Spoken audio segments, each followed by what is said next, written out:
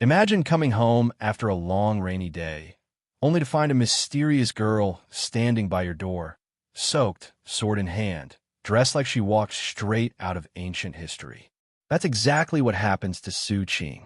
At first, he thinks she's just a hardcore cosplayer. But when she slices his TV with a dagger and talks about emperors from the Tang Dynasty, he realizes something terrifying. This girl might really be from over 1,000 years ago. Her name? Jiang He, a disciple of the Yin Gang. Fierce, guarded, and completely lost in the modern world. Su Qing just wanted a quiet life with his cat and some takeout. But now he's stuck with a sword-wielding warrior who believes everyone she knows has been dead for centuries. As misunderstandings pile up, cola mistaken for poison, food deliveries seen as spies, Su Qing faces a choice. Call the cops and risk chaos, or take her in and help her survive in a world she doesn't understand. From that moment on, his ordinary life flips upside down as the clash of ancient martial arts and modern city life begins. Hey everyone, I sincerely appreciate your support. If you enjoy my audiobooks, I would be truly grateful if you could subscribe to the channel. And if you'd like to support even further, you're welcome to become a Patreon member, where you can access audiobooks of novels as long as they are freely available on the internet. Your kindness and support mean so much. Thank you. Early autumn. Rain hammered down in sheets, the sky so dark it felt like it might collapse. Though it was barely past 5, the world was already swallowed by dusk. Su Qing splashed through the flooded street. Pant legs rolled high, water spraying with every step. Hey, Su. No umbrella. The old security guard waved one from his booth as Su sprinted by. Broke halfway. Su shouted back, dripping from head to toe. He gave a wry smile, wiped his face, and trudged onward. By the time he reached the old residential complex, the place was deserted, rain muffling everything. Shaking off water at the entrance, Su Qing fished for his keys, only to freeze. Someone was standing by his door. A girl. Her soaked hair clung to her pale face, droplets sliding down her cheeks. She was drenched, but her clothes were stranger than the rain itself. A rough hemp robe, a sword gripped in her hand, and straw sandals so worn her toes poked out. Su Qing blinked. Cosplayer, dedication level, terrifying.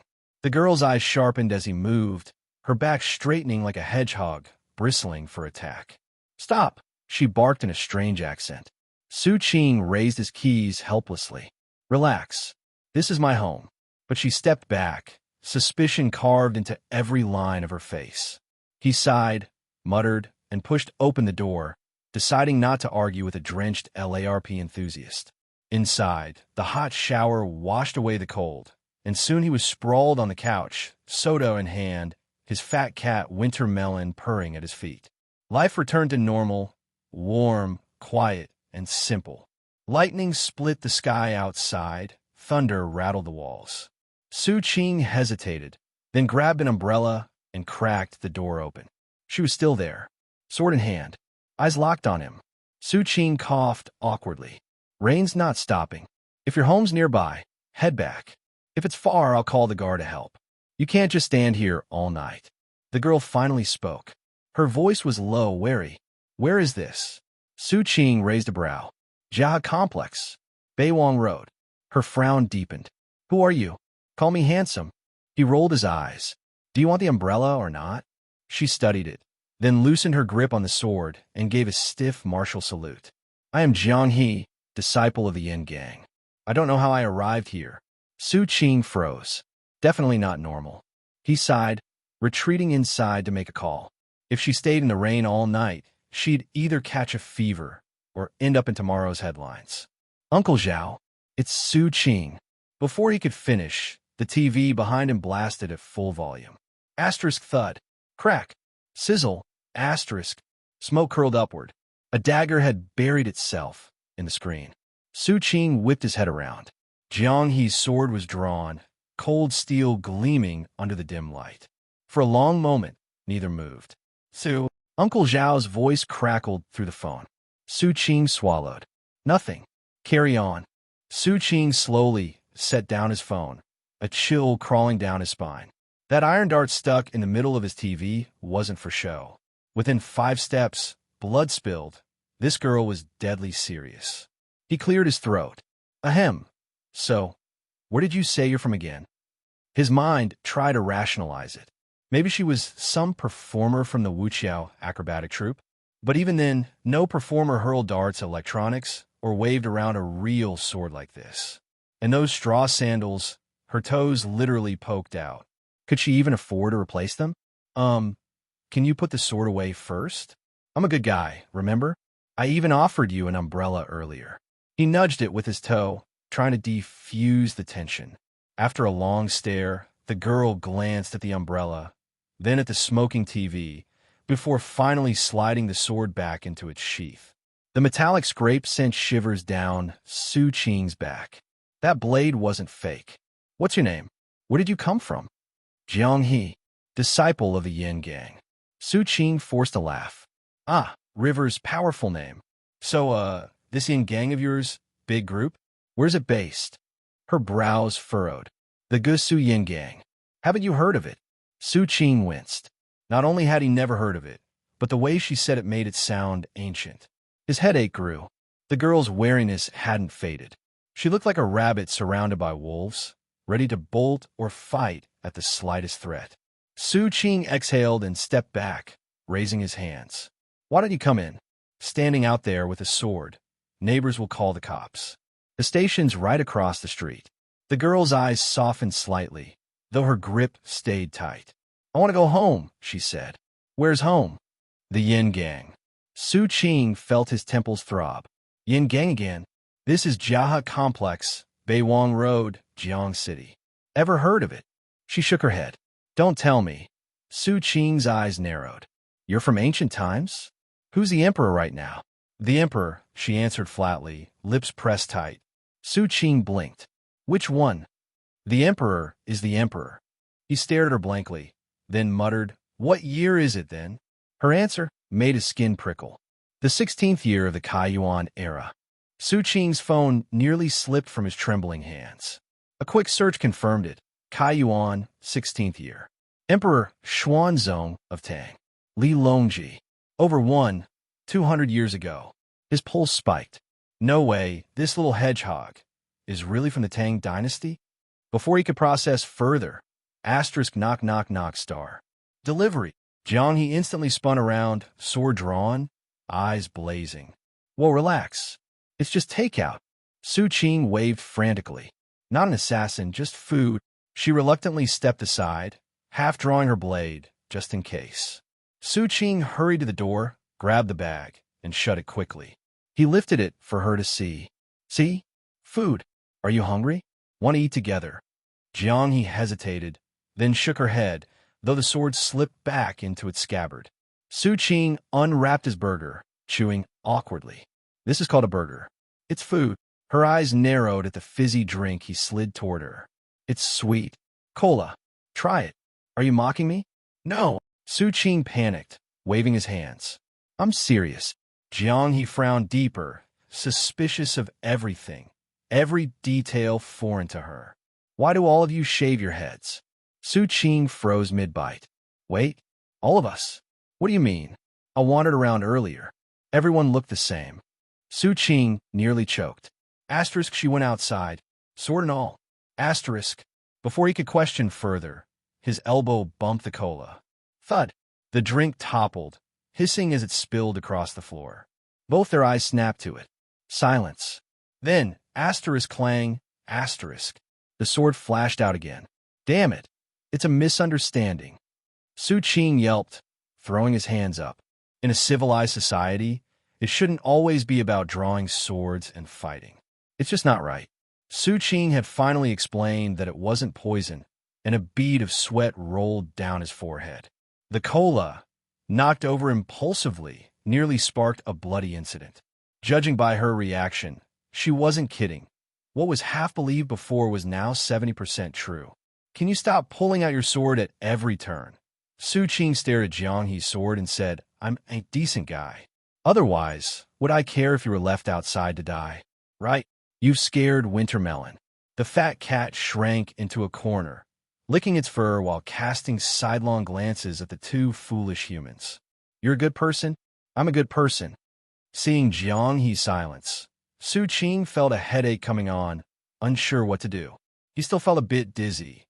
Cosplaying was one thing, but why did it have to turn into this, becoming real? My mind's a mess. Let me sort things out. Leaning back against the sofa, Su Qing rubbed his temples, thinking about what to do next and how to handle it. Facing this fierce girl, there were only three options. First, trick her out the door and lock it. Whether she starved, froze, or caused chaos outside wouldn't be his problem. Within 3 days, there would likely be news of her arrest or being shot down after brandishing a weapon. Second, call the police and let them handle it. A girl might be a subject of Emperor Xuanzong of Tang, inexplicably appearing in the modern era, over 1,200 years later, would certainly be of interest for study. But the police would probably, definitely think it was a joke, and if something went wrong when they arrived, it could end with bloodshed. Third, let her stay for now. Su Qing glanced at her, thoughts racing. Could he let this ancient heroine, sword in hand, stay under his roof? Despite her impulsiveness, she might know martial arts, or even possess skills like Lightfoot. Releasing her to roam freely in this society could mean regret later, regardless of whether she got caught, became homeless, or miraculously survived. A scene from a sci-fi novel unfolding before him. How could he just let it slip away? In just a moment, Su Qing's mind had already analyzed everything clearly. Gurgle. Su Qing turned his head. The sound came from the girl's stomach. Eat something. He picked up the untouched chicken wrap and offered it to her. If he was going to let her stay, he needed to calm her down. No more sudden sword drawing. It was too nerve-wracking. What is this?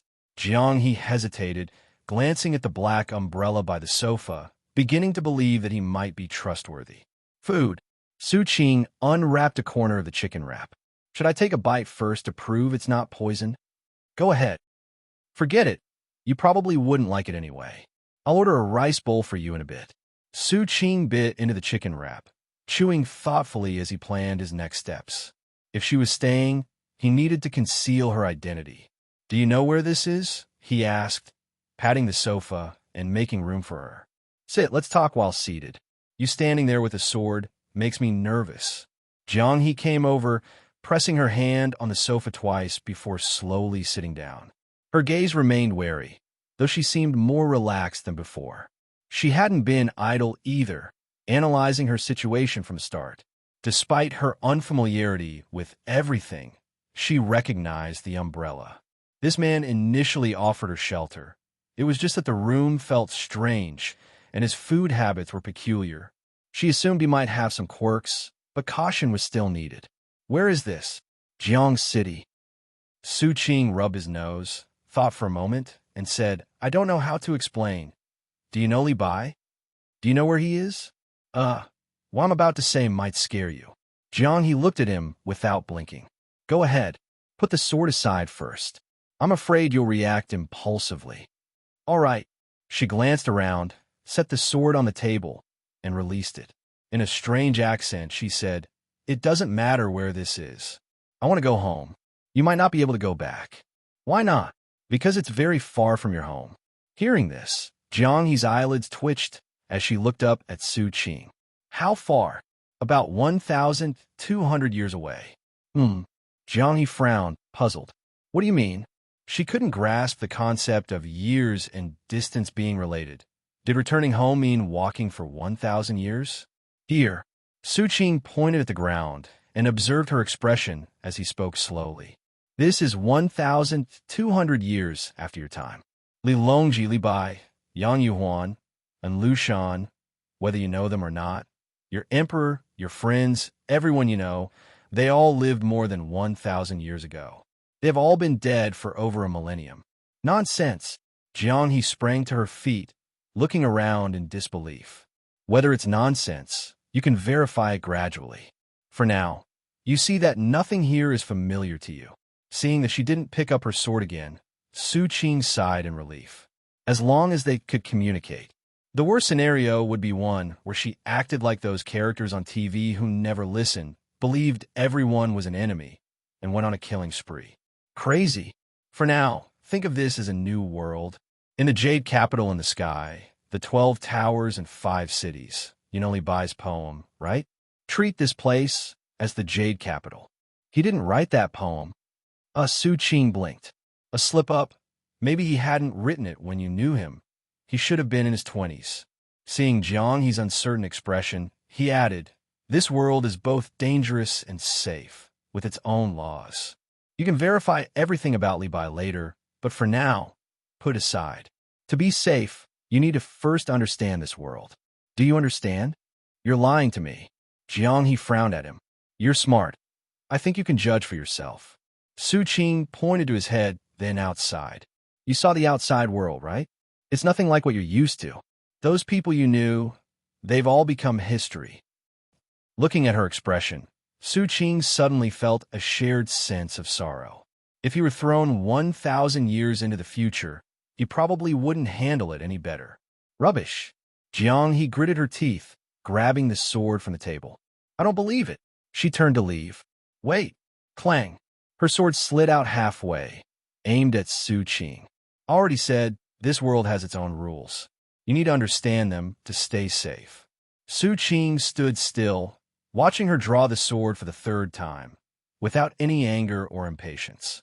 He had seen through the essence of his fiery girl. She was just scared. Anyone tossed into a foreign land would be disoriented at first, let alone someone thrown 1,000 years into the future, seeing nothing familiar. For example, carrying a weapon openly is dangerous here. "Why are you helping me?" When Wintermelon was outside, I took him in too. "Wintermelon? Over there, that fat cat." Jiang He followed his gaze. The fat cat lay lazily on the cabinet, yawning. "Are you mocking me?" "No." Jiang He stood by the door, drenched, hair messily stuck to the side of her face, holding a sword in her left hand and pressing her right against the door, staring silently at Su Qing. She wasn't foolish, just lacking awareness. Although she wasn't sure if Su Qing was telling the truth or if there was a mix of lies, from the first glance, she could tell he harbored no malice. He had just been returning home, and, seeing her there and noticing the approaching nightfall, offered an umbrella so she could leave. "Why help me?" she asked for the 2nd time. Su Qing scratched his head. This female warrior was hard to fool. "To be honest, I was curious. This kind of thing is so unusual, and Su Qing gestured with his hands. "You understand, right? Imagine if I went back to your era and met you. Wouldn't you think it was amazing if you saw a man from over 1,000 years in the future, and then a stranger showing up out of nowhere would only get killed by our leader?" An awkward silence hung in the air. Times are different. Here, you can't just kill people. Everyone values peace. Su Qing felt a chill down his back as he debated whether to let her stay. Keeping her was risky, but letting her go felt like a missed opportunity. This was a living person from ancient times. The silence stretched out. "I don't know how you got here. If we find out, maybe you can go back. But until then, you need to learn to live in this world. The first rule is that you can't hurt people without reason." Su Qing glanced at the broken TV on the wall and added, "And don't break things either." He paused, gesturing toward the door. "If you can follow these rules, I'll help you. Or you can leave now. But don't hurt anyone outside either. There are officers everywhere, and they're formidable." The sky outside had darkened, and the rain had eased to a light drizzle, the sound of raindrops tapping softly against the window. Jiang He looked up at the light bulb on the ceiling, conflicted. She knew nothing about this place, and her attire was unlike anyone else's. She might not even make it out of the city. If she left, she truly wouldn't know where to go. Gurgle. Her stomach rumbled twice more. Su Qing observed her briefly before grabbing his phone from the sofa. "If you agree, put down the sword. I'll order some food. It'll be delivered. To be honest, taking you in is risky for me. It's a double-edged sword. Not only do I need to prevent others from finding out, but I also need to worry about misunderstandings where you might cut me down. So, do you understand?" Jiang He pondered for a moment, nodding slowly. She glanced at the sword in her hand, hesitated, and then tossed it aside. Clang! The real iron sword hit the ground with a solid sound. Su Qing's lips curved slightly as he looked back at his phone. What do you usually eat? You might not like the food here. Let me see if there's anything you recognize. Flatbread. He thought for a moment and shook his head. Never mind. I'll order porridge and some buns. You're all soaked. You should take a bath first. The food will be ready when you come out. Hey, can you use internal energy to dry your clothes? Jiang He looked at him in confusion, not understanding his question about internal energy. Where do I bathe? This way. Su Qing dropped the topic of martial skills. There will be time for that later. He led her to the bathroom and turned on the light. There are a lot of strange things in this world. Don't be too surprised. Just trust that I won't hurt you. Watch this. He turned the shower knob, and water sprayed out from the shower head. Jiang He froze momentarily, watching him operate it. Left for hot water, right for cold, push down to stop, and up for water. Now try it. Su Qing taught her the basics, and thankfully, this ancient person wasn't clueless. After one demonstration, she understood, curiosity brimming on her face. This is for washing your hair. Press here, and it comes out. Spread it on your hair, and bubbles will form. Just rinse the bubbles out. And this is for washing your body. Just apply it. Su Qing guided his newfound ancient friend through the bathroom, even explaining how to use the toilet. When she nodded, he left, scratching his head and sitting on the sofa. He glanced back at the bathroom, where the light was on, but there was no sound of water. He fetched clothes from the bedroom closet and brought them over. Jiang He was still standing there, fully dressed, eyeing Su Qing warily as he re-entered. There are no women's clothes here, so you'll have to make do. I'll buy you some tomorrow. Su Qing's heart skipped a beat. He'd forgotten she wouldn't know how to lock the door. He casually placed the clothes down and said, "Come here. I'll show you how to lock the door." Thankfully, she hadn't started changing yet, or there'd have been blood on the spot. After teaching her how to lock the bathroom door, Su Qing left with a sense of relief, sitting quietly on the sofa until he heard the shower running, finally at ease. Finding an ancient person and a female warrior at that. Am I dreaming? Su Qing pinched his leg hard, shaking his head and tiptoeing over to pick up the sword, slowly unsheathing it.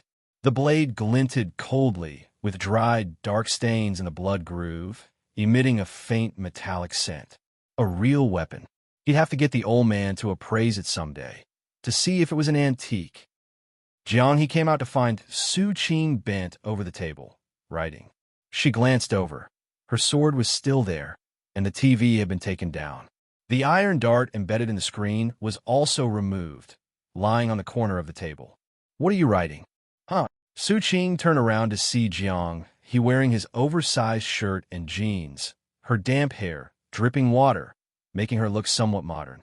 Just a list of the current issues that needs solving. He waved the paper in his hand. Can you read? Jiang He squinted. The script is strange and hard to recognize. Oh, I'll read it out when I'm done. These clothes are odd too. She tugged uncomfortably at the collar.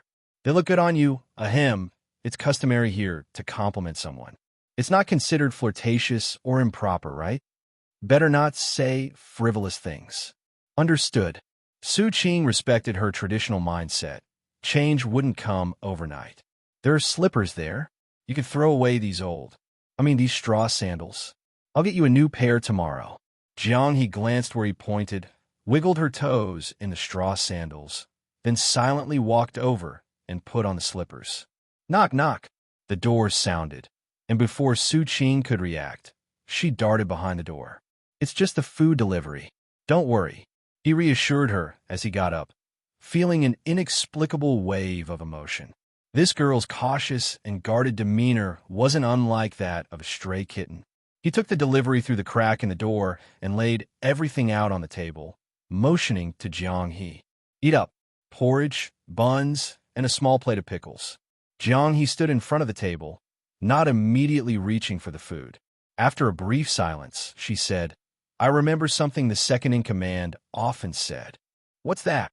Su Qing asked, curious. No one shows goodwill without reason.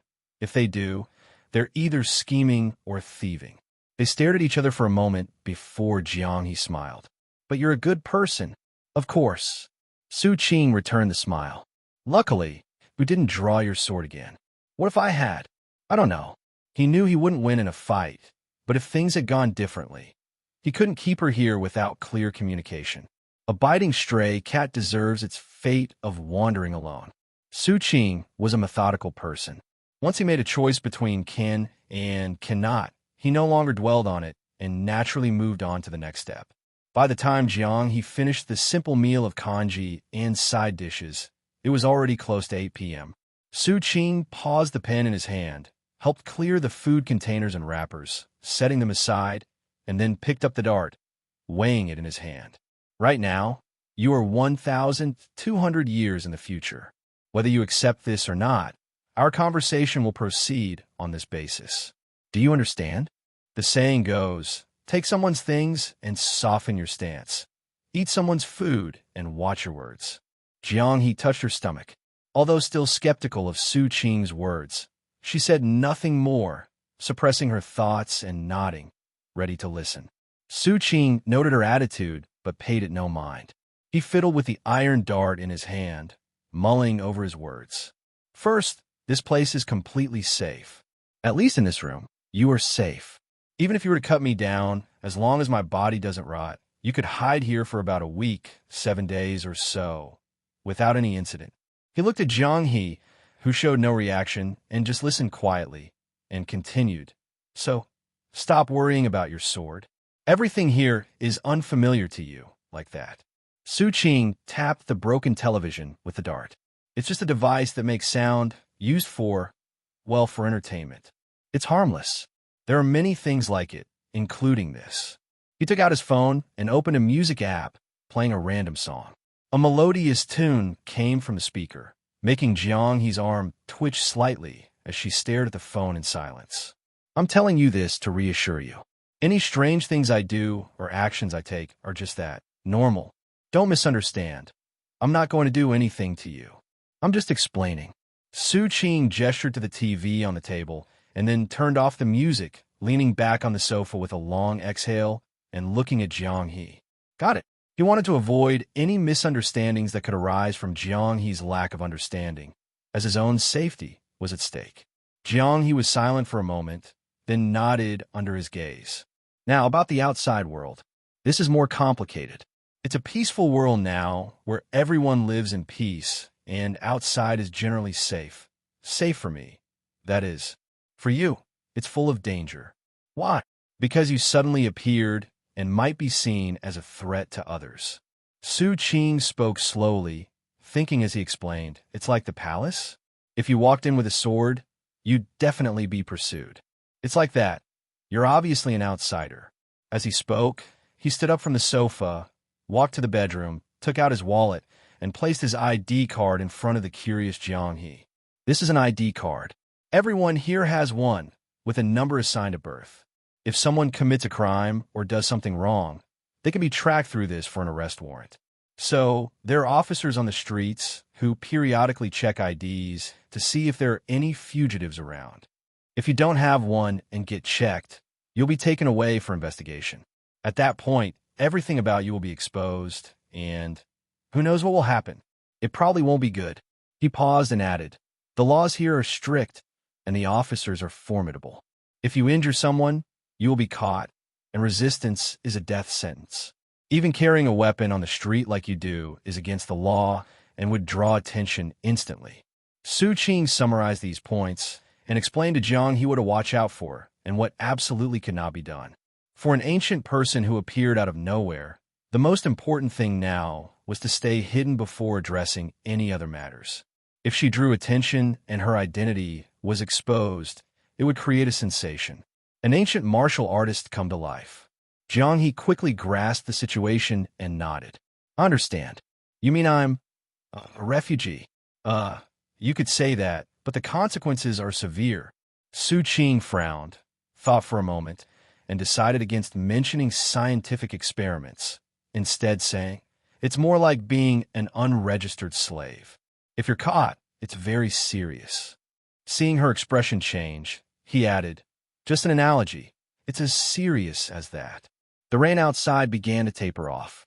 It was only a little past 8, and occasionally the sound of chairs moving could be heard from upstairs, while faint car horns echoed from the distant street. After a brief silence, Su Qing stood from the sofa and walked to the window. Through it, he could see the dim glow of the streetlights, with neon signs of hotels flashing in the distance, glowing yellow and red.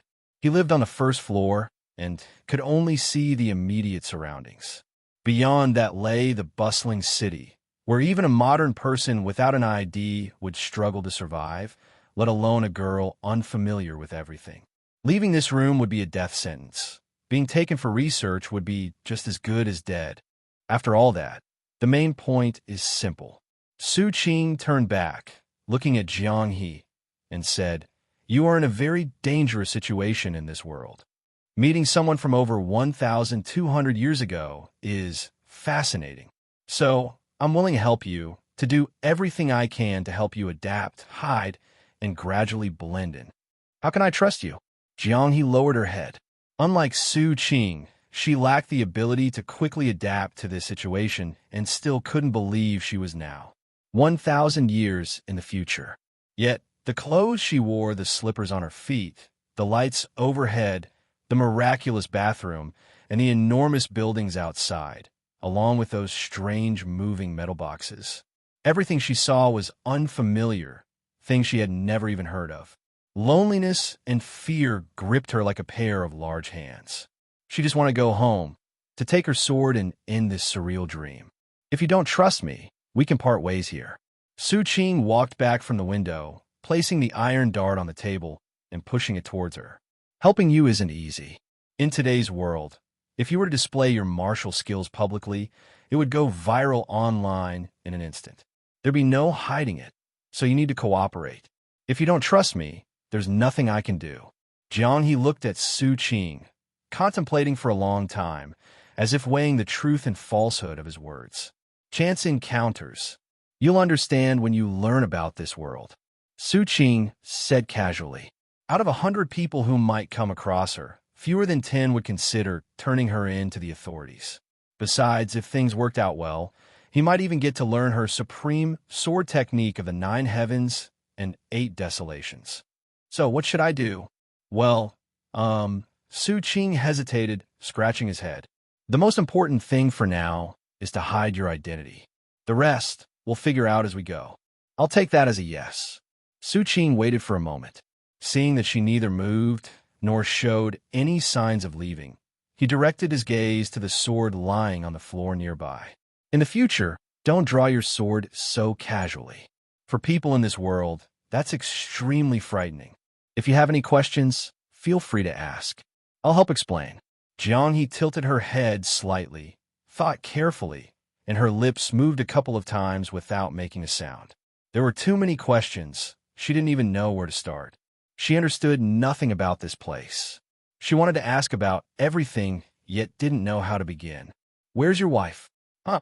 Su Qing was dumbfounded. Is gossip just a natural trait of women? "I'm here." Jiang He looked around, clenching and unclenching her fists. "I'm a purebred single guy in my 20s. No wife yet. Not married yet." Although she didn't quite understand the word dog in this context, she did catch the part about him being unmarried. "Yes." Su Qing nodded. The room fell silent. "Are you thinking that it's a bit improper for a man and woman to be alone together, or something?" "Look, in this world that's normal. Besides, I'm not asking you to sleep in my bed. That storeroom over there. I'll clean it up, and you can make do with it for now." Unable to hold back, Su Qing explained as he got up and gestured for her to follow him to the storeroom door. Inside was a spring bed that just needed a little tidying and some bedding to make it livable. Jiang He only came up to his shoulder. Standing by the door, she looked up at him with a somewhat odd expression. Getting a meal delivered just by saying hello, and a landowner at his age not being married yet. Is this a custom in this place? Su Qing had no idea what was on her mind. He gathered up the clutter on the bed, wiped it down with a towel, then fetched a winter blanket from his room. He only had one set for summer and one for winter, so he'd have to make do. "This is all clean. It's been washed. You can use it for now, and we'll figure things out tomorrow." Once he finished, Su Qing stood at the door and demonstrated the lock for Jiang He again. Pausing, he added, "Get some rest early. I know your mind must be racing. Mine is too. Well, good night. I hope we both wake up to find this was just a dream." Oh, by the way, my name is Su Qing. With that, Su Qing gave her a small smile, turned off the living room light, and returned to his room. Jiang he stood quietly by the door, watching as he closed his room door. She looked around the living room, picked up her long sword, and clutched it tightly as she returned to her room, sitting on the bed with a pensive expression. Night deepened. The clouds gradually dispersed, and the moon peeked out, made brighter by the recent rain. The gentle moonlight streamed through the window, falling onto Su Qing's face. Su Qing couldn't sleep. He lay awake, staring at the moon outside his window, feeling a faint sense of unreality. A regular, albeit unlucky, day spent interviewing and getting soaked on his way back home without an umbrella had ended up with him finding a sword-wielding girl who claimed to be from ancient times. In the distance, a few dogs barked. Su Qing shifted, pulling his numb arm from under his head and listening for a moment. Hearing nothing further, he closed his eyes and forced himself to sleep. Whatever this mess is, we'll deal with it tomorrow. Without realizing it, dawn arrived. By the time Su Qing woke up, it was already past 10 in the morning. Another day of slacking. Stretching lazily on his bed, he grabbed his phone and scrolled for a moment. Suddenly, he froze at the sound of a soft noise outside. The heroine? Su Qing leapt from his bed and stealthily crept to the door, carefully opening it a crack to peek outside. Jiang he was sitting on the couch, wearing the t-shirt he had given her yesterday, and holding a yellowed silk cloth as she wiped her sword. Su Qing. Jiang he had sensed movement by the door and looked over at him. So, it wasn't a dream, huh? Su Qing's heart sped up slightly as he adjusted his clothes, walked over to the table, and poured himself a large glass of water, gulping it down in one go before exhaling deeply. For a brief moment, he doubted himself, wondering if she was playing a trick. But then, looking at the TV with a hole in it, he dismissed the thought. A real ancient person from 1,200 years ago was right here. So, you're up early. It's nearly noon. Jiang he sheathed her sword, setting it aside as she looked at Su Qing, her expression indecisive. Him waking up at nearly midday gave her an indescribable feeling, but strangely, it made her feel more at ease. Su Qing scratched his head. Are you hungry? A little. Jiang he patted herself down, realizing she was wearing the t-shirt and jeans Su Qing had given her. She paused, got up, and took out 2 small silver pieces from her room, placing them on the table. Glancing at the still surprised Su Qing, she hesitated. Even though you don't seem to need it here. Got any gold? Su Qing asked on impulse. Silver wasn't worth much, but gold had value anytime and anywhere. He still didn't know how he was going to manage getting her an ID card, and he couldn't afford to bribe anyone. Jiang he paused, thinking, then went back to her room and brought out a crescent-shaped jade pendant. This should pawn for some silver at least. Forget it. I was just joking. No need to pawn anything.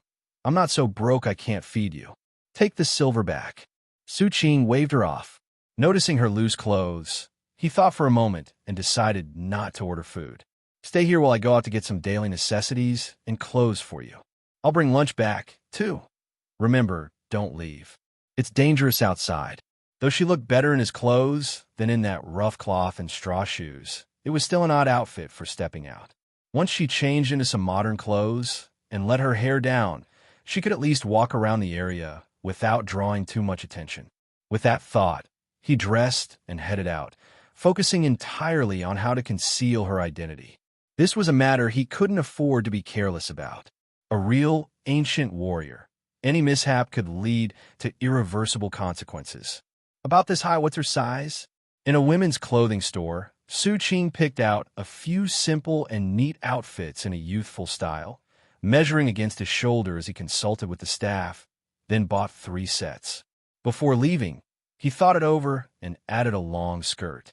Clothes, pants, shoes, socks, and seeing a lingerie store nearby, Su Qing winced, hesitating for a moment before finally walking in. What size? When the clerk asked, Su Qing cringed, gesturing vaguely with his hands, realizing he had no idea what to buy. Hi there. We're from the Bodhi translator team, and we're thrilled to share this new novel with you. If you enjoy it, please consider leaving a 5-star rating on Novel Updates. We really appreciate your support. Thank you. 1 hour later, Su Qing stood inside a fast food restaurant, picking up 2 orders of pork trotter rice, then paused to think if there was anything he'd forgotten to buy. Clothes, toothbrush, towel, even 2 packs of 7th Space. He wasn't sure what he was thinking, but there was a hint of caring for a disabled girl about it. Besides that, he also selected 2 books from a bookstore along the road. 5,000 Years of Chinese History and a practical guide to simplified and traditional characters. Doesn't matter if they're useful, just leave them at home for now. 2 orders of pork trotter rice ready. Thanks. Accepting the food, Su Qing, his hands full of bags, started walking home. Beiwang Road wasn't bustling. It lay in a quieter corner of Jiang City, a bit secluded compared to the city center's noise and excitement. Still, it was a modern city, with all the nearby amenities one would expect. After yesterday's rainstorm, puddles of water remained in some of the low-lying areas along the road, gleaming under the sunlight. Uncle Zhao, the security guard, was relaxing in a chair under an umbrella after his lunch, smoking leisurely. Noticing Su Qing approaching with all his bags, he casually called out, "Little Su, doing some shopping?" "Yeah. Have you eaten yet?" "Just finished." "Oh, right. Yesterday you called me." "It was a misdial. Nothing serious." Su Qing smiled. Couldn't exactly tell him he picked up a person from ancient times. "Be careful. Keep your doors and windows locked.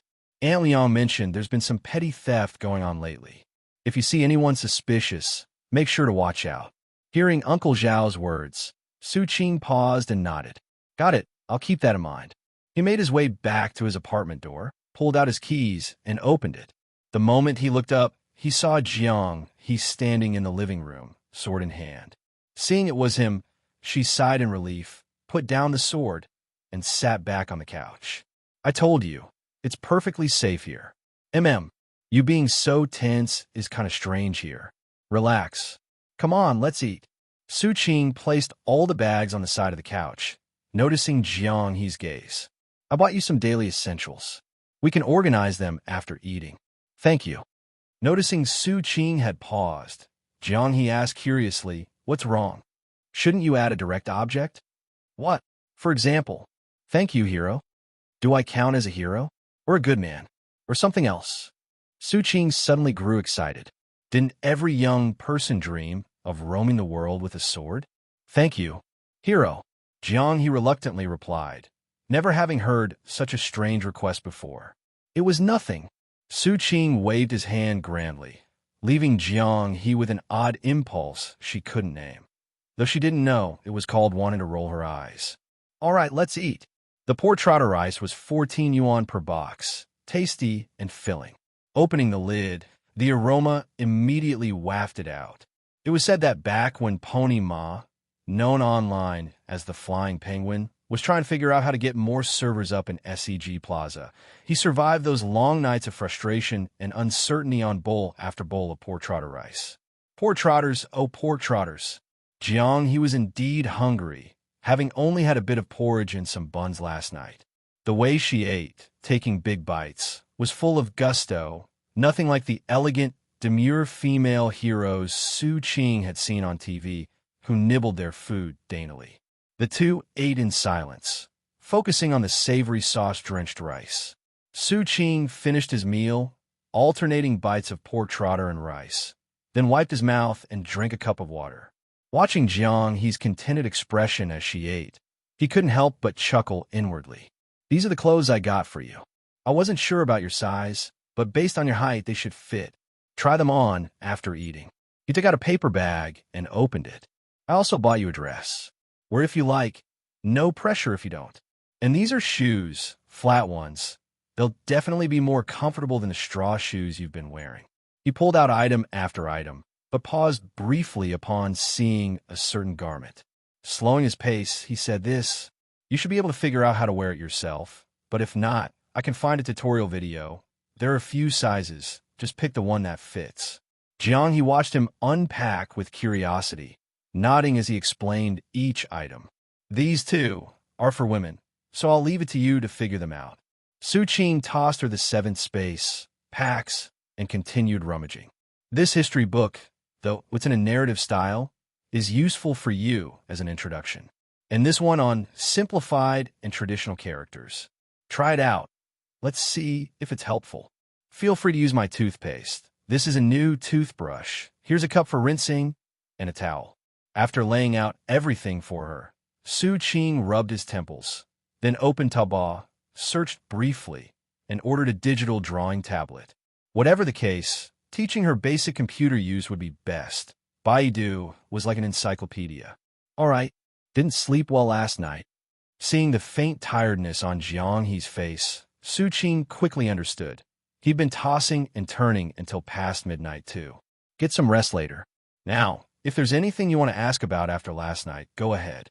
Jianghe, holding the seventh space package, glanced at it curiously before asking, "In this world, what's your identity?"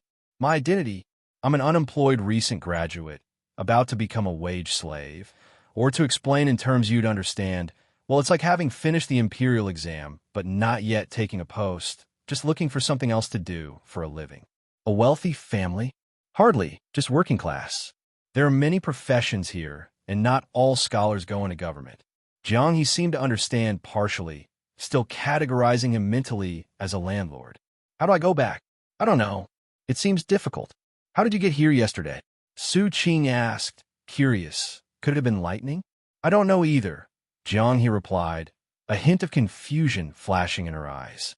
"Yesterday, I was chasing a thief. It was raining heavily, and I got lost in the woods, turned left, then right, and suddenly I saw these tall buildings." "The woods?" "There aren't any woods nearby." Su Qing scratched his chin, unsure what to make of it. They sat in silence on the couch for a moment before he coughed lightly and said, "For now, just focus on living well here. We can think about getting you back later." Jianghe nodded quietly. "By the way, what's your combat skill level?" Su Qing glanced at her long sword, curious if real martial arts from 1,200 years ago were indeed so amazing. "Combat skill? I mean, how skilled are you?" "In the Yin Gang, I'm relatively strong." "What's relatively strong? Did you practice any inner strength? Swordsmanship? Do you know any lightness skills?"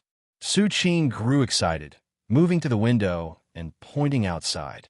"Roughly, how high could you jump without getting hurt?" "Around." Jianghe looked out and pointed. "There." "Huh? Just there?" Su Qing was puzzled. The second floor? That wasn't what he'd imagined.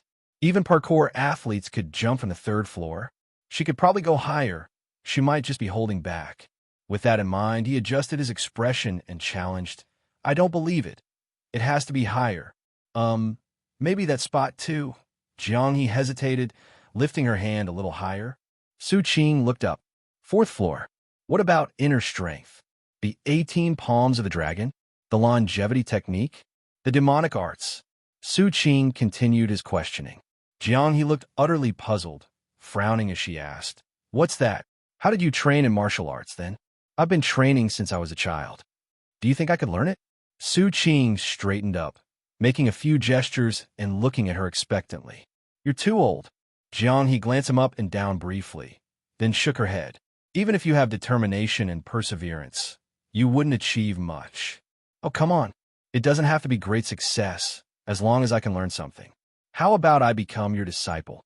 "Is there some sort of strict tradition around accepting disciples?" Su Qing slapped his forehead. "Was I being too abrupt?" "No worries, let's just—" "No, not really. It's all just martial tricks. There's no formal apprenticeship."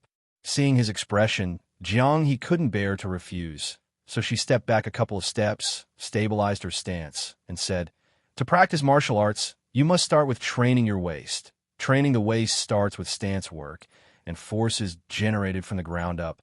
Wait, are we starting already?" Su Qing was dumbfounded. Her decisiveness was astonishing. "You're already of a certain age, and martial arts take a long time to master, bit by bit, accumulating over time. Is there a way to skip the stance work?" "How would you train without stance work?" Jianghe asked, perplexed. Su Qing hesitated. "How long do I need to practice this stance?" 3 years, maybe. Okay, we'll try on those clothes first. If they don't fit, I can exchange them at the store. Su Qing casually turned around, gathered the bag from the couch, and handed it to Jiang He. As for the rest, think it over. If you really don't understand, I'll figure something out to teach you. Not training anymore. Next time, for sure. 3 years of stance work. If he had that kind of patience, he'd have joined the army ages ago. Su Qing glanced dejectedly at the sword on the table. Then, unwilling to give up, asked again, "Can I just learn sword techniques? Your hands can't keep up with your eyes, and your eyes can't keep up with your hands. You'd only learn some flashy moves." Fine. After closing the door to her room, Jiang, he went to try on the clothes. Su Qing, left sitting on the couch, picked up Jiang He's sword out of boredom. After testing its weight and practicing a couple of stances, he put it back and sighed deeply. His dream of being a martial arts hero had been shattered. No, he thought to himself, once they became closer, he'd have to coax some secret techniques out of her somehow. A moment later, Jiang He came out of the room, now dressed in a beige, long-sleeved knit sweater paired with jeans, her hair tied back with a simple string, looking clean and sharp. Su Qing's eyes lit up. Clothes really make a person. This ancient girl in modern clothing looked pretty good. Everything fits well. Thank you, young hero. Jiang He felt a little awkward in these clothes and tugged at the hem. Saying that title made her feel even more out of place. Su Qing cheerfully waved his hand. "It's nothing." He paused, studying Jiang He closely, then, rubbing his chin, said thoughtfully, "Don't move, turn around for me. I forgot to buy you a proper hair tie. That string you're using looks odd, doesn't match the outfit. Just let your hair down for now." As Jiang He loosened her hair, letting it cascade down, Su Qing nodded in satisfaction, and the last bit of mismatch faded away. "Later tonight, I'll take you out for a walk and pick up a new hair tie. Don't let me forget." He gave her this instruction before pulling out a list of notes and questions he'd jotted down the night before. This girl was very cooperative, making things much easier for him, or rather, for both of them. Su Qing appreciated dealing with smart people. It saved him from wasting energy on needless troubles. Fortunately, this ancient girl was only lacking in understanding, not intelligence. By afternoon, "What are you doing?" Hearing noises outside, Jiang He peeked out from her room, hesitated, then stepped into the living room to stand behind Su Qing, eyeing the strange object in front of him. "This is called a computer." Su Qing paused his work, still wary from the time she destroyed the TV, and carefully explained its functions, including the kinds of things she might see on it. The TV was just a few hundred yuan, but this computer was worth 10 times that, a truly valuable item. "Is the book difficult to read?" Noticing her somewhat dejected expression, he asked. "Yes, very difficult." Jiang He nodded slightly, after a pause. "I'll go through it slowly. Take your time, no rush. After all, this is something no one else has ever experienced. If it were me, I'd probably do worse than you." Su Qing reassured her, confirming that she wasn't about to kick his computer, then continued watching. "What's that?" Jiang He asked again. "It's hard to explain. Just think of it as a 1,000-mile eye. I can see what's happening far away on this screen." Su Qing held a pen, with a notebook in front of him, and the screen was showing a rebroadcast of the evening news, something he missed yesterday because she had smashed his TV, so he was catching up now. Su Qing's background was worth mentioning. Although he was currently unemployed, he had started a side gig editing various movies during college, eventually becoming a small-time content creator online. It didn't earn much, but enough to live on. As for watching the news, it wasn't for editing material, just a regular habit. Yes, he was an enthusiast of these updates in every sense. Jiang He didn't disturb him further, standing quietly by his side until the news broadcast ended. Su Qing organized the notes he had taken in his notebook, tucked his pen in, and then she finally asked again, "Don't you have to work?" "This is work." Su Qing chuckled. "In this world, making money takes brains. Are you a businessman?" "Not exactly, but close enough. Once you get familiar with this world, you'll understand." He then checked the data on his content creator account, explaining, "Right now, that's not important for you to understand. You should start with the basics like history, or at least modern development, to get a general idea." Jiang He was silent, growing more convinced he was a wealthy young master. "Oh, by the way, how skilled are your bosses in martial arts?" Su Qing asked, glancing at the movie clips in his account's dashboard. "Very strong." "Very strong, huh?" He nodded, moved his mouse, and started a clip from the Jet Li version of The Swordsman, playing it in front of Jiang He's astonished gaze. The 6-minute edited fight scene was enough to shock Jiang He, especially with Bridget Lin's character wielding a needle that could practically move mountains. 1,000-mile, I'll wait to see events from miles away. Amused by her reaction, Su Qing pretended to be serious and asked, "Are they as strong as this? Is it really that powerful?" Hearing Su Qing's question, Jiang He slowly closed her mouth, her expression turning serious as she shook her head. "This skill, it's practically immortal." She truly couldn't imagine a mere needle wielding such power. It had literally torn an entire house apart. Jiang He looked down at her own hands. At most, she could use it as a concealed weapon to hit a target a few meters away, inflicting only minor injuries, probably not even piercing bone. A needle like that could hardly kill someone. How about this one? Still in shock, Jiang He saw Su Qing pull up another video. This time, it was Kung Fu Hustle. All martial arts in the world are invincible, except against speed. An old man sat on a chair and shot himself in the head. Su Qing explained, "That's a gun, a type of weapon with tremendous power, way stronger than your darts." As the movie played in slow motion, Jiang He couldn't grasp it fully.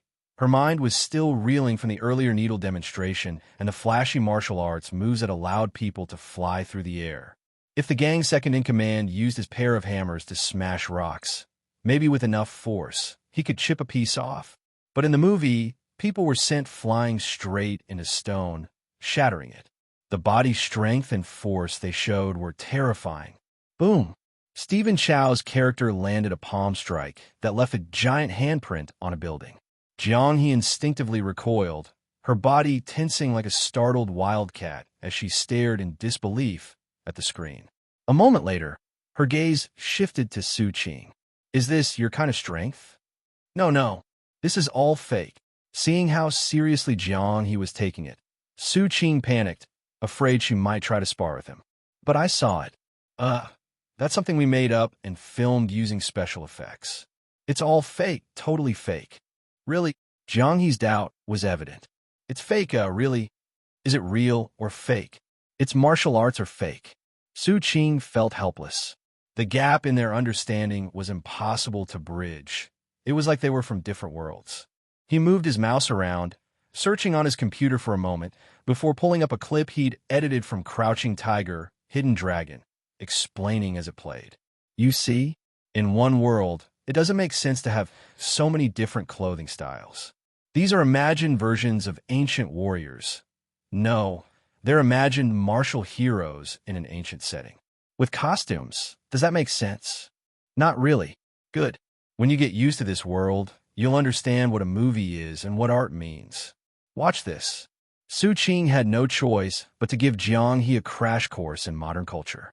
He hoped to teach her to use a computer when his tablet arrived in a few days, even had voice input. In the meantime, though, he needed to learn more about Jiang He's world. As the thrilling duel between Jade Fox and Shu Lin played on the screen, Jiang He's attention drifted back to the earlier movie. "Is your gang leader's martial skill as high as this?" When they reached the bamboo forest fight scene, Su Qing asked her again. If this wasn't convincing, he'd have to find Fearless or Kung Fu Jungle. "Pretty much," Jiang He replied casually. She glanced at the two characters dancing through the bamboo, then added, "Except for this kind of agility." "Oh, no lightness skill." Su Qing looked a bit disappointed. To him, the most fascinating part of martial arts was that airy lightness. In a harmonious society, who wanted to fight all the time. Skills had little practical use, except for agility. It looked cool and elegant.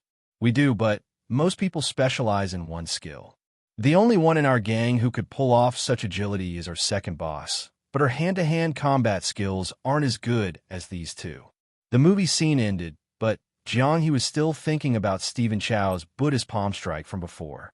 What inhuman power! She stared at the screen, her thoughts racing. It was hard to believe that anyone could reach such a level of skill. No, it was more like magic. Qing, though, had stopped the movie and thought for a moment before searching online for a video of Wudong Master Qin demonstrating eagle claw technique, complete with shadowy hand movements. Hey, can you do this? He raised his eyebrows at Jiang He. What is that? You just saw it. Like, swish, swish, swish. Qing waved his hands around, mimicking the video's movements. Creating shadow effects with your hands, complete with sound. It's not that I don't believe you. I'm just curious. After accepting Jiang He's identity, his curiosity grew. Yesterday, she'd shown only a bit of dart-throwing skill. Otherwise, she seemed pretty ordinary. Jiang He's eyes flashed as she looked at the screen. Then she took a step back, got into position, and perfectly copied the video's moves. The sound of her movements cut through the air, leaving Qing with his mouth half open, speechless. Like this. Yes, yes. Qing nodded fervently. Jiang He relaxed her stance and smiled at Qing. Let me know when you want to learn. I can teach you the basics. With that, she awkwardly tugged at her clothes, picked up her sword, and went back to her room, glancing at the chubby cat in the corner of the living room before shutting her door. Nothing comes free in this world. Jiang He had never fully trusted Qing's intentions behind helping her. He'd claimed he just couldn't leave a stray cat behind. But a truly selfless person? That would be hard to believe. Now, she finally understood his intentions. He wanted to learn martial arts. Everything now made sense. Jiang He let out a breath, feeling much lighter as the weight lifted from her mind. Images from the movie replayed in her head. This world seems dangerous. She measured the room with her eyes, taking small steps along the walls. With her sword in hand, she started practicing in the confined space. Qing didn't sneak up to listen at Jiang He's door. That would have been too creepy, and getting caught would be even worse. Instead, he casually browsed the news, checking for any unusual incidents elsewhere. But there was nothing. Last night, he'd barely slept, and after a few yawns, he couldn't hold out any longer. He closed his computer and returned to his bedroom to catch up on sleep. With a lady night sleeping across the hall, he drifted off with that thought, falling into an even stranger dream. When he awoke, it was already dusk. The golden light of sunset streamed through the windows, filling the room with a warm glow. Qing checked the time, rubbed his face, got dressed, and decided it was time to take Jiang He out to explore this world. Just bring your eyes and ears. Don't speak casually. If you have questions, wait until we get back to ask. Don't jump suddenly, and definitely don't dash off somewhere. Just quietly stay by my side for one full round, got it? Qing leaned against Jiang He's doorway, giving her a string of warnings, worried she might pull some martial stunt outside. In the digital age, it's critical to be cautious.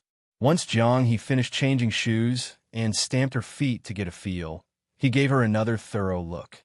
If he ignored the heroic spirit in her eyes and her calm, expressionless face, she could pass for a regular modern student.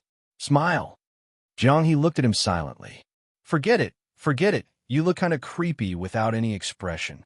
Qing rubbed his nose, turned around to head out, and reminded her again, absolutely, don't move around.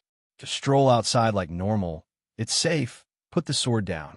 Seeing Jiang He pick up her sword, he suddenly questioned whether bringing her outside was even a good idea. This girl really was inseparable from her sword. But thinking about it, it made sense. Being thrust into a completely unfamiliar world, it's only natural she'd feel insecure. Don't you have a dart? If you feel unsafe, just bring the dart. The streets are full of people like Mia. Qing fumbled for a good word, gesturing at his own physique. Weaklings. They may look tall, but you could knock them down with a single punch. You get me? Not a brag, but if Jiang He actually threw a punch, he'd be on his knees begging her to spare him. Understood. Jiang He patted the dart holster at her waist, finally choosing to leave her sword behind. If you were a novel character, you'd be the type of cautious protagonist, strong beyond words. Qing rambled on, feeling a thrill of novelty as he pulled out his phone and sneakily snapped a photo of Jiang He. She frowned, and he just grinned back at her, saying, "Let's go." First, we'll take a lap outside. Stick close to me. Without a walk outside, his whole spiel about things being for 1,200 years ago wouldn't have much weight with her. Dusk was approaching. The sun hadn't fully set, but a sliver of a new moon had already risen. After yesterday's heavy rain, the temperature had dropped, and a cool evening breeze was blowing. Su Qing stood outside the building, looking around while catching a breath of fresh air, a strange feeling welling up inside him as he glanced at Jiang. He's standing beside him, taking an ancient person out for a walk. Who else would even think of this? Stay calm, cool, he murmured to Jiang, hands stuffed in his pockets as he took a couple of steps, then pulled his hands out to casually get closer to her. Jiang followed half a step behind, slightly tilting her head to observe her surroundings, her lips pressed together in silence. From a distance, it looked like he was the nervous one. This is called a residential complex, with individual units for each household. Over there's the main gate, and outside is the street. Shops line both sides, selling everything for daily life, clothes, food, whatever you need. As they walked, Su Qing quietly explained. Fortunately, it was nearing dinner time, so there weren't many people around, making it easier for the two to wander freely. They strolled over to the entrance, and before he could greet the security guard, Uncle Zhao, he noticed someone else nearby. A woman with big, permed black curls, a scarf around her neck, and a blue-red floral shirt, though the basket on her arm clashed with her stylish look. I have to say, Annie Chung, with her basket, was chatting with Uncle Zhao, laughing, until she suddenly stopped and looked over at Su Qing and Jiang He. "What's up, Andy?" Su Qing asked, noticing her staring at Jiang He with her head tilted. "This girl looks familiar." "Your girlfriend?" Su Qing? Uncle Zhao asked with a grin, reclining in his chair with a cigarette, turning to look at Jiang He too. Su Qing suddenly grasped the downsides of being too chummy with neighbors, but he still took a half step forward, subtly positioning himself in front of Jiang He. "A friend, just a friend." "Oh, got it." Uncle Zhao chuckled knowingly, nodding with a mischievous glint in his eye. "Wait, isn't this the girl with the sword I saw on the stairs yesterday?" Andy Cheng's gaze lingered on Jiang He as she recalled. Su Qing's heart skipped a beat. Jiang He's attire yesterday had indeed been too eye-catching. A sword? Uncle Zhao looked confused. It was this long, all black. Annie Chung gestured, emphasizing her description. "Cosplay." Su Qing interjected, laughing, and shot Jiang He a reassuring look. Jiang He didn't seem to get it, merely watching the three of them curiously. "It's something young people enjoy, you wouldn't get it. It's like dressing up as zombies or fairies, you know? It's a subculture." Su Qing explained as he gently grabbed Jiang He's arm, feeling her lightly resist before relenting, and led her away with a casual, "All right, we're off. Better head back to cook, Annie." Now he understood what guilty conscience meant. "What do you mean I don't get it? Isn't that called cosplay? My grandson once dressed as a zombie for that. They even dress up as that sort of thing." "Exactly. Kids today are way more creative than we ever were back then." Their voices faded as Su Qing and Jiang He walked further away. Finally feeling relieved, Su Qing turned back, noticing Jiang He had pulled her arm free and was eyeing him. "Did she see you yesterday?" he asked. Jiang He simply nodded without a word. "So before I got home, you met her on the stairs, but she ignored you, or maybe she spoke and you didn't respond, then she just walked away?" Jiang He blinked, thought about it, and nodded before shaking her head. "What does that mean?" Su Qing froze for a moment before realizing, amused. This girl was really obedient. He told her not to talk, so she just didn't talk. A bit unexpected. "Let me guess, you met her, she didn't say anything, looked at you, and went upstairs." Su Qing said. This time he was right. Jiang He nodded, then turned her gaze toward the road, studying the passing vehicles with curiosity. At least she only glanced. If it had been someone more nosy or another guard, things could have gotten complicated. Su Qing felt relieved, glancing around as he continued walking and explaining. "That's called a car. It's basically 4 wheels and a metal shell like a horse-drawn carriage, but without the horses. You could think of it as the horses being hidden inside, running to make it move. They walked side by side down the sidewalk, Su Qing speaking while Jiang He listened, both falling silent when others came close and eventually arriving at a crosswalk. That there is the 1,000-mile eye. At the crosswalk, Su Qing pointed at the surveillance camera atop the traffic light pole, eager for her to understand just how dangerous this world was for outsiders. Everything we watched earlier was captured by this. They're everywhere. Right now, as we're standing here, there's someone 1,000 miles away watching us. But don't worry, they don't usually pay attention. No one's that idle. But if you start doing something unusual like scaling walls or anything suspicious, officers will be alerted and come here instantly. Jiang He's expression shifted as she stared at the camera. What are you thinking? Su Qing asked, noticing her reaction and glancing at the camera warily. You're not thinking of taking it down, are you? Jiang He glanced at the iron dart in her hand, then looked back at Su Qing. Put that thing away. Jiang He was pretty obedient outside, and she managed to avoid the surveillance cameras. This is called a traffic light. When the red light is on, it means you can't go. When the green light is on, you can cross. Su Qing gestured to the traffic light above and continued explaining, this is also part of the laws. If you don't follow it, not only is it dangerous with all these cars, but you'll also be breaking the law. Make sure to remember this well. The two of them, one tall and one short, stood at the crosswalk, looking up at the red light countdown with solemn expressions. They looked a bit silly. For Su Qing, who was used to staying at home watching movies, both introducing a person from ancient times to modern concepts and going shopping with a girl were pretty interesting. Walking Jiang He along the street, his initial tension had gradually faded. Jiang He followed quietly beside him, silently observing this modern world. Everything on the street seemed new to her. The streetlights, greenery, shops along the road, and even the honking cars would make her look over. Do you like any of these? Su Qing hadn't forgotten his promise to get her a hair tie from earlier that day. Stopping by a small stall on a roadside, he looked at the various trinkets and asked Jiang He, and what about these? Do you like them? He picked up a fluffy headband with ears, thinking of putting it on Jiang He for fun. After reconsidering, he decided against it and simply raised his hand to gesture. Just by looks alone, as long as she didn't speak or make any distinct gestures, she already looked like a modern person. No need for extra decorations. Jiang He remained silent, casting a glance at the headband in his hand, then shifting her gaze to the other items on display, studying each one. After a moment, Su Qing picked out a blue hair tie with two delicate little butterflies. Seeing that Jiang He was simply looking without making any move, he asked the stall owner for the price, scanned the payment, and handed the hair tie to Jiang He. Here, this one's good for tying your hair. Jiang He took it, looked it over for a couple of seconds, and then tried stretching it to figure out its use before tying up her hair with it. With her hair tied up, she looked a bit less gentle but more poised. Su Qing glanced at her for an extra moment before turning to continue walking with her. As night gradually fell, the streets became busier, and Su Qing spoke less.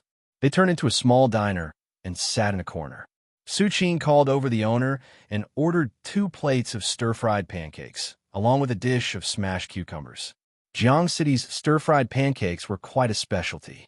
The pancakes were cut into thin strips and stir-fried with bean sprouts. It could also be cooked with green beans or cabbage, but the bean sprouts gave the best texture, full of fragrance and flavor. This type of small diner not only had authentic flavors, but also large portions. Su Qing had been eating here since high school and still occasionally came even after graduating from college. This is a place for eating. The meal at noon was also bought here, and yesterday's delivery came from here too.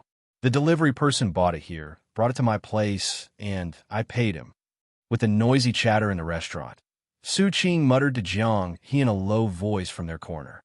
Their table was by the window, and Jiang He, gazing out at the colorful street lights, remained silent with a complex expression.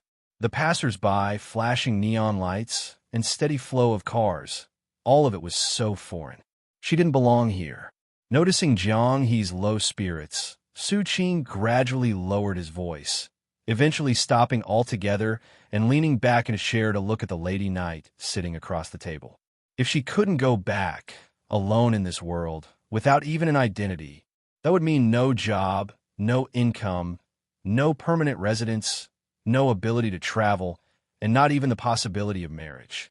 She would be left to wander in some small corner or work in a hidden factory, living out the rest of her days with no future, unless she revealed her identity and submitted herself to being controlled.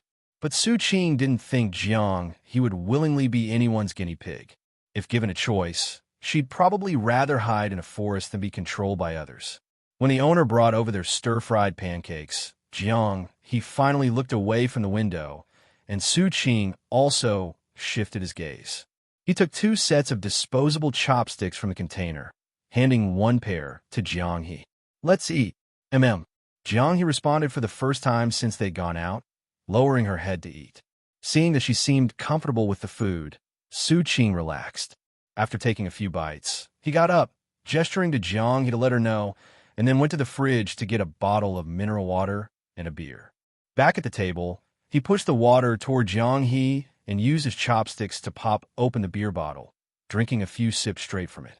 Leaving this lady knight here, things are going to be a lot more complicated than he had thought. One step at a time. Lost in thought, Su Qing didn't even add garlic to his dish. Eating a few bites, he washed them down with some beer. By the time Jiang he put her chopsticks down, his plate was also empty. He took his last sip of beer, let out a satisfied burp, and got up to pay. The two of them left the diner as the city lights shone brightly, and the night had just begun. Neon lights flashed alternately, the streets were packed, and the lively sounds of people and honking cars merged into a vibrant scene. Su Qing looked up at the night sky, let out a long breath, and smiled at Jiang He, who was obediently following by his side. "Let's go home." They walked in silence. By the time they reached home, it was 7:30, just as the evening news was ending. Su Qing didn't pay it much attention, locking the door before glancing at Jiang He, who had sat down on the couch, seemingly lost in thought. "So do you believe it now?" Jiang He moved her head slightly in response, lifting her gaze to meet his. After a moment of silence, she pulled out one of her iron darts and rubbed her fingers along the scratches on it. "Well, it's not all bad. Look around. Everyone is living in peace, enjoying life. There's stir-fried pancakes, cola, beer, computers. No need to worry about getting randomly attacked, though maybe still a little." Su Qing tried to comfort her, but he rambled, unsure of what he was saying. After a pause, he walked over and sat down beside her on the couch. "Honestly, if we could sort out the identity issue, you'd be able to enjoy a lot of things you couldn't before. Even if you used that strength of yours just to haul bricks, you could live a comfortable life. That's actually a good thing. Life is short. Having to sleep with one eye open is exhausting. This prosperous world was worlds apart from ancient times. I want to go home." Jiang He gripped her iron dart tightly, feeling the slight pain as the point pressed into her palm. Su Qing sighed, "But you can't go back." Jiang He fell silent. The room was quiet except for the ticking of the clock on the wall. Occasionally, the sound of cars from outside and a cough from a neighbor upstairs could be heard faintly. After a long while, Jiang He's shoulders slumped. She tossed her dart onto the table and asked softly, "How do we fix my identity?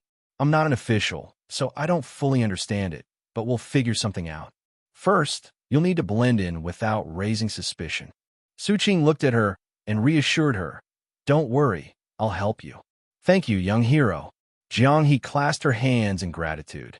After a pause, she added, "But if it's too much trouble, it's necessary. Identity is important." Su Qing felt a surge of pride at her calling him young hero and looked around the table before leaning over toward the trash bin. "Where's that paper I sorted out yesterday?" Jiang He blinked. "You crumpled it up and threw it away." "I know. It should be in here somewhere." Su Qing poked around the trash bin with his hand. "What happens if we can't solve the identity card issue?" Jiang He handed a crumpled piece of paper to Su Qing, asking her question. "Then you'll be a black household, unable to do anything." Su Qing replied offhandedly. Seeing Jiang He standing there motionless, he thought for a moment before explaining further. "Without an ID, you can't enjoy any basic rights. Living expenses depend on money, and except for some shady factories, almost every job requires an ID. That's the first issue. You won't be able to find work to support yourself. Second, you won't have your own place and can't even rent anywhere. Whether it's a hotel, like an inn, or any other place, they'll need an ID. And forget about long-distance travel. No trains, no high-speed rail, not even long-distance buses. There aren't any horses here, so if you want to travel far, you'll need a vehicle. Third, if there's any legal dispute, you can't. Well, never mind. It's complicated. Basically, if anything happens, the authorities won't step in since you can't legally file a complaint without an identity. For Jianghe, most of Su Qing's points didn't seem like real issues, at least for now. In her view, it only affected living arrangements and earning money. So, if I can find a way to earn money and find a place to live, then the ID isn't that crucial. No, there's a lot more you wouldn't be able to do. Su Qing shook his head. From small things like getting a phone, online accounts, or a bank card, to major life events like marriage, having kids, and registering them, all of that requires an ID. If you don't have one, these things are totally out of reach. If someone only wants to survive without ties or responsibilities, an ID might not matter. But once she familiarizes herself with this world, it'll be essential for living a normal life. You couldn't have come 20 years earlier, could you? These days, getting registered went from easy mode to hell mode. Su Qing grumbled, standing to get his laptop, searching online for solutions to the black household issue. Decades of improved registration systems have left few loopholes, making it almost impossible for someone to legally exist without records. Or you could try seeking help from this world's authorities. You might get good treatment, but you could also lose your freedom. Su Qing threw out the idea casually. Since this situation is so unusual, I don't know what could happen. I think you'd probably be treated well, but who knows, it might not be as simple as that, and you'd struggle to live a normal life. You're going to turn me into the authorities? No, it's just, never mind. Go study. Learn some history or something. Once you understand this world, you can decide for yourself. Jianghe pressed her lips together, pausing before saying, Am I causing trouble by staying here? It's fine. Just don't start any fights or make a scene, and everything's okay. Su Qing clicked his mouse, while Wintermelon jumped up onto the desk, nudging Su Qing's arm with its head, meowing. Oops, I totally forgot to feed you. He stroked the cat's back, picked up the chubby Wintermelon, and took out some cat food to pour into its bowl. If there's nothing else, get back to studying. All right. Without another word, Jianghe glanced at him deeply, then turned and went back to her room. As night deepened, Su Qing stretched out on the couch around 10, wiggling the mouse to turn off his computer. His search hadn't yielded much, with most of the answers being old or irrelevant. Leaning back, he thought for a moment before grabbing his phone and opening WeChat to message a friend. His old buddy, Qin Hao, now a community officer, hopefully passed his probation. Qin Hao responded quickly, and after some casual chat, Su Qing decided not to mention his problem directly. Instead, he arranged a barbecue meetup for the weekend. Since his friend worked in the public sector, he'd probably know something, hopefully. After wrapping everything up, Su Qing went to the bathroom, ready to shower. Realizing he wasn't alone in the house anymore, he went back to his room to grab pajamas before coming out again, looking at Jianghe's door. He hesitated, but decided against telling her to bathe. People from the past would have their own habits, especially since he hadn't bought her any sleepwear yet. One day in, one day out. Skipping a shower wasn't a big deal. He finished bathing, added some water to Wintermelon's bowl, turned off the living room lights, and went back to his room to sleep. Not long after, the door to Jianghe's room opened a crack. Peeking out to check, she scurried quietly to the bathroom, carrying a change of clothes. For the next 2 days, Jianghe barely left the apartment. During the day, she studied 2 history books with some effort. In the evening, she'd go for a walk with Su Qing around the neighborhood, strengthening her understanding, and then they'd grab dinner at a small restaurant. By Saturday, a handwriting tablet Su Qing had ordered from Taobao had arrived. He connected it to his computer, and it could recognize handwritten traditional characters and accurately transcribe audio. He began teaching Jiang how to use the computer. He'd also been busy downloading a ton of history videos for her to watch during her free time. What's that? In the afternoon, as Jiang sat by the computer, she grew tired of watching videos and curiously looked at the cat food bag in Su Qing's hand. She'd seen him feed the cat multiple times, but the little pellets didn't look edible. Cat food, Su Qing replied. Cat food. It's food made specifically for cats. You guys make food for cats? Jiang stared at the chubby cat, her worldview shifting once again. Su Qing sighed. It's not what you think. It's manufactured, not grown. No one actually grows crops for cats. Knock, knock. Just then, there was a knock on the door. Jiang, no longer as guarded as when she'd first arrived, watched Su Qing open the door and thank the delivery guy before closing it. I have something to do tonight. I'm meeting a friend to ask about your identity problem. You stay here and behave. If anything happens, Su Qing placed the delivery food on the table, adding, I'll teach you how to use the computer to contact me. Don't go wandering around. Got it. Jiang nodded, unwrapping a burger and taking a bite. The odd food tasted pretty good, and she found she liked it. But why is cat food made like that? Can't the cat eat this? Jiang still couldn't wrap her head around the idea. Was feeding cats, specially made food, an example of extravagance? It's unhealthy, Su Qing said offhandedly. Jiang stopped chewing. The burger suddenly didn't taste as good. When it came to explaining why humans eat junk food while cats get fancy cat food, Su Qing struggled to find a good answer and ended up brushing it off with a vague, you'll understand later. Happiness, after all, is something felt, not easily explained. As the evening grew darker, Su Qing left his small penguin account running on the computer, opened the chat window, and reminded himself repeatedly that he wouldn't just talk through the screen. He'd use the 1,000-mile voice feature. He then left home alone, taking the bus to meet Qin Hao at their agreed spot. Hey, Howsy, where are you? Over here. Over here. Qin Hao, who had arrived first, was already sitting in a corner of the food stall, munching on edamame and waving him over. Hey, you're looking darker. It's so late, I almost didn't see you. Spotting Qin Hao, Su Qing laughed as he walked over. Officer Qin, hard at work, I see. Oh, you know it's hard work, Qin Hao said, waving him to sit down. Here, have a drink. Can police officers drink alcohol? Of course we can. I'm off duty, what's stopping me? Qin Hao tugged at his clothes. See, plain clothes. All right, let's order. They ordered 20 skewers each of beef and lamb, 10 skewers of leeks, 4 skewers of kidneys, 2 grilled eggplants, and a case of beer. A perfect spread. Neither of them liked the fancier dishes. They preferred the basics of barbecue. If they weren't full, they'd just order more until they were satisfied. So, how's the job going? Any noble thoughts about being a glorious officer? Noble my a asterisk asterisk. It's nothing like I imagined. Qin Hao's face filled with exasperation. I dreamed of grappling with criminals, maybe taking a hit, or heroically saving a damsel. None of that happened. Every day, it's just trivial stuff you wouldn't believe. He continued, people calling about breakups, neighborhood squabbles I have to mediate, 2 old ladies screaming insults at each other through their doors while I stand between them. Ugh. I haven't even seen a thief. It's just mediation, mediation, mediation. I can't understand where all these problems come from. Hey, that just means people are living in peace. Isn't that good? Su Qing chuckled. Does every community officer have a hero dream like yours?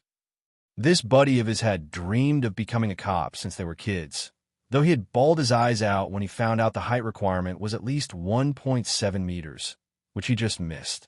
Back in middle school, already taller than 1.7 meters, Su Qing comforted him, suggesting that if he bulked up, he might get in on exception. That started Qin Hao's lifelong journey with muscles.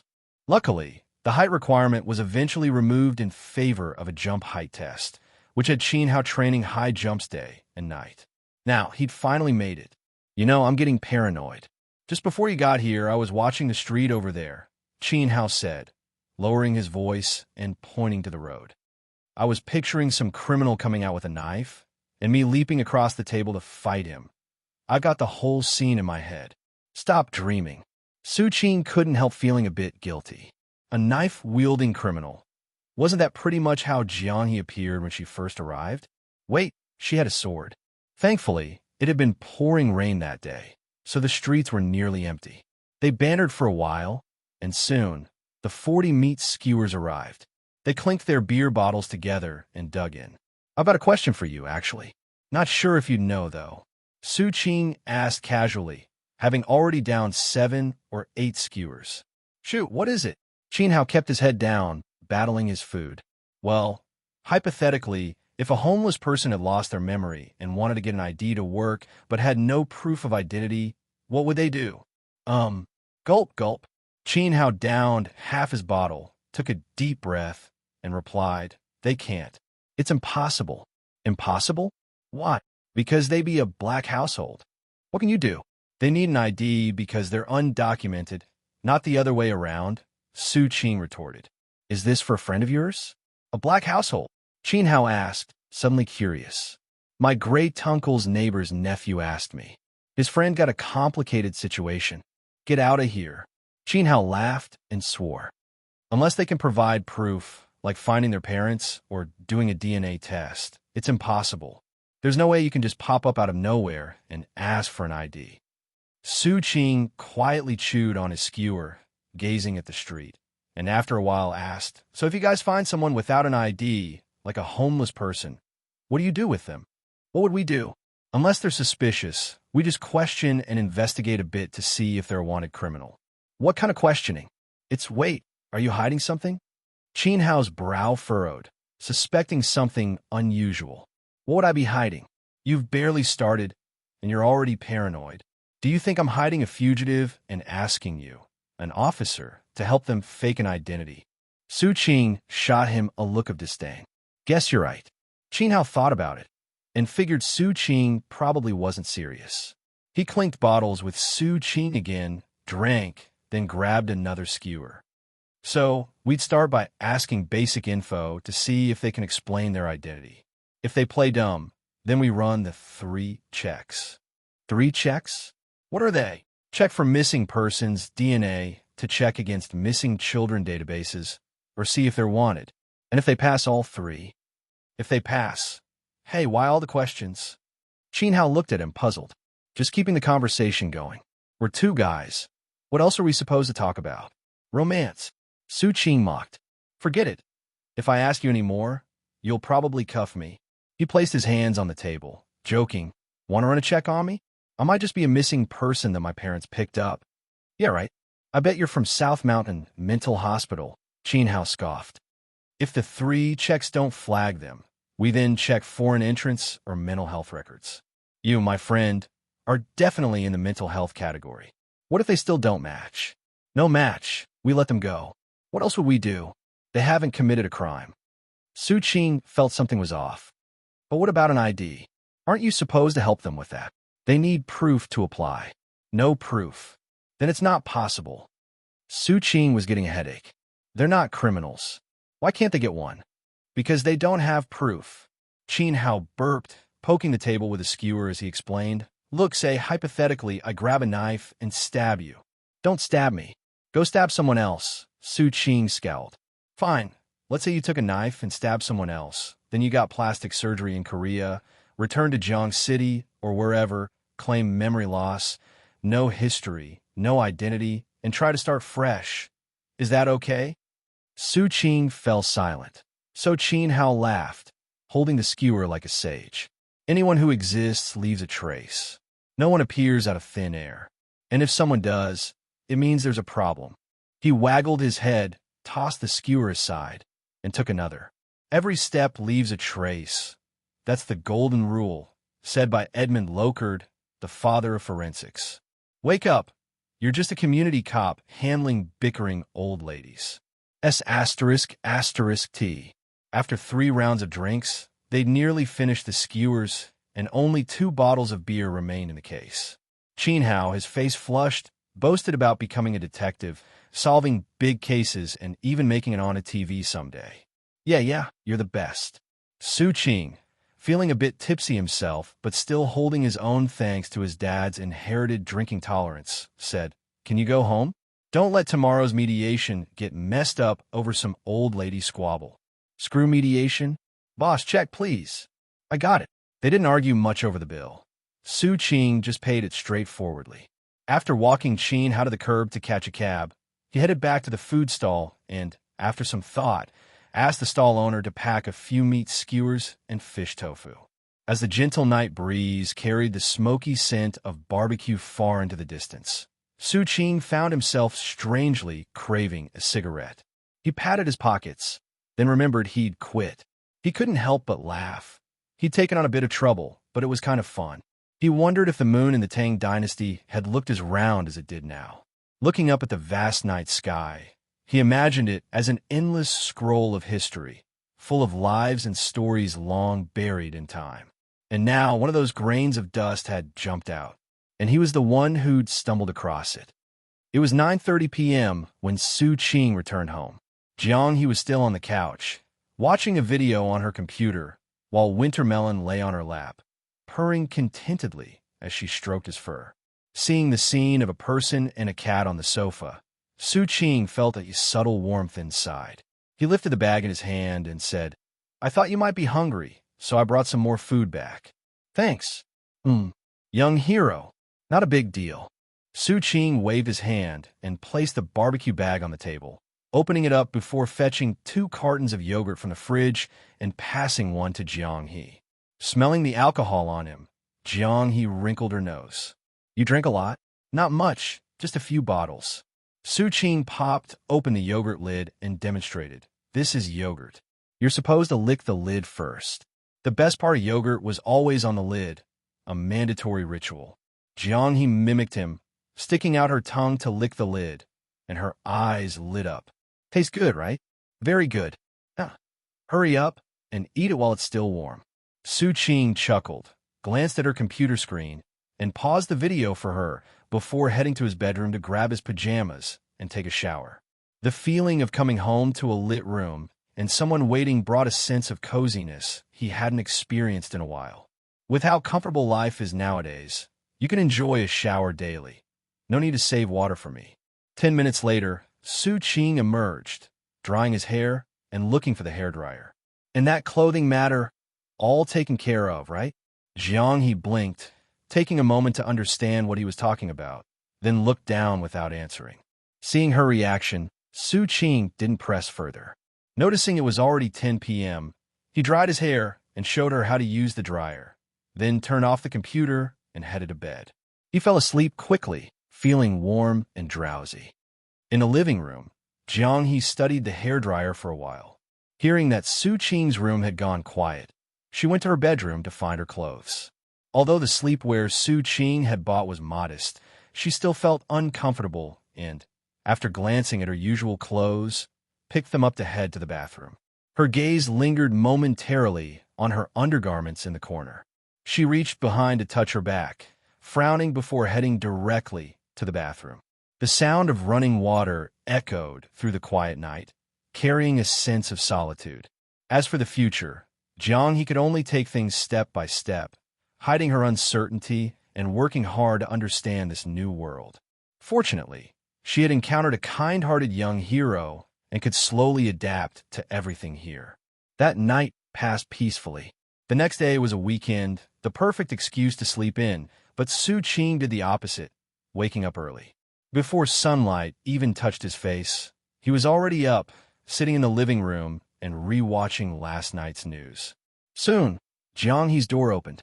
She came out, slightly sweaty, glanced at Su Qing taking notes with a small notepad, then headed to wash up. News watching required filtering out information and noting down key points, a skill Su Qing was adept at. He could now instinctively extract important details from a mountain of data, like when he first noticed Jiang He's straw shoes.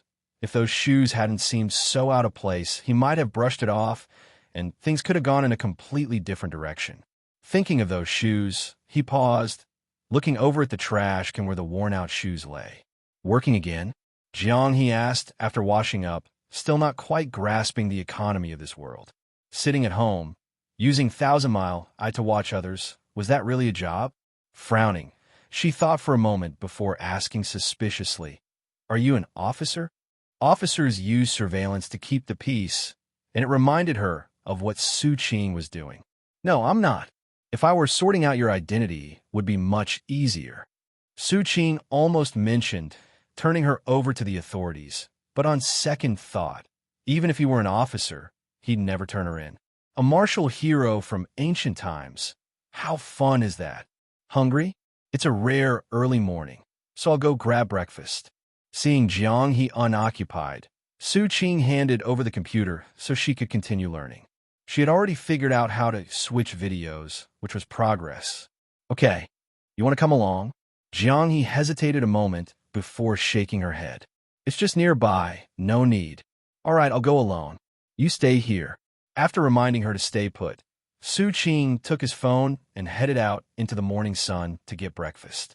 The breeze was mild, the sky clear. At the residential complex entrance, a few neighbors gathered after breakfast, chatting in hushed voices. Uncle Zhao, the security guard, looked particularly grave, listening silently without joining in. Su, spotting him from afar, Aunt Cheng, full of mystery, waved him over. What's up, Aunt Cheng? Uncle Chun? You guys planning some big secret? Su Qing asked curiously, joining the group of elderly residents. Did you hear any strange noises in your sleep lately? Aunt Cheng asked in a hushed voice as the others looked over. Noises? Su Qing scratched his head. Nope, I slept just fine. What's up? A thief. A thief will be better. She slapped her thigh, opened her mouth, then turned to look at Chun Aigua. Uncle Chun, what's going on? Su Qing was puzzled. We might have a haunting here. Chun Aigua frowned as he shook the leash of his big black dog. Hey, Z saw something, been barking like crazy in the middle of the night. He paused, his expression grave as he scanned the neighbors. A few nights ago, something spooked it so bad it hid under the bed with its tail between its legs and wouldn't come out, and that's when I knew something was off. Old Wong also said he was half asleep when the dog's barking woke him, and he saw a shadow outside his window. Aunt Cheng added, gesturing, just like that, whoosh, gone in a flash. Su Qing was bewildered, glancing around at the group before fixing his gaze on Uncle Zhao. Uncle Zhao, did you see anything? Uncle Zhao's hand trembled as he held his cigarette. Then, taking a deep drag, he exhaled slowly, looked at the sky in hesitation, and finally said, I didn't see it, but I did catch it on tape. At his age, as a staunch atheist, he was suddenly scared. A haunting for real. The group entered the security room to review the surveillance footage. Cheng Yulan was already sweating, hesitating before nervously stepping in. Capturing a ghost on camera, it was terrifying. Su Qing was feeling uneasy too. He was almost certain that this ghost was Jiang He. Please don't let her face be visible. That's the one. Uncle Zhao fiddled with the monitor, bringing up footage from a few nights before, then turned to look at the group. Don't be scared. It'll just be a brief moment. Cheng Yulan took a step back, exchanging glances with Su Qing. Xiao Su, you're young. You stand in front. Su Qing scratched his head. Whatever comes, he'd face it. Let's see what they actually recorded. With a serious expression, Uncle Zhao hit play. The screen displayed the dark night scene, with no movement yet. The group held their breath, stretching their necks, anxiously waiting for that eerie figure to appear. Moments later, the screen shifted. It moved. It moved. What's that? It's real. The crowd gasped, and Su Qing quietly breathed a sigh of relief. Only a black shadow quickly flashed by on the screen, too fast to tell what it was. There's more. Uncle Zhao switched the angle and looked back at them before hitting play again. Under the moonlight, the shadow floated from the wall corner, rising up along the high wall, and then floating outside.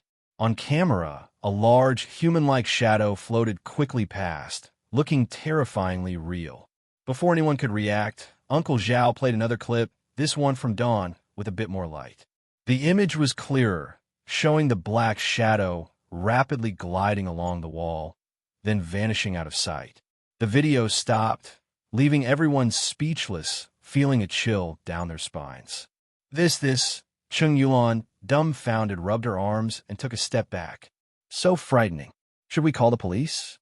Do the police catch ghosts? Then what do we do? I heard the badge on their hats wards off evil. They won't be scared. Hold on. Uncle Qin looked away from the footage, still a bit rattled but resolute. We'd best keep this quiet. What? Chun Yulan's voice jumped several pitches. Think about it. If our complex has ghosts and the word spreads, who's going to rent here? Lao Yang, do you think you can still sell your apartment? That's right. We need to discuss this carefully. Lao Yang, who had already taken out his phone, snapped to attention at Uncle Chen's words. He was selling his apartment, ghosts or not. It wasn't his problem. But if buyers found out and used it to bargain down the price, he'd lose big. Yes, if we scare away the younger tenants, the complex will only get quieter, and then this thing could get even more active, Su Qing agreed. His heart was pounding. It was definitely Jiang He. She had snuck out in the middle of the night. Who knows how many other cameras might have caught her? The possible fallout made Su Qing anxious. He quickly suggested, let's keep observing. Maybe she was just passing by. By the way, Uncle Zhao, was there anything on the footage from last night? He turned to Uncle Zhao with a question, who took out a cigarette, holding it between his lips without lighting it. He thought for a moment, then shook his head. Nothing last night. Exactly, just passing by. Let's watch a few more nights before deciding.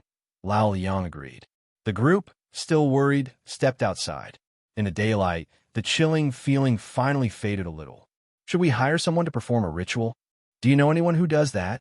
I remember someone who has a Buddha statue at home and prays daily. I'll ask him. Su Qing listened to their conversation, but didn't linger. He skipped buying breakfast and headed straight home. Jiang He was still in the living room, looking puzzled when he returned so quickly. She looked over curiously. You snuck out in the middle of the night? Yeah. Jiang He hesitated only briefly before nodding. For the first few nights since arriving, she had been cautiously slipping out to explore the surroundings. Su Qing was briefly stunned by her straightforward admission. How do I know? The surveillance. I mean, the 1,000-mile, I recorded it. If any other cameras caught a clear shot of her climbing walls and leaping around like some kind of Spider-Man, she'd be an instant viral sensation. Rubbing his forehead, Su Qing sat down on the couch, holding her gaze. What were you wearing? That black outfit. Jiang He pointed toward her room, then, noticing his look, asked, Did I cause any trouble? After a pause, she added, I was masked. Masked? Su Qing was taken aback. Yes. Jiang He nodded. He exhaled in relief. As long as her face didn't show, no one could trace her here. Keeping an ancient-era person is seriously nerve-wracking. If you want to go out again, let me know. I'll take you out. As long as you're staying here, you can't just run off on your own. Su Qing composed himself, speaking in a firm, serious tone. Your identity in this world is extremely dangerous. Don't go running around, okay? Jiang He blinked. Did I cause you trouble? Everyone outside thinks it's a ghost. A ghost? Yeah, a ghost. Annoyed, Su Qing pulled out his phone and searched the web. Are there any movies where an ancient person time travels to the modern world and gets shot by accident? Asking urgently. Keep watching those videos. Putting his phone away, he leaned back on the couch. Once you're familiar with this society, you'll understand just how dangerous your situation is. Good thing you met me. If you'd drawn a sword on Aunt Cheng, you'd be in big trouble by now. Draw sword. Aunt Cheng gets scared, calls the police. The police confront her. She lashes out. They gun her down. Su Qing had mentally mapped out her likely demise. When someone with martial prowess encounters the law, things rarely end well. If she were a little weaker, she might just be arrested, but with her skills, it'd be hard for the police to take her in alive. Jiang He fell silent. If I'm causing too much trouble, I can. You want to leave? Su Qing raised an eyebrow. Better start learning. I'll order some takeout. What do you want? A burger? Chicken wrap? Stir-fried pancake? Watching him stand up, Jiang He's expression softened a bit. Something healthy. Thank you, young hero. This man was quite kind. Healthy. Su Qing scratched his chin. Then how about some cat food? Jiang He's face turned blank. She took back her earlier thought. He was a pain. Su Qing didn't notice, busying himself with Winter Melon the cat, cleaning the litter box, then heading back to his room to gather some clothes for the washing machine. If you have any clothes to wash, you can throw them in here. This is a washing machine, a machine that washes clothes. Super convenient. Okay. Jiang, he responded, then returned to her room, coming back with the black clothes she'd worn that night. She eyed the washing machine cautiously, hesitating as she placed them inside. Will it get them clean? She asked. Cleaner than hand washing. Su Qing dumped in detergent, but then noticed a strip of white fabric poking out from her clothes in the machine. He pulled it out, revealing a long white cloth. Su Qing's expression shifted, barely reacting before Jiang. He snatched it back, head down, and dashed back to her room. Watching her retreat, Su Qing was astonished. No way. Are you foot binding? And you can still scale walls? Hello, dear readers. Another chapter has arrived. If you like our work, please consider leaving a 5-star review for the Bodhi Translator team on Novel Updates. Your encouragement means the world to us. Thank you so much. Shooting star sparkles. The washing machine started rumbling, emitting its characteristic noise. Jiang He's ears turned slightly red as she continued watching a history video on the couch. Beside her, Su Qing was petting Wintermelon, occasionally sneaking glances at her, and then at her feet. Something wasn't right. When she'd changed her shoes the other day, her feet had seemed perfectly fine. Recalling the incident from a few days ago, Su Qing was puzzled. After thinking about it for a while, he picked up his phone and began typing rapidly. When did foot binding originate? A quick search turned up a flood of results.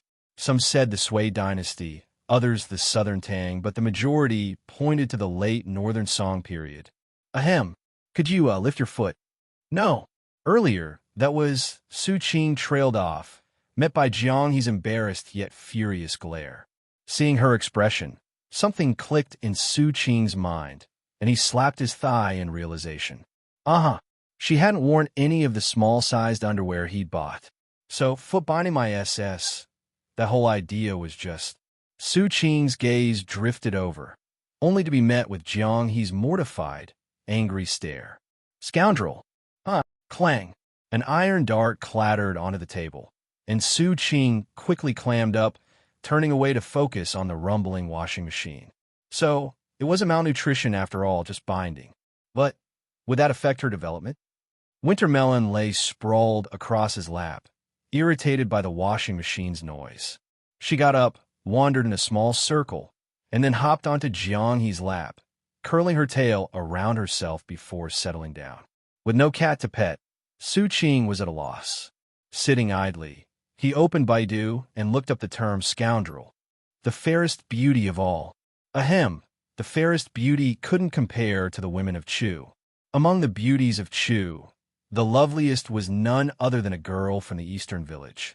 Su Qing began a dramatic reading, catching Jiang He's frowning glance. She said nothing, but her ears perked up ever so slightly. This girl had a perfectly proportioned figure, not too tall or short, and a natural beauty that needed no powder or rouge. Her eyebrows, skin, waist, and teeth were flawless. When she smiled, it was indescribably captivating, leaving countless men smitten. Sneaking a glance at Jiang He, Su Qing continued, unperturbed. But the scoundrel was different. His wife had messy hair, crooked ears, cracked lips, and missing teeth. Tisk truly pitiful. She walked hunched over, limping, covered in sores, and even had serious ailments. Yet, the scoundrel adored her and even had 5 children with her. 5. Su Qing spread his fingers with an exaggerated flair. Impressive, right? Jiang He looked at him in confusion. You know what they call this? This is what we call a true man of character. Su Qing shook his head in mock admiration. To marry such an unattractive woman and still live in harmony, love, and prosperity. Truly a model for us all. With that, he gave Jiang He a salute. Thank you, Lady Knight, for the compliment. Jiang He stared at him in utter bewilderment. Hey, by the way, when people express gratitude in your world, don't they say something like, in the next life, I'll repay you as a bull or a horse if the benefactor isn't good-looking. But if he's good-looking, they say, I have no way to repay you, so this humble girl offers herself, something like that. Su Qing asked. Offers herself. Jiang He ground her teeth in frustration. Scoundrel. Thank you, Lady Knight, for the compliment. Ah, stop glaring. I'm just kidding. Su Qing chuckled, clearly enjoying how easy it was to tease her. Thanks to this little distraction, the awkward feeling Jiang He had earlier from seeing Su Qing holding her undergarments had completely dissipated. She rubbed Winter Melon's soft belly and returned to watching her history video. Just as the washing machine finished, their food delivery arrived, 2 orders of braised chicken rice. Jiang He put away her laptop while Su Qing hung up the clothes, wiped his hands, and joined her at the table. To be honest, if he ignored the whole identity issue, having a lady night around was actually pretty fun. Though he wondered if she'd still be as interesting once she fully adapted to modern life. So, what kind of fun things do you have in your world? It's not all sword fights, is it? Su Qing asked as he ate. Jiang He paused, thinking for a moment. Hunting, quite the pastime. Su Qing felt at a loss for words. I'll download some games for you to try later. Hearing words she didn't understand, Jiang He didn't ask further, choosing to eat in silence. If she asked about everything she didn't understand, she wouldn't have time for anything else. After their meal, Su Qing found himself with nothing to do again. Normally, he'd be watching movies for inspiration or studying the stock market at this time. Ever since Jiang He showed up, his routine had been completely thrown off. Let's start with a video tutorial. Thinking it over, Su Qing remembered what he'd planned to do before their meal. He went to his computer and quickly searched for a tutorial on properly wearing a bra. It wasn't hard to find one. A quick search turned up plenty. After clicking on the most popular one, he checked the video length, then left the room, leaving Jiang He to learn on her own. After all, with modern technology at hand, it was silly to stick to outdated practices. Not to mention, he had a compulsion that everything he bought should be used. Yes, that was it. 5 minutes later, Su Qing returned from his room, timing it perfectly. Jiang He's face was flushed, her lips moving as if she wanted to call him a scoundrel, but ultimately held back. Is this lifestyle so shameless in your world? She finally asked after a pause. Shameless? Su Qing was taken aback. It's about being comfortable and enjoying life. Isn't that normal? Shameless. Shameless. Su Qing couldn't help but laugh. In public, haven't you seen girls showing their legs or waists? That's personal freedom. Men show skin. So why shouldn't women? It's the same logic. If you're not comfortable with it, go ahead and wear long sleeves and pants, but don't go around calling others shameless. I won't accept it, Jiang He declared firmly. Fine. No need to accept it. I didn't tell you to wear that outside anyway, just under your clothes. I'll shut up now. Noticing her increasing frustration, Su Qing wisely changed the subject, browsing through his game library. Games here are really fun. Studies show that 90% of people learn to use computers just to play games. I'm sure you're not in that remaining 10%. He guided Jiang He through a game of Super Mario, watching her reaction. Noticing her lack of interest, he quickly switched to another game. An hour later, it was clear that Jiang He didn't find these strange games particularly engaging. She picked up the controls quickly, but only showed slight interest in a simple dress-up game on a small website. All right, I'll teach you how to play Fight the Landlord. Su Qing pondered for a moment, deciding to give it another shot. He had to keep her occupied somehow. Letting her sneak out at night or train nonstop wasn't a great plan. And who knew? Maybe one day, if Jiang He adapted to this society, she'd leave without notice, off to wander or to search for her long and orgasm. Better to keep her busy with games. 3 of a kind. Beat that. Overpowered. Pass. With the chime of music, Su Qing was teaching Jiang He the rules of Fight the Landlord. Seeing her start to play on her own with a curious look, he stopped hovering around and stretched, heading back to his room to rest. Getting up early had its downside, feeling drowsy in the afternoon and needing a nap. But then, taking a nap meant it would be hard to sleep at night, leading to a late night, late morning cycle all over again. Good thing he hadn't found a job that day. Though, come to think of it, even if he had landed a job, Su Qing would have ended up quitting after finding Jiang He. He'd need time to thoroughly research this ancient person he'd stumbled upon.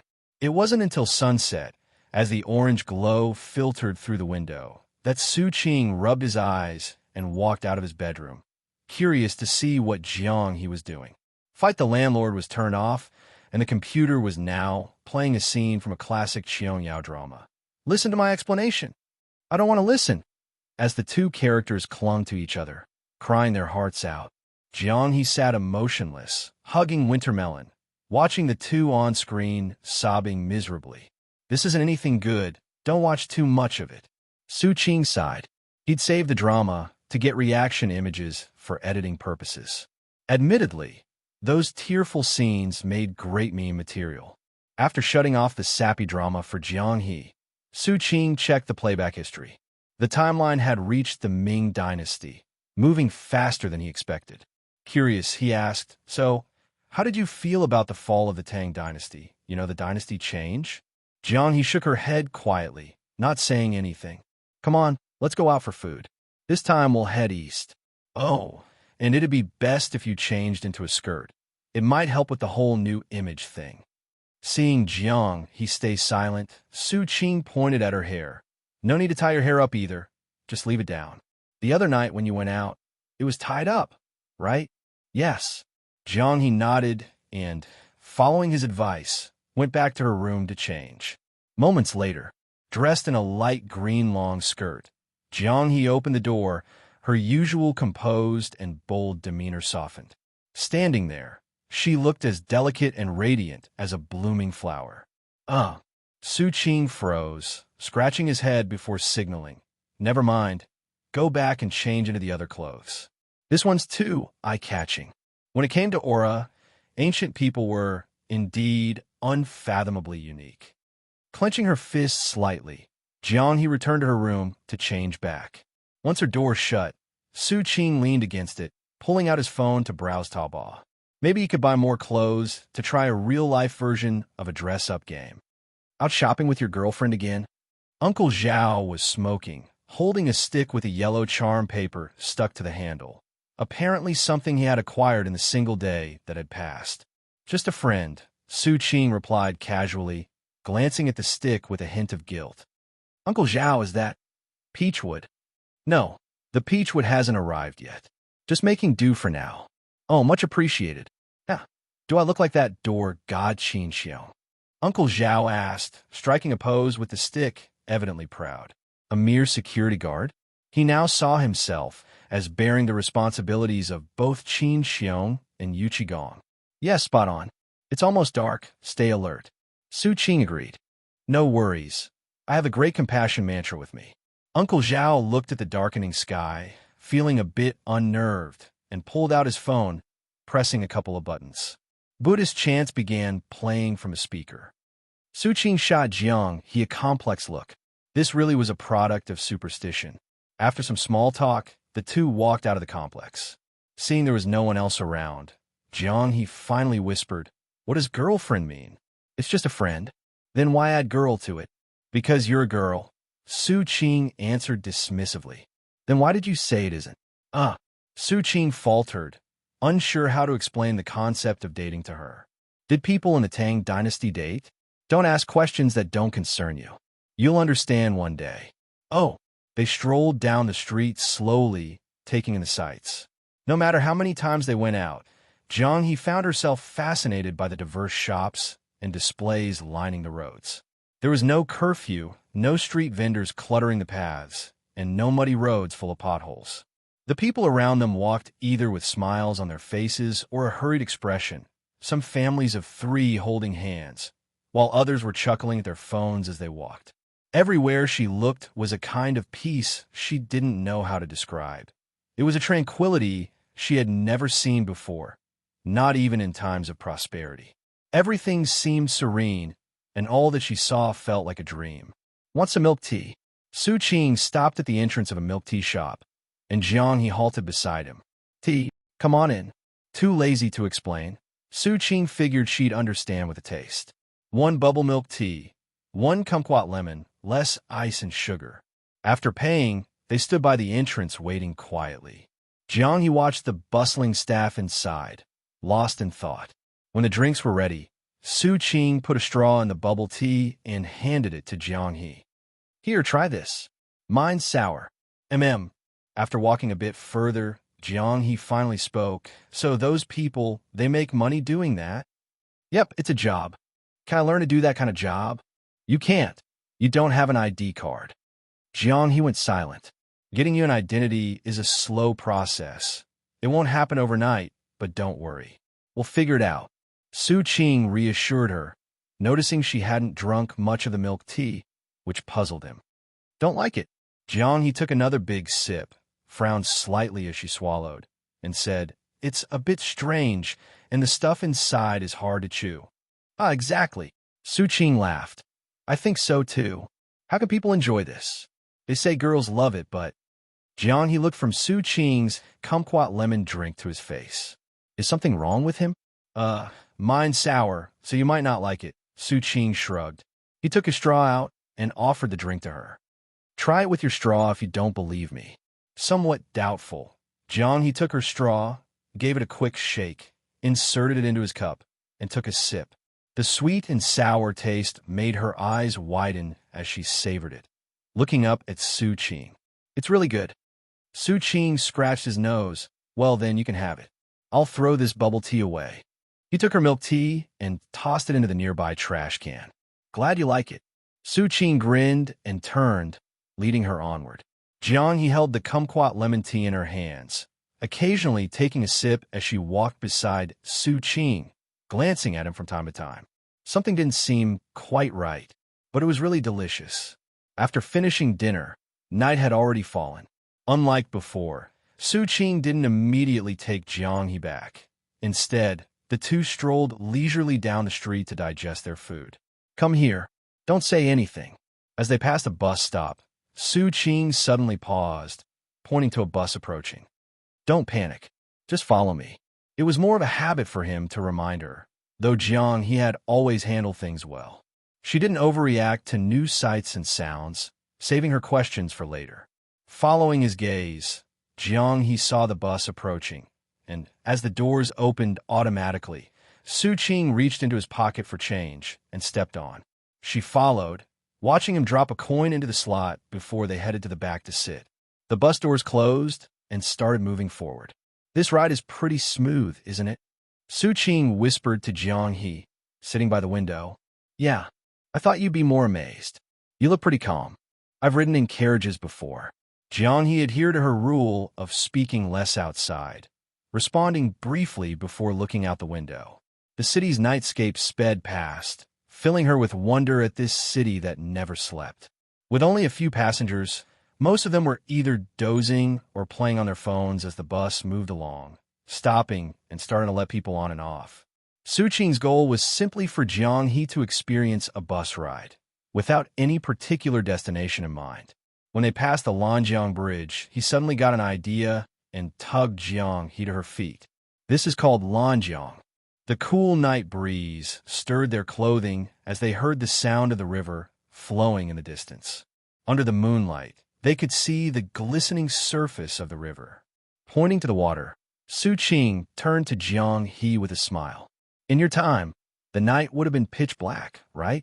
Things are different now. This is what we call a modern city's night view. The calm waters stretched out, while the riverbanks were bustling with weekend visitors.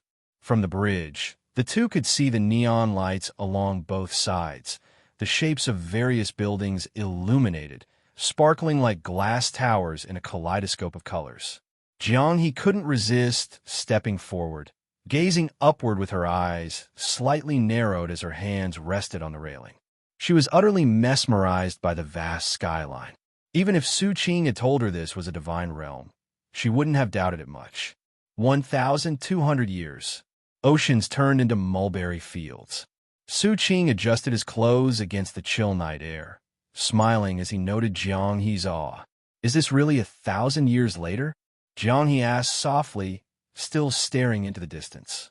In just a millennium, the world has become a whole new place. You've read most of the history now. You should have an answer. The sound of distant waves accompanied them. Su Qing looked at Jiang He. Despite her modern clothing, her aura seemed to stand apart from everything around her. Pulling out his phone, he took a picture of her, and then he looked at the distant city lights. Even though getting your ID is tough, going back, you probably can't go back. But staying here isn't bad. Seeing her remain silent, Su Qing continued. People can now go above the sky, beneath the sea, even to the moon. If you ever get an ID, I'll take you on a plane and fly you to the sky one day. The sky, Jiang, he finally reacted, lifting her head to gaze at the bright moon. Yeah, on a plane. It goes vroom, vroom, vroom. Su Qing chuckled, shaking his head. But that's a long way off. For now, you'll just be stuck in my small apartment, learning about this world. And then, Jiang, he asked, what then? She looked confused, almost wistful. After learning about this world, Su Qing frowned. He hadn't considered this question. After that, you just live. Su Qing swung his arm over the bridge, taking in the glittering lights. Live here and enjoy the prosperity 1,200 years later. He glanced at Jiang He and smiled. You'll find something you like, something that suits you. This is the best era in history. There's no reason it can't fit one girl, even if she's from over 1,000 years ago. Jiang He stayed silent, her eyes still on the distance as the wind lifted her clothes. She stood straight and still, her slender figure shadowed as though the world had abandoned her. What are you thinking? I was just thinking how happy second boss would be to see this world. Then look on behalf of her, and for all of them. First boss, second boss, third boss. Look at it all for them. Thank you. No problem at all. If this were ancient times, Su Qing figured he'd be a wandering knight-errant, roaming everywhere, fighting injustice, drinking heavily, and living freely. One man with a sword, traveling the land. But now, he could only stay home as a skinny homebody. A true martial artist, sitting in the living room studying history and the development of the Industrial Revolution. He had even bought more books for Jiang He as she grew accustomed to life here. Meanwhile, Su Qing himself was editing videos on his computer. Without a regular job, he took his work as an online creator seriously, earning comments from his fans, amazed at his productivity. The golden autumn of October arrived. It had been a month since Jiang He arrived. For most workers, the National Day holiday was a time for celebration. But for these two, it was just like any other day. The only difference was that the stock market was closed, so Su Qing lost the thrill of watching its volatile trends. Aunt Cheng, is that the master you hired? Su Qing asked, holding takeout as he looked at an elderly man in a yellow robe a short distance away. The ritual was organized by a few other residents, who even copied the surveillance footage to share with neighbors. Although most people were terrified, word got out eventually. In fact, neighbor Lao Liang had been worried for days until he found out that several other complexes had similar hauntings. This reassured everyone, and even the police came by, though they found nothing. Su Qing had contributed a share to cover the costs, feeling obligated to help, as it was Jiang He's antics that had stirred up the trouble.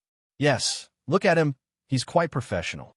Aunt Cheng stood at a distance, munching on sunflower seeds while watching the ritual.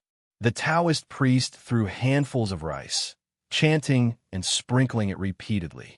Very professional indeed. Su Qing noticed the crowd watching. You take your time. I'm heading back. All right, back home. Jiang He was rolling up her sleeves by the washing machine, trying to gauge the right amount of detergent. Let me handle it. Handing the detergent to Su Qing, she glanced out the window curiously. What's everyone watching? They're watching a priest perform an exorcism. Su Qing found her innocent expression amusing, especially since she was the culprit. If not for her late-night escapades, none of this would have happened. She nearly scared Uncle Zhao into early retirement. Now he carried a peach-wood sword everywhere he went. Half a month ago, rumors of hauntings had already hit the Jiang City Morning News. The street surveillance this time was even creepier than the footage Su Qing and the others had seen before. A dark shadow flitted by like a ghost, sometimes curling into a ball or floating up to the top of a wall, drawing significant attention. People had been going out less at night, while the police started patrolling the area more frequently. To play it safe, Su Qing hadn't let Jiang He go outside for over 2 weeks, telling her to stay in the apartment. Only now that the situation had calmed somewhat, was he relaxing his guard. What a damn mess. Qing shook his head and sighed, scrolling through local news on his phone while eating. Some people said it was an animal that escaped from the zoo, while others insisted it was a real ghost, claiming they'd seen a female ghost with a bloody face and bulging eyes. Fortunately, modern society isn't very superstitious. Most young people dismissed it as a prank by someone with too much time on their hands, calling a hoax designed to get attention. They even took screenshots and annotated them for analysis. Besides that, the news feed was full of repetitive posts about freedom, democracy, harmony, and civility. Do people here live like they're in prison? Jiang suddenly asked, her voice muffled as she ate.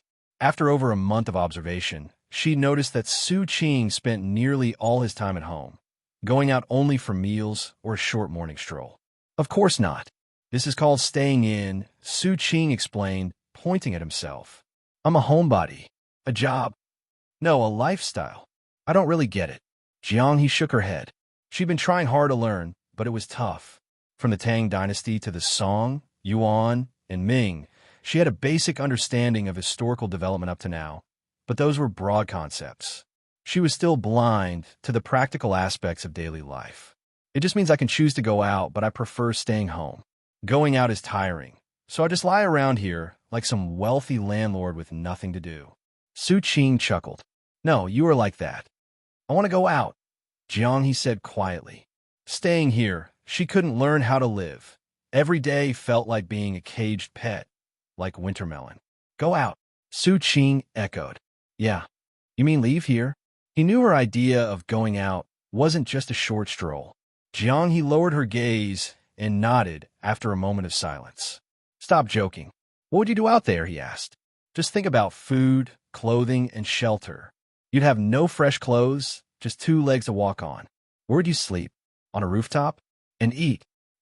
Jiang opened her mouth but had no response. Would you steal? Or rob? Qing set down his chopsticks, looking at her. He could give her some money, of course, and she could now order food at a restaurant on her own. But with no way to earn more, it would eventually run out, leaving her stranded with no options but crime or hoping for another benefactor. There's no wilderness here for hunting. Oh, you could try the trash bins. Jiang lowered her head, her silence hanging over the table. After a while, her shoulders slumped as she let out a silent sigh, feeling a deep sense of powerlessness. If Qing's talk about the importance of identity was a lie, that would be easier to accept.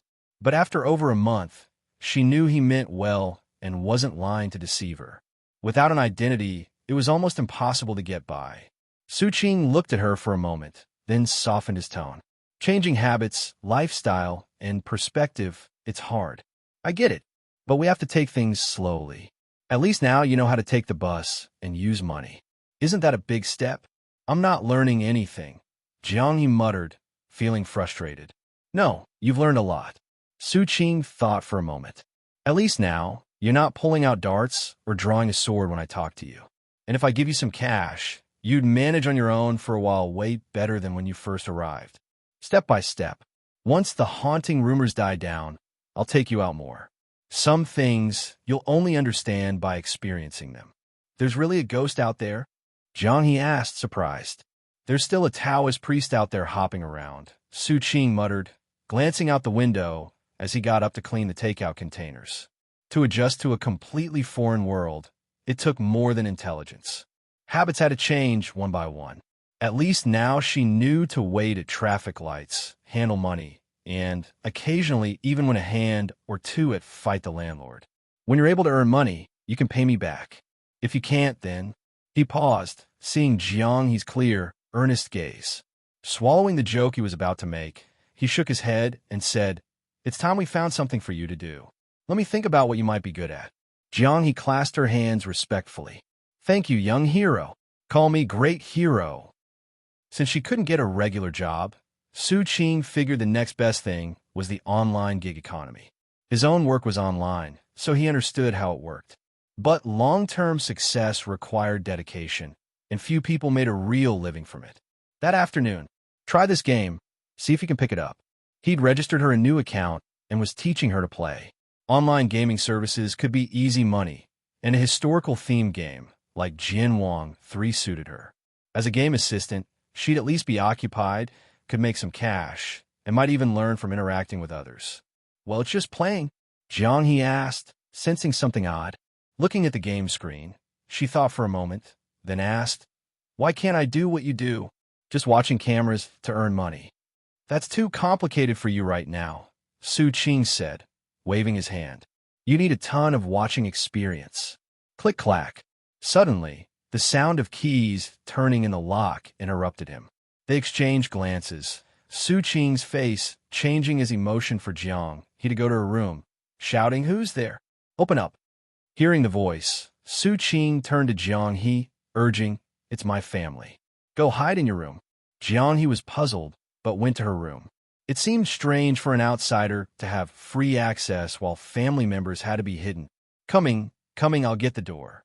Seeing that Jiang He was out of sight, Su Qing finally opened the door. "Dad, what brings you here?" "Call me landlord."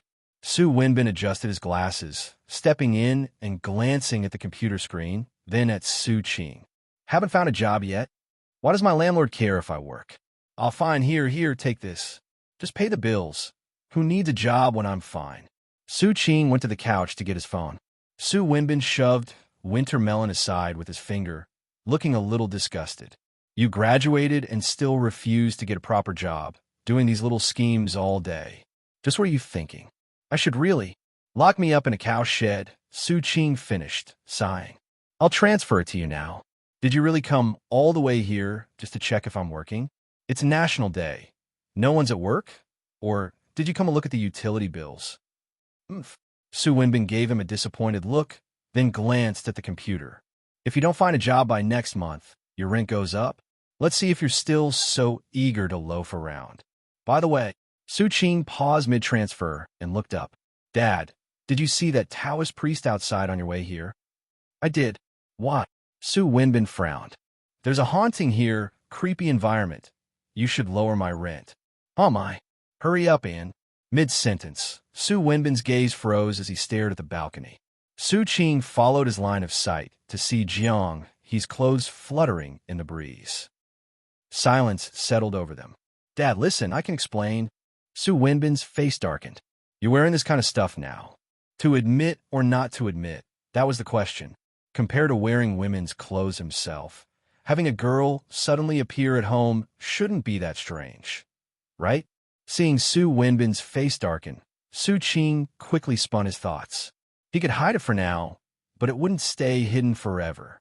If his dad happened to chat with Aunt Chung or any of the other neighbors, those big mouths would definitely spill the beans about a girl living at home. "She's my friend." "Oh." Su Wenbin clearly didn't believe it, looking at him with a grim expression, waiting for more of an explanation. "It's a long story. I have a friend, his sister, yeah, my friend's sister, she's here to stay for a few days." Jiang He opened the door. Su Qing explained while moving to the storeroom door, knocking twice as he tried to figure out how to spin this properly. Creak. The door opened, and Jiang He appeared, looking sweetly at Su Qing as he winked at her, though she seemed unsure. "This is my dad. Dad, this is Jiang He." Su Qing braced himself for the introduction, hoping Jiang He wouldn't act suspiciously. Dad, Jiang He started, then paused, turning to Su Qing to quietly ask, "What should I call him?" Su Wenbin's previously softened face turned complicated again as he looked at Su Qing without a word. Was this girl trying to call him Dad just now? It certainly seemed that way. At 40-something, Su Wenbin was suddenly questioning if he had left the house wrong that morning. Because why were things getting so bizarre? Ahem, call him Uncle. Su Qing cleared his throat, pretending not to notice his dad's stare. "Hello, Uncle." Hello. Su Wenbin composed himself, responding nonchalantly. "Anyway, that's basically the situation. She'll be staying here for a bit." Su Qing glossed over the details, just trying to let things slide. "MHM." Jiang He nodded. "You come over here," Su Wenbin said, pulling Su Qing into the bedroom, glancing back at Jiang He. Jiang He, right? "Don't worry, carry on." After closing the door, he turned to Su Qing, his face darkening again. What's going on here? Just what I said, a friend is staying over. Besides, you don't have to keep coming over and scaring the girl. Hand over the spare key, too, so she can use it. I'll give it back to you when she leaves. Su Qing held his hand out for the key with confidence. He needed to get it now, or else if either his dad or mom showed up while Jiang was alone, it could cause a lot of unnecessary trouble. Your girlfriend, Su Wenbin said, staring at him. She's not. She almost called me dad just now. Su Qing scratched his head. You must have seen it wrong. Su Wenbin stared at him a moment longer before changing the topic. How old is she? 18. Good grief. What do you mean, good grief? Su Qing grimaced. She's just staying here for a bit, backing up 10 steps, 100 steps even if we were dating, it's perfectly reasonable and legal. What's so grievous about it? Su Wenbin smacked his lips, unsure of what to say. He came over to nudge his son into paying rent and finding a job. And now there's a girl almost calling him dad? He felt a little conflicted. Kid, you don't even have a job. As long as I can make money, who cares if I have a job or not?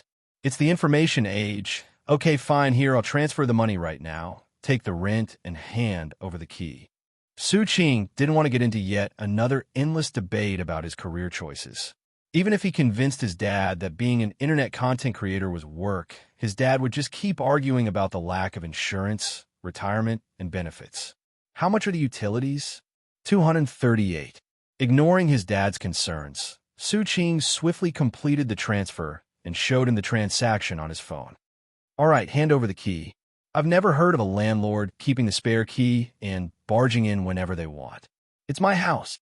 I'm renting it. Su Wenbin glared at him, then reluctantly handed over the spare key. Make sure to pay on time. I shouldn't have to keep reminding you. The contract doesn't specify a date. I'll send it when I remember. Su Qing brushed him off. The house was their own, yet he still had to rent it. Not only rent, but also pay a higher rate than other units of the same size in the building. As Su Wenbin put it, if you get a job, you can live here for free. If not, you'll pay rent and higher than others. When Su Qing asked why he was raising the price, even considering renting elsewhere, Su Wenbin had responded, go ahead.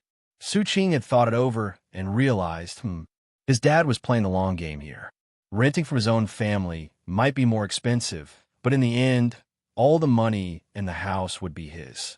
If he rented elsewhere, the money would be gone for good. Where's Mom? Out on another inspection? No, she's home playing mahjong. Su Wenbin glanced at his phone. She wanted you to come over for dinner, but mid-sentence, he glanced towards the door, wondering if he should tell Su Qing's mom about this situation. No time for now, maybe later. Su Qing instantly saw through his thoughts. She's just a friend, not a girlfriend. Do I look like a fool? Su Wenbin's face darkened, and after a pause, he added casually, be careful. Be careful of what? She's just a friend. Exasperated, Su Qing opened the door. If there's nothing else, please go. I'm working here.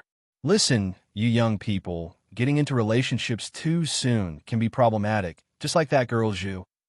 Dad, Su Qing interrupted. Fine, let's not bring up the past. Just get yourself a job. Su Wenbin got up and glanced into the empty living room.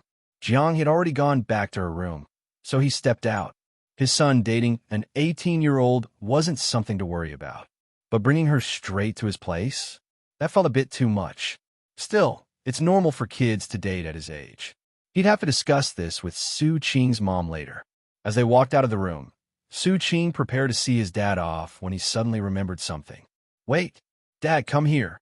He pulled his dad back in and shut the door, rummaging around near the bed. What now? Su Wenbin asked, puzzled. Here, take a look. Su Qing held up a pair of old straw sandals, showing them to his dad with a mysterious air. Check this out. Tang Dynasty artifact. Think it's worth anything. His dad had been in archaeology his whole life. Su Qing knew this was right up his alley. Did you say an artifact from which dynasty? Su Wenbin glanced at the sandals, picking his ear with his pinky as if he'd heard wrong. Tang Dynasty, probably from the time of Li Longji, Su Qing said confidently. If this thing could fetch a decent price, he'd be set. No need to worry about an ID, or any ID-related issues for that matter. Seeing his dad's expression turn incredulous, Su Qing grew excited. What do you think, valuable? Go get a mental evaluation done at South Mountain Mental Hospital. Su Wenbin gave him a long, meaningful look. He wondered if having a second child was still an option. The hope of getting rich quick had vanished. To be honest, calling these shoes last week style wouldn't be wrong, nor would calling them from the Kaiyuan era, because who'd ever think history was separated from the present by just a thin veil, ready to let someone fall through? They say too much computer use makes you dumb. You should cut down and get outside more. Su Wenbin, not wanting to engage, stood up and headed out. He was thinking, calling these broken straw shoes a Tang Dynasty antique? Why not claim they were woven by Liu Bei? Come on, give another look, Su Qing persisted. Maybe there's a way to make them look older. Oh sure, like you could fake an antique. You think of that clever? Can't you do something productive? Su Wenbin, getting irritated, pointed at him with his finger. Quit daydreaming about this nonsense. Why not learn a thing or two from Qin Hao, huh? Old Qin dropped by and mentioned that Xiao Hao became a police officer. When he asked what you were doing, I was too embarrassed to even say. Freelancer, Su Qing muttered, stashing away the straw shoes. No way was he letting Jianghe see them, or she'd think he was a freak. He couldn't just throw them away. What if they really were an antique from the Tang Dynasty? But if he tried selling them, they probably wouldn't be worth more than a few months old. Truly frustrating. Freelance my asterisk. Su Wenbin's voice shot up, but seeing the storeroom door, he lowered his tone quickly, trying to keep his anger in check. If you weren't already grown, I'd have grabbed a stick and given you a good beating. Saying this, he looked around for a stick but came up empty, so he grabbed an old sword lying beside the couch instead. Freelance is making fake antiques out of busted-up shoes. His voice trailed off as he suddenly went silent, staring at the sword in his hand like a duck that had just been grabbed by the neck. It's a cheap toy I bought. Su Qing quickly snatched it back, chuckling. Just for fun, there's no way it's an antique. If his dad ran off with the sword, Jianghe would definitely lose her temper. This was her meal ticket, after all. Su Wenbin took off his glasses, rubbed his eyes, then put them back on, his gaze fixed on the sword in Su Qing's hand. Give it to me. Nope. Su Qing shook his head. You gonna give it up or not? Fine, take a look. Su Qing shrugged and handed the sword back with a feigned calmness. There was no way the shoes weren't antique, but the sword was, right? Could this actually be a real antique? How much do you think it's worth? Su Wenbin didn't reply. His expression grew serious as he examined the sword from hilt to tip, slowly pulling it from its scabbard.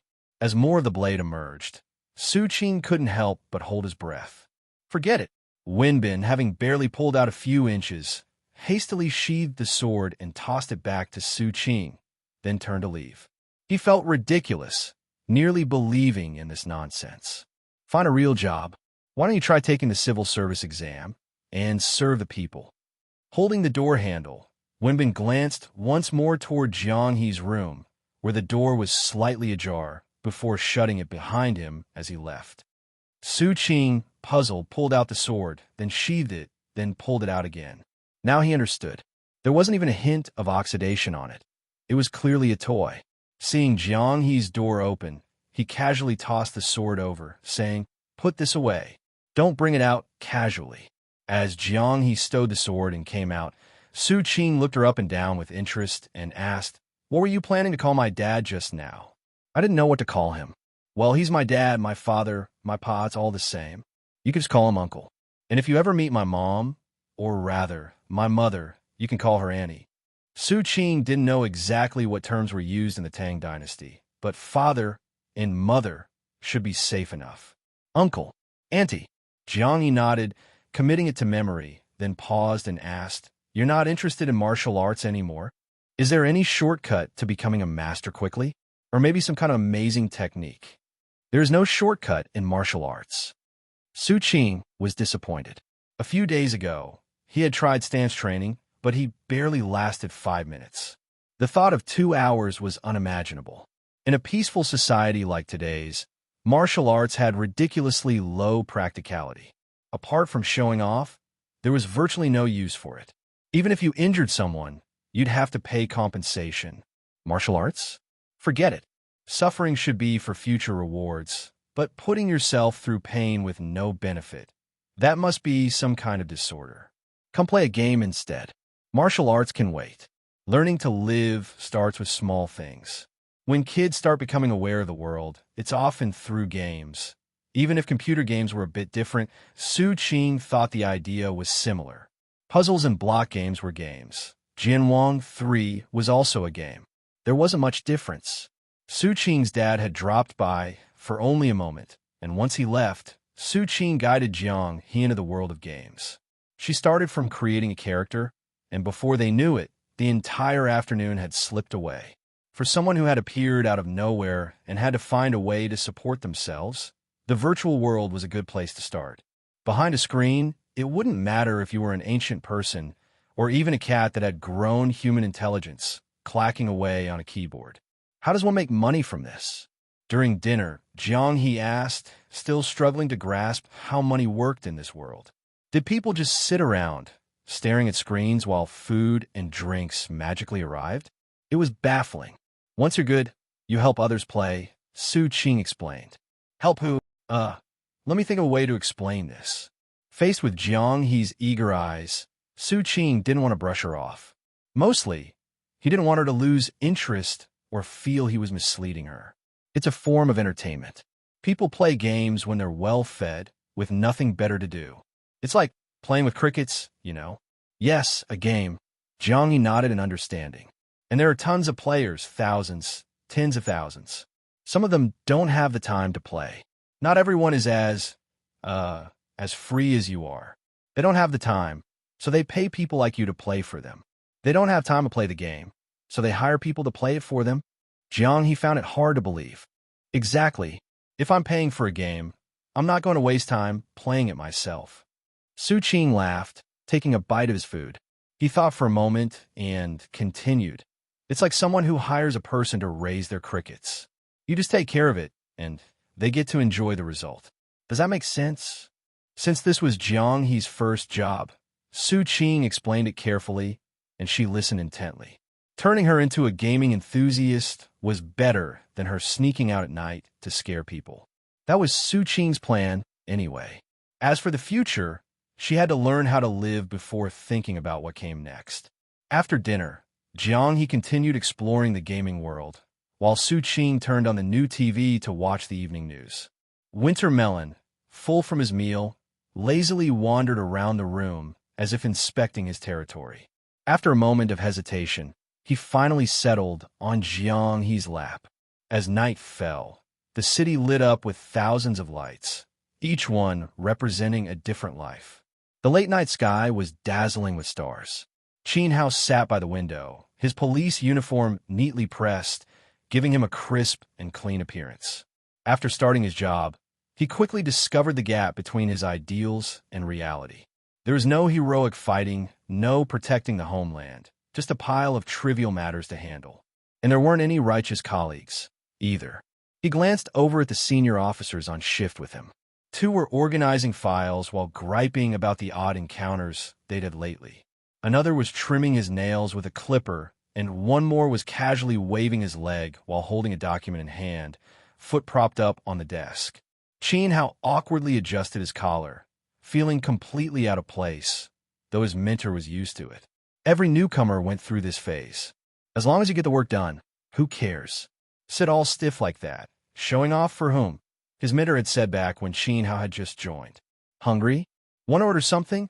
A colleague surnamed Gu finished stacking a pile of documents and looked up to extend the invite. Where from? Golden Arches. Sure, anyone else? Aha, you hungry? No. Thank you. Qin Hao replied politely. Since they could be called out at any moment, most of them opted for fast food that was simple, convenient, and easy to eat on the go, even while on the way to a scene, if need be, as his mentor had once advised him. Qin Hao didn't like fast food, so he made sure to eat more during dinner before his shifts. Tonight's really quiet, huh? Not much going on. Watching his colleagues place their orders, Qin Hao glanced at the police car parked outside and casually remarked. As soon as the words left his mouth, silence fell over the room. Sensing their gazes, Qing Hao scratched his head in confusion. "What's up?" Old Gu, who had been tapping on his phone to order, grinned wryly. "Didn't Chin teach you not to say things like that?" "What kind of things?" Qing Hao had a sudden bad feeling. Just then, the phone rang, and the entire office let out a collective groan. "Guess it's an all-nighter," someone muttered. 5 minutes later, Qing Hao and Old Gu were in a car, driving under the moonlight toward their assignment. Remember, never, ever say stuff like "it's quiet tonight" or "not much going on" when you're on duty. Got it? Just don't. Old Gu lectured from the driver's seat. What? Qing Hao still didn't get it, but his gut told him he'd somehow jinx things. It's a freaking superstition that defies explanation. But whenever someone says it, that's it. You'll be run ragged all day and night. Old Gu looked exasperated. Chen didn't even think to warn you about it. Qing Hao sheepishly looked out the window. He didn't really believe it, but he had to admit that as soon as he'd said it, they were called out. When they arrived, the two got out of the police car, oriented themselves, and headed toward the building where the report had originated. This was an old complex without an elevator, and the lights in the stairwell didn't work. Qing Hao turned on his flashlight and made his way up to the 6th floor with agile steps. For some reason, he always felt a bit excited about these late-night calls, hoping to finally catch a significant case. But reality was cruel. There was no burglar, no fierce criminal, only a drunk guy slumped against the door, mumbling obscenities and pounding on it. "What are you doing?" Qing Hao checked the door number and confirmed it was the right place. He flashed his light in the man's face, scowling. I'm just going home. My wife won't let me in." The drunk squinted under the flashlight's glare, his breath reeking of alcohol, nearly knocking Qing Hao back. "Is this your home?" Old Gu frowned and stepped forward to knock on the door. After a moment, it opened a crack, revealing a woman who looked slightly bewildered and tense. "We got a report of a disturbance here. Did you make the call?" "You wretched woman, you dare—" "Shut it," Old Gu snapped, giving him a disgusted look. "No, I didn't." The woman glanced nervously at the drunk man on the ground, looking apologetically at the officers. "It might have been a neighbor. He's been pounding on the door all night. I'm so sorry for the trouble."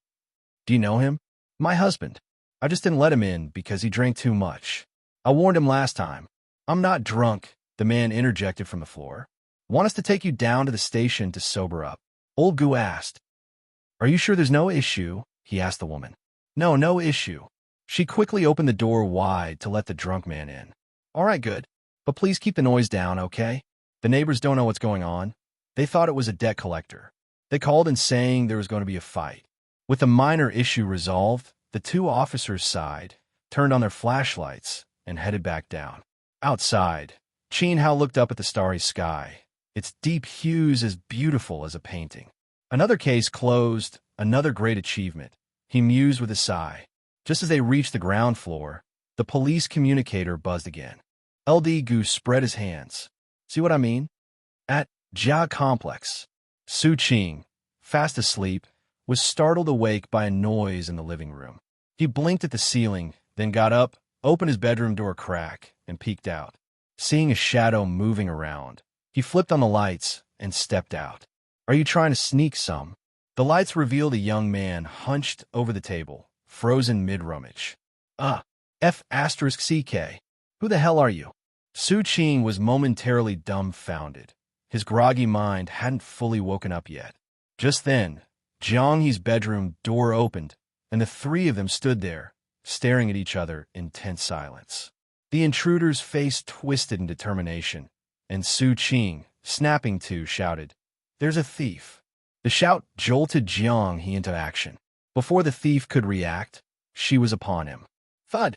The young man was thrown to the ground with Jiang He's hand clamped around his throat. He flailed, clawing at her arm, but unable to make a sound beyond strangled gasps. "Stop!" Su Qing's heart raced as he shouted. "Any harder, and he'll be dead. Let go." A cough, cough. The intruder finally released a breath, collapsing in a fit of coughs, fear in his eyes as he stared up at Jiang He. What has happened? He couldn't even begin to understand. All he knew was that he had nearly died. Wasn't this a complete waste of time? Su Qing muttered, glancing at the window, where the frame had been pried open. He looked back and forth between the still coughing thief and Jiang He, who stood calmly by, feeling an impending headache. Jiang He's docile behavior over the past month had almost made Su Qing forget her true identity. Good thing no one died tonight. The violent scene earlier left Su Qing somewhat frightened. In an instant, a single hand had grabbed an adult man by the neck and slammed him to the ground so hard he nearly passed out. Even now, there were visible red marks on the man's neck. It was brutal. Standing still to calm himself, Su Qing turned to look at the young man sprawled on the ground like a helpless chick, not daring to move. Clenching his fist, he said, "Don't move. Let me call a friend from the police to come over." Cough, cough. "Brother, spare me this time," the young man begged upon hearing the word police. He raised his head from the ground, glanced fearfully at Jiang He, then turned back to Su Qing, pleading, "You've already beaten me. Cough, cough. Let go this time. I just had a lapse in judgment. I won't dare to do it again. You deserve the beating. You have hands and feet. Why not use them for something worthwhile? Do you think my money just falls from the sky?" Su Qing spat on the ground, but paused in his motion to return to his room. Turning back, he asked, "Is this your first time?" Yes, it's my first time. Cough, cough. Don't call the police. I swear there won't be a next time." The young man tried to get up, but when Jiang He moved her head slightly, he immediately froze and obediently stayed prone. What rotten luck. He had heard rumors that this place was haunted, so everyone in the area went to bed early. After much hesitation, he had finally mustered the courage to come and take a look, only to be nearly beaten to death the moment he began. Was this woman part of the national team, or something? Su Qing appeared deep in thought, though in reality, he was merely pretending to be. Stroking his chin as he scrutinized the young man, he inwardly wanted to avoid involving the police at all costs. "Apologize. I'm sorry. Forget it. Let's call the police anyway. I'll first ask my friend if this counts as self-defense. If something happens to you from that slam, I might have to accompany you to the hospital." Su Qing turned to pick up his phone. "No, I'm fine. Brother, please spare me this time. Cough, cough. I fell by myself, really. So scared of the police. Is it really your first time?" "It's my first, I swear. How you got in is how you'll leave." "Huh?" The young man froze for a moment. Then, realizing his luck, he was overjoyed. He quickly got up, but winced from the pain in his body. Lowering his head and suppressing his discomfort, he climbed out through the window.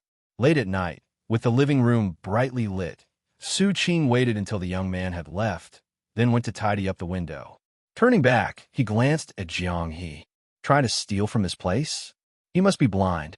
And you're just letting him go?" Jiang He asked. "What else can I do? Reporting it might lead to an investigation of the punch you threw earlier, and your identity," Su Qing replied, shaking his head. "It's just too much trouble. He came to steal, and they'd still investigate me? It depends on the injuries. Anyway, why aren't you asleep? And why are you still dressed?" Su Qing found it odd. In the middle of the night, Jiang He was still fully clothed. Was she planning to sneak out again? "I'm used to sleeping in my clothes." "Oh, you weren't thinking of sneaking out, were you?" "No, I just wanted to hear what you were doing." And then Jiang He trailed off, having assumed earlier that the noise was from Su Qing. She had thought he was up to something in the middle of the night. As if, "You think everyone is like you, sneaking out at night. Go back to sleep. I'll get someone to fix the window tomorrow." As Su Qing headed to his room, he stopped at the door and turned back. "If I ever sneak around in the middle of the night to, Jiang He stared at him, expressionless. "To what?" Never mind. Just go to bed." The living room lights went out again, followed by the sound of Su Qing's door closing. After a moment, Jiang He glanced outside the window before returning to her room in the dark. The next morning, Su Qing woke up early. After washing his face and brushing his teeth, he saw Jiang He, already dressed and ready, coming out of her room. "Are you secretly training in your room?" he asked, noticing the sweat on her forehead. Every time he woke up early, she looked like this, and he never heard a sound. Jiang He admitted without hesitation. Training in the cold of winter or the heat of summer was part of a martial artist discipline. "Could you leave the door open next time? I like to see how you train." "Sure." Her straightforward agreement caught Su Qing off guard, but he didn't comment further. He returned to his room to grab his phone and keys. After he finished tidying up, he gestured for her to follow him. Let's go grab breakfast. We'll also look for someone to fix the window. You're bringing me along. Of course. I thought over last night. Staying cooped up at home theorizing won't work. You have to learn to live, and the best way is to experience life. As they exited the building, Su Qing took a deep breath of the morning air, contributing to Jiang City's carbon dioxide levels. Observe, listen, and learn, he said, sweeping his gaze around the surroundings. Life is everywhere. Do you know how to learn? How? He asked, intrigued. Abandon your old way of thinking and forget the place you came from. Treat everything as brand new. Su Qing strolled leisurely with his hands in his pockets. Freedom, equality, civility, harmony, prosperity, democracy, justice, the rule of law, dedication, patriotism, integrity, and kindness. Memorize these 24 words and repeat them. He opened her mouth, but couldn't say anything. How was she supposed to memorize all that after hearing it once? If you encounter another thief like last night, you can subdue them, but don't go overboard. Were you trying to snap his neck last night? No, I held back a lot. That's good. Hurting someone here can be very troublesome. No matter how bad someone is, as long as they aren't trying to kill you, you can't kill them. Leave it to the authorities. After a pause, Su Qing added, besides, with your strength, no one here can threaten you. So no matter what, don't go for the kill. How far can I go? It depends. For example, why would you hit someone? What if you were sneaking into my room at night? How hard could I hit you? He asked. That's basically impossible. Pick another scenario. Su Qing rolled his eyes. Do I look like that kind of person? You do. Su Qing was outraged at the assault on his character. I'm a righteous hero, upright and virtuous. Got it. He pressed her lips together. I'll believe it for now. What do you mean, for now? Wait, why would you even imagine me sneaking into your room at night? Su Qing asked, puzzled. He didn't think he looked like a bad guy, and he hadn't done anything questionable, except maybe picking up her shoe from the trash can, but that was it. You said it last night. Last night, Su Qing scratched his head, recalling his joke from the previous night. That was just a joke. If I really wanted to do something like that, would I even say it out loud? He didn't respond. She had spent a long time last night agonizing over what she would do if something like that actually happened. She couldn't very well beat him half to death. Speaking of which, what would you do if it really happened? Su Qing asked. I'd punch you. One punch. One punch. Su Qing glanced at her hand. That one punch might just be fatal. Greetings, He fans. The Bodhi Translator team appreciates your support. A 5-star rating on novel updates helps us bring more great content to you. Dizzy. Last night, Su Qing had indeed been lost in thought for a long time. After the commotion caused by the thief, he couldn't sleep well. Lying in bed, his mind wandered to He's situation. Picking up someone from ancient times was certainly novel, but it came with countless visible and hidden troubles, like a ticking time bomb that could explode at any moment. Staying home all the time was one option, but ultimately, she had to learn how to live. Su Qing couldn't take care of this girl for the rest of her life. Even in the extremely unlikely event that his dashing and suave appearance managed to attract He and the two of them blah blah blah, she would still have to adapt to this world. She couldn't turn into another winter melon, who was only good for eating and sleeping. Remember this day. Su Qing stopped at the entrance of the breakfast shop, turned back, and said to He. Then he found a seat and placed his order. Fried dough sticks, steamed buns, side dishes, and congee, a standard breakfast. The golden morning sunlight streamed through the windows onto the table. Outside, traffic was steadily increasing as the city woke up. Inside the breakfast shop, more and more customers came in, either packing their meals to go or sitting down to eat. The two of them quietly ate their breakfast. From the outside, nothing seemed out of the ordinary. No one would have guessed that the girl eating steamed buns across from him was from ancient times. He took a sip of congee and lifted her head to look out at the street. The thing she loved most about this world was the variety of foods. Although she had never seen what the emperor ate, she was certain that delicious things like steamed buns and fried dough sticks didn't exist even in the palace. If you're still hungry, there's more. You could get as much kanji as you want. If you want more buns, just go over and ask for some. Let them know how many, and I'll settle the bill later, Su Qing said. After eating 3 buns, he was already full. Remembering the sweat on Jianghe's forehead when they left the house, he figured that martial artists probably had bigger appetites. So he gave her a heads up. Jianghe thought for a moment and asked, "Are these buns expensive?" "They're not. Breakfast is about as cheap as it gets," Su Qing explained softly. "Here, you don't have to worry about food. If your goal is just to fill your stomach, eating these daily essentials won't cost much. Feel free to eat as much as you want." A fried dough stick was 1 yuan each, vegetable buns were 60 cents, and meat buns were 1 yuan. As long as you didn't go to fancy restaurants for lavish meals, daily food was affordable for anyone with a job or income. After mulling it over, Jianghe got up, walked to the counter, and looked at the menu. "I'll have to know 15 buns. Cough, cough, cough." Su Qing choked on his kanji, coughing a few times as he turned back and added, "To go." The cashier nodded without saying anything. "Can you even finish all that?" Su Qing asked as Jianghe returned. "Almost. Did I order too much?" Jianghe held her empty bowl, wondering if she should go get another big bowl of kanji. "I said you could eat as much as you wanted, so eat as much as you like. It's too conspicuous. When you're outside, keep your portions normal. Take the rest to go and eat at home. You can have 2 more bowls of kanji if you want," Su Qing reassured her. "I'll pay you back once I earn money from gaming," Jianghe said softly, heading over to get more kanji. Su Qing didn't respond. Payback or not, it was just food. Could he really demand repayment from an ancient person? The thick kanji was a delight to Jianghe. In her era, drinking kanji was essentially drinking flavored water. She had never seen kanji with more rice than water. Even the landlords and wealthy families wouldn't dare to be so extravagant.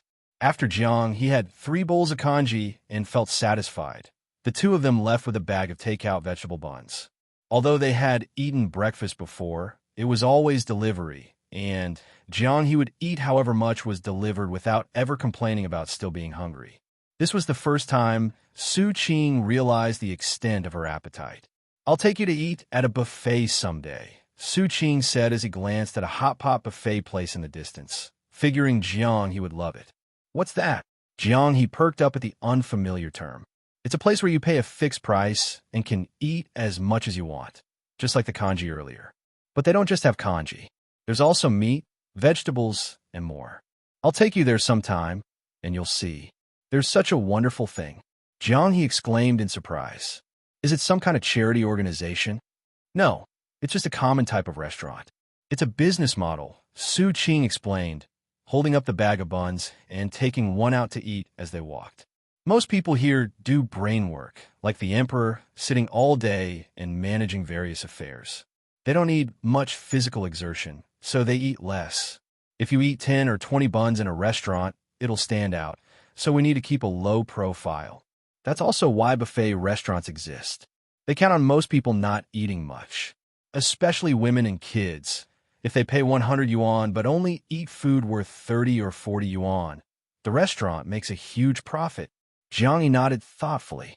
"So, even if some people eat more and the restaurant loses a little, they can make up for it with the smaller appetites of others?" "Smart." Su Qing was impressed.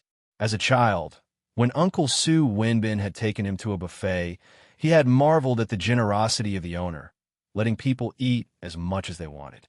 But why would people with small appetites go there? Do they have too much money? Jiang he asked, puzzled. "They go because there's a wide variety of food. You can eat whatever you want without worrying about ordering or prices. It's convenient and satisfying," Su Qing explained. As they walked along the road, Su Qing ate 2 buns before stopping. He let Jiang he continue eating slowly. For Jiang he, who had no prior knowledge of this world, every conversation was a learning opportunity. This world was complex, but everything was connected in its own way. Life's various aspects would accumulate until they eventually sparked an epiphany, helping her grasp how this world functioned. Where there's demand, there's supply. What exists has a reason for existing. The key was finding that reason. Anything unreasonable should be avoided. It likely wasn't something good. This simple and straightforward mindset was exactly what Jiang needed right now. All right, you have 15 minutes to finish the rest of those buns, Su Qing said as they returned home. Opening the fridge, he grabbed a bottle of cola, took a sip, and continued. From 9 in the morning until noon, except for drinking water and going to the bathroom, don't do anything else. This is the normal life for most people. 9 to 5. I want you to experience it. Most people, yeah. Forcing you to endure the joys of 996 would be too much, Su Qing joked. He continued, after lunch, you can rest until 1:30 p.m., then continue gaming until 5 p.m. During this time, don't think about doing anything else. Just focus on playing games. Thus, more than a month after arriving in the modern world, Jiang suddenly experienced the 9-to-5 life of a wage slave. 2 days later, Su Qing had the window repaired by someone and added a security grill as well. This phone is for you. Call me if you need anything. Su Qing had gotten a secondary SIM card, and along with the promotion, he received a budget Android phone worth over 1,000 yuan, which he handed over to Jiang. Isn't this phone valuable? Jiang instinctively felt this wasn't a simple item. It's not. It's a freebie. Oh, thank you, young hero. No need to be so polite. Try out first. Learn how to give me a call. After teaching Jiang how to make a call, Su Qing let her tinker with her new toy. For some reason, he felt like Jiang was playing a game, and he was just an NPC responsible for guiding new players. Su Qing shook his head to dismiss the ridiculous thought, placed a delivery order, and got ready to head out. I'm stepping out for a bit. Eat dinner on your own. All right. Jiang didn't ask further. Having things to do was normal. Staying home all day wasn't human-like behavior. I might be back late. If you don't feel like playing games, you can watch videos, play Fight the Landlord, or just explore the phone. It's after work hours now. Su Qing reminded her.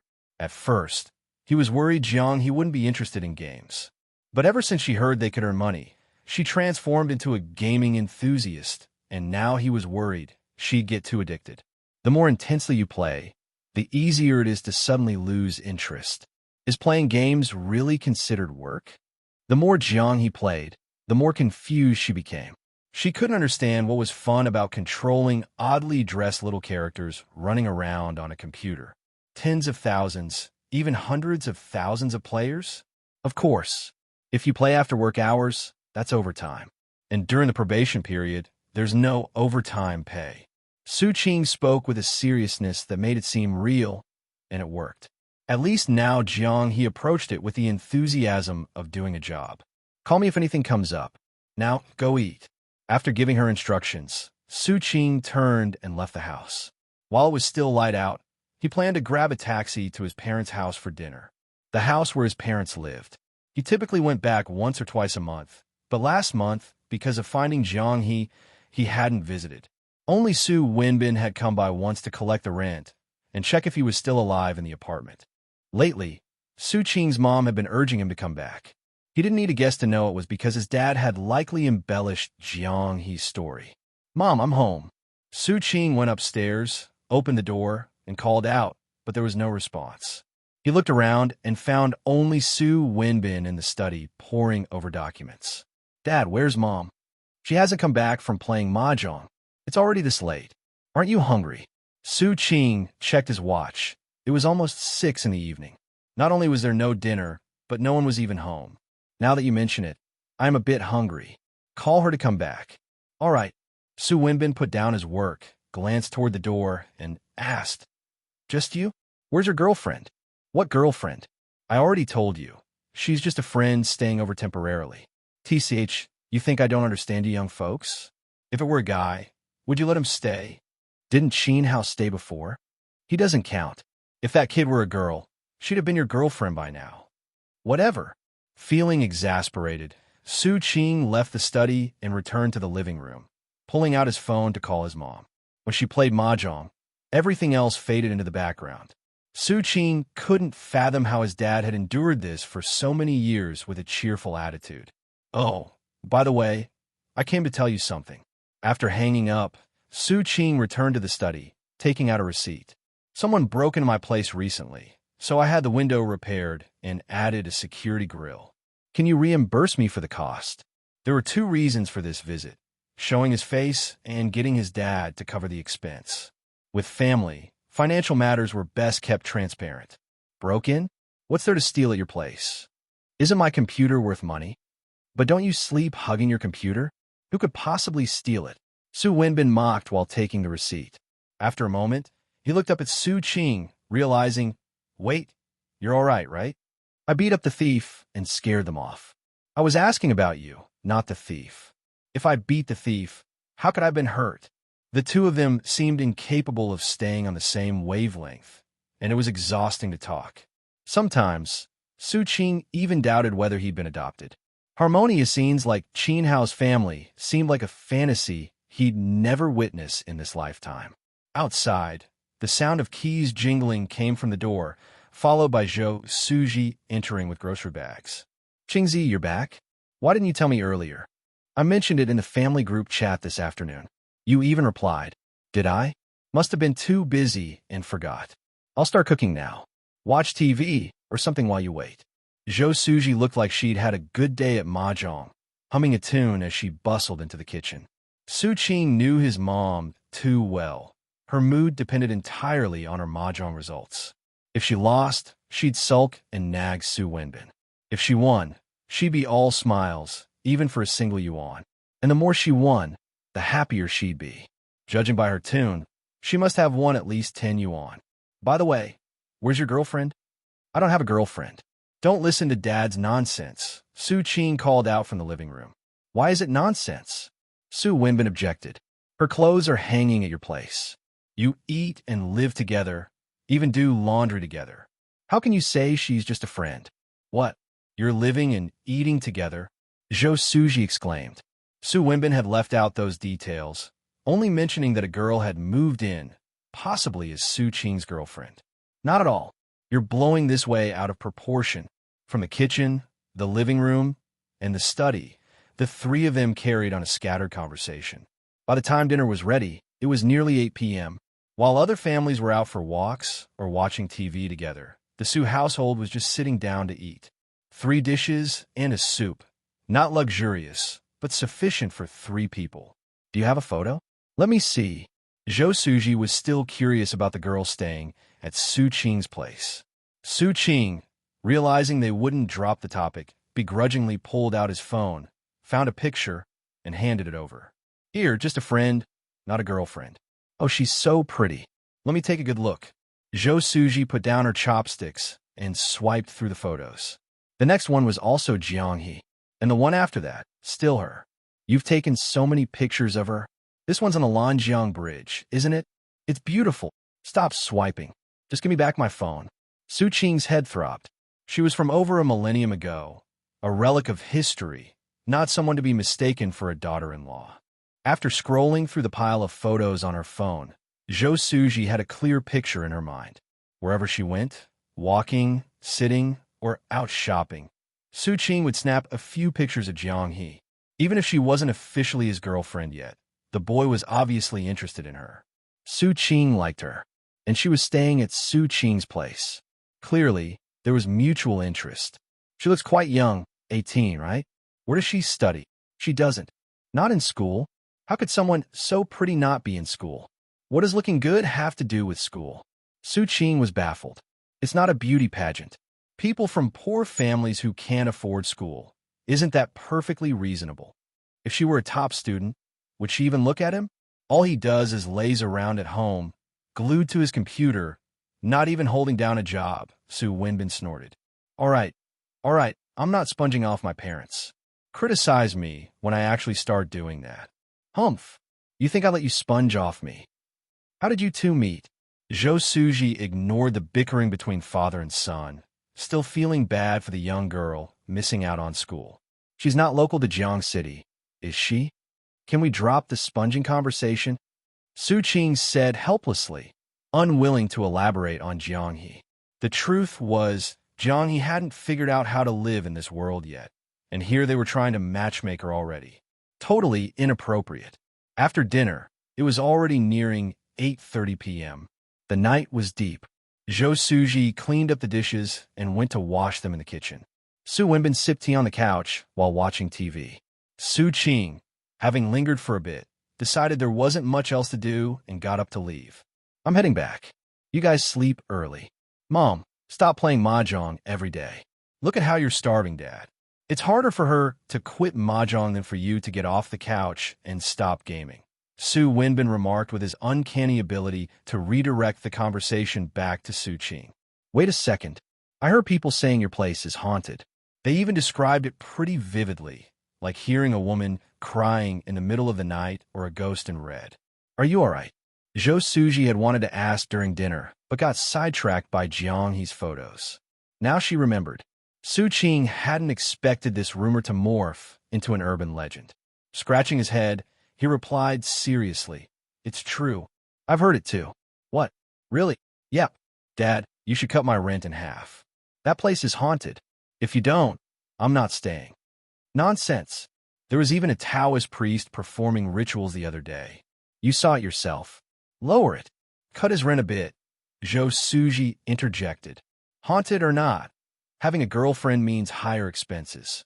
He says she's not. She is. She's my girlfriend, Su Qing declared firmly. Under the cover of night, Su Qing returned home.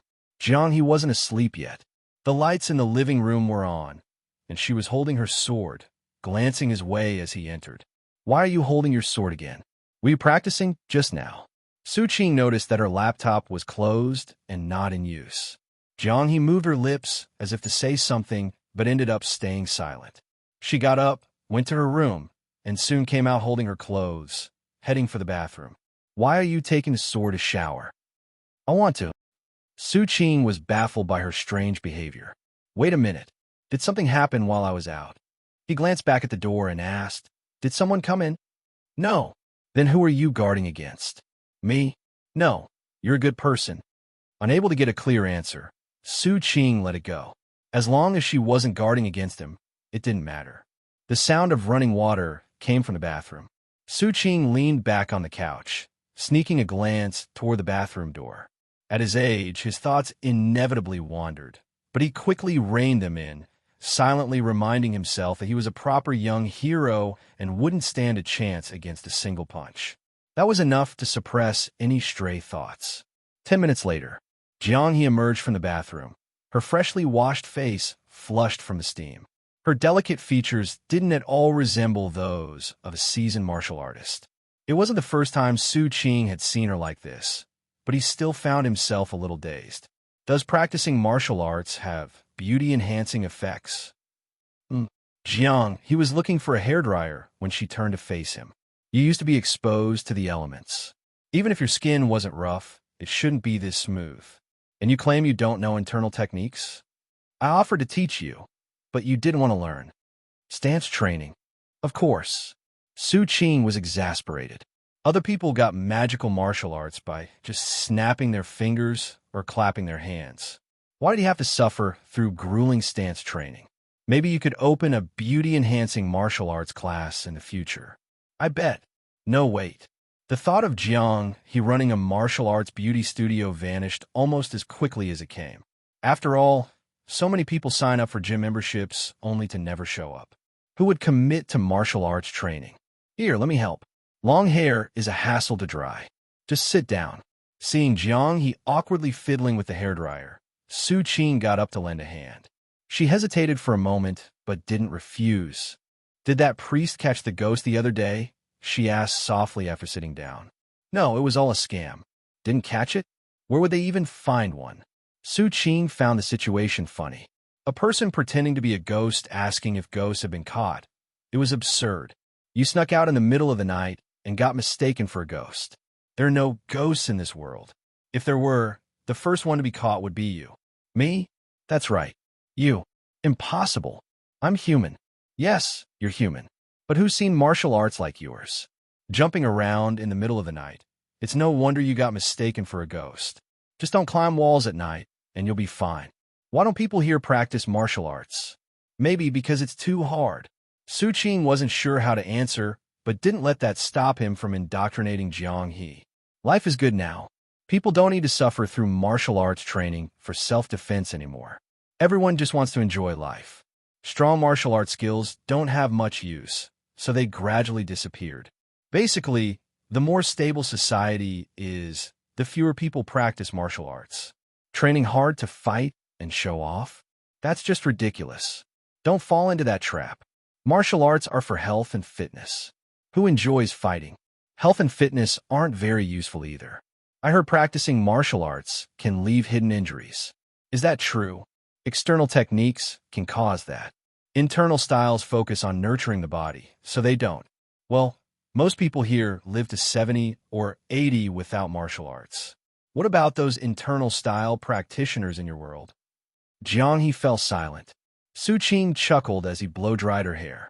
The better life gets, the fewer people practice martial arts. People prefer to enjoy themselves. Who wants to suffer through martial arts training? That's why I'm too lazy to learn. You can even see it in history. Back when a Qing defeated 3,000 armored soldiers with a single bamboo sword, martial arts were at their peak. Later, Guojing struggled to defend a city with just a few hundred men. Then Ling Hu Chong came along, mastering a single sword technique without internal energy, and dominated the martial world. By the time it got to Wei Xiaobao, it was game over. Why don't I recognize any of those names from history? Jiang He asked, puzzled. Those are from Mr. Jin's histories. Anyway, martial arts are dead. To live comfortably, you need technology. If you'd had today's tech back then, with plenty of food and money, young people would have been gaming all day instead of practicing martial arts. And put your sword away. What are you holding it for? There's a ghost. I'm holding it for self-defense. What ghost? You're making things up. This is all you're doing. I saw it. Jiang He shrank back slightly, her voice small. Su Qing paused. What did you see? When you went out, I saw a ghost. The sound of the hairdryer stopped. Su Qing paused his actions of helping Jiang He dry her hair, thought for a moment, and asked, what did it look like? He instinctively felt that Jiang He must have seen something she couldn't understand, like an older woman wearing a facial mask to pick up a delivery, passing by the window. Her hair was very long, even longer than mine, Jiang He said, turning around and pulling her hair forward to cover her entire face. Something like this. Su Qing frowned. In the middle of the night, Jiang He covering her face with her long hair was quite a visual shock. And then, her face was deathly pale, so pale, even whiter than the wall. Jiang He said, pointing at the snow-white wall. You can't be serious. And she was wearing a blue robe, very strange-looking, with sleeves this long. Jiang He gestured with her arms. Stop, stop, stop. Su Qing interrupted, feeling uneasy as he glanced around the brightly lit living room. Coupled with the recent ghost rumors, he suddenly felt a little on edge. What exactly had Jiang He seen? The two of them locked eyes in silence. Even while drying her hair, Jiang He kept her sword upright, leaning it against the leg of the chair. Ahem, so ghosts don't exist. They don't exist in this world. You need to believe in science, Su Qing tried to reason.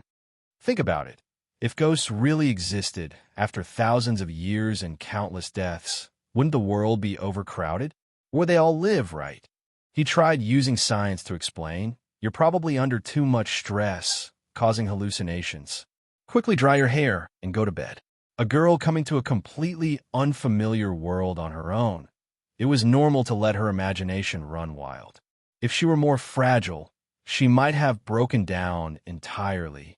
Jiang He clearly didn't believe him, but she said nothing further. She turned around to let Su Qing continue helping with her hair while her hand subtly tightened around her sword hilt. In my place, ghosts are very scary things, she said. They're just as scary here, Su Qing replied. Really? Of course, Su Qing said while running his hands through her soft, smooth hair. But the problem is they don't exist. It's completely impossible for them to exist. Understand? Then why was there a Taoist priest catching ghosts the other day? Because people mistakenly thought there were ghosts when there weren't. There are. I saw it. The living room was brightly lit, but Su Qing couldn't help but feel a chill. If someone like Jiang He could exist, maybe a ghost showing up wasn't entirely absurd either? I wonder if my sword could harm it. Jiang He murmured, frowning as she pondered how to protect herself in this dangerous world. Stop it. You're making it sound real. Stop it. You're making it sound real. I'll ask Uncle Zhao tomorrow if I can borrow a peachwood sword, Su Qing said, trying to sound confident. All right. The hum of the hairdryer resumed. Both of them were lost in their own thoughts. Jiang He's long hair was soon dried. She stood up, shook her head, and made sure to pick up her sword. Thank you, young hero. No need for such courtesy, Su Qing replied, pretending to return the gesture with a bow. He unplugged the hairdryer and put it away, then urged, go to bed now. Jiang He hesitated, struggled for a moment, and then shook her head before returning to her room. The living room lights went out. After a while, Su Qing remembered he hadn't showered yet, so he turned the lights back on. Slipping on his slippers, he headed to the bathroom. There was still some lingering steam inside, carrying a warm humidity and the faint scent of shower gel. Living with someone else was entirely different from living alone. If he were by himself, hearing Jiang He's description would have been terrifying. His thoughts wandered as he hurriedly finished his shower, taking a third less time than usual. Drying off and clutching his clothes, he dashed out. Just as he was about to turn off the living room lights, his gaze fell on the computer on the desk, and he paused. A thought suddenly came to mind. In the makeshift bedroom, cleared from the storeroom, Jiang He listened to the sounds outside. Sitting on the bed for a while with her sword by her side, she felt no desire to practice swordsmanship tonight, as she normally would before sleeping. Neatly folded stacks of clothes, purchased by Su Qing, were placed at the head of the bed. Though their styles seemed strange to her, they were much better than the short skirts and shorts she had seen people wearing on the streets. Jeans, knit sweaters, jackets. Jiang He carefully observed everything whenever she went out and was sure that Su Qing had chosen the most conservative options for her. The young hero is a good person. Under her pillow was a set of coarse cloth clothes, the same outfit she had worn when she first arrived. Jiang He reached under to take it out, laying it across her lap and examining it. Her fingers brushed over the patches. Compared to what she wore now, the shoulders of this outfit were a bit narrow and the sleeves were slightly short. The coarse fabric felt rough to the touch. Back in the village, second boss would probably have altered it for her, lengthening the sleeves and loosening the collar a bit. First boss, second boss. Martial arts are honed through fighting. Don't fear pain. If someone looks down on you, hit them until they submit, and no one will dare provoke you again. A little girl who can't even sew properly and spends all day waving sword around. How will you ever get married? Here, try this outfit. If it doesn't fit, bring it back, and I'll adjust it. Though it had only been a little over a month, it felt like an eternity. More than 1,000 years had passed. Jiang He caressed the patches on her old clothes and sighed deeply. Clearing her mind, she put the clothes away, grabbed the sword, and resolved to keep living, no matter where she was. This dangerous world. She made up her mind to practice her martial arts well and defend herself against that ghostly creature, just as she was about to start practicing her swordsmanship. Knock, knock, knock. The door to her room sounded. Holding her sword, Jiang He walked over and opened the door, only to be slightly stunned. Su Qing stood at the doorway, his face dark. Come here. Seeing Jiang He open the door, Su Qing didn't waste words. He turned back to the desk and pointed at the computer. Is this what you saw? He had felt something was off earlier. After his shower, he had turned on the computer and noticed it hadn't been shut down properly, just put to sleep. Checking the playback history, there it was. The haunted village. Jiang He gripped her sword nervously. Yes, I saw it through the surveillance. Su Qing gritted his teeth, unsure how to explain that 1,000-mile video playback and surveillance cameras were entirely different things. If Jiang He continued interpreting the 300 gigabytes of horror films on his hard drive as real events, her worldview would completely shatter. Hi, martial arts world? Science? What's science? Seeing the frightened look in Jiang He's eyes, Su Qing was both frustrated and amused. He remembered how, as a kid, he had been so scared of the ghost and the phantom lover that he didn't dare go to the bathroom. Never mind. Go to sleep for now. I'll explain it to you tomorrow. What if something happens in the middle of the night? Relax. Nothing will happen. Su Qing interrupted, moving the mouse to close the video. Look, I've sealed it away. Go to sleep peacefully. Jiang Yi hesitated for a moment, but, seeing Su Qing's relaxed expression, finally felt reassured. Hugging her sword, she returned to her room. Another chapter done. We hope you enjoyed it, as much as we enjoyed translating it. If you did, please consider rating us 5 stars on Novel Updates to support the Bodhi Translator team. See you in next one. The night passed uneventfully. The next morning, Jiang He woke up early again, opened the door, and began practicing her sword techniques. This was something she had promised Su Qing, to keep the door open so he could watch if he wanted. Though Su Qing hadn't gotten up yet, that wasn't her concern. In this unfamiliar era, the only thing she could truly rely on was her martial skills. Good morning. By the time Su Qing got up and finished washing up, Jiang He was already neat and tidy. Her forehead was still slightly damp from washing her face, and she was pouring cat food into Wintermelon's bowl. Everything seemed to be moving in a positive direction. If she were stopped by street patrols now, as long as she didn't suddenly lose her wits, she could probably avoid being suspected. After all, being a woman came with certain privileges, and her appearance added extra points. It was far better than if someone like the burly, bearded gang leader had come here instead. Su Qing figured if the gang leader had been the one to cross over, standing over 8 feet tall, covered in muscles, and wielding a massive blade while hiding in the stairwell, Aunt Chung, or whoever saw him first, would have called the police on the spot. The mental image was just too much. After brushing his teeth and rinsing with a loud gargling sound, Su Qing wiped his face with a towel and casually asked, "What does your gang leader look like? Taller than you? Does he have a big beard?" "Yes, why don't you have a beard?" "Because I'm a scholar, not a rough brigand." Su Qing shrugged, confirming that his imagination had been accurate. Grabbing his keys and phone, he turned to leave for breakfast. "Scholars can have beards too." "Could it be?" "There's no could it be. I'm a normal man. I even have a razor specifically for shaving." "Oh, what about your phone?" Su Qing asked. Jiang He pulled out the phone from her clothes. "Here." After a pause, she looked down and said, "It seems to be broken." "No, it's just out of battery. Phones need to be charged." Su Qing went back to his room, grabbed a power bank, and led Jiang He out the door. While charging the phone, he helped her turn it on. "Today is the weekend, so you don't have to go to work. Leave the games aside for now, and focus on learning how to use the phone. If we're not together, like if I go out and you see something like the Phantom Lover again, you can send me a voice message or call me on WeChat. You'll also need it for earning and spending money in the future." "Spending money?" "Yes, do you know these 2 words?" "Wallet," Jiang He said confidently, recognizing the characters. "Exactly. This is your wallet now. Currently, it's empty. I'll transfer 100 yuan to you, and then you'll have 100 yuan to spend." Su Qing sent her a 100 yuan red envelope and said, "Consider this a loan. Pay me back when you get your first paycheck." Su Qing rarely lent money to anyone. Only a select few people could borrow from him, but those people never needed to borrow money. On the other hand, those who would ask to borrow weren't in that circle.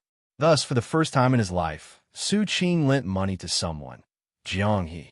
"My first time lending money goes to you," Su Qing said seriously, realizing the significance of this moment. Steel Wok, crying for a broken frying pan. After finishing his shift, Qin Hao rode his little electric scooter back to his apartment complex, humming a tune as he parked and locked his vehicle before heading upstairs. "Dad, I'm back. There's porridge in the pot," Qin Maokai replied, raising his head from the newspaper to glance at his son. "How many thieves did you catch last night?" "There aren't that many thieves to catch every day. It's peaceful times now.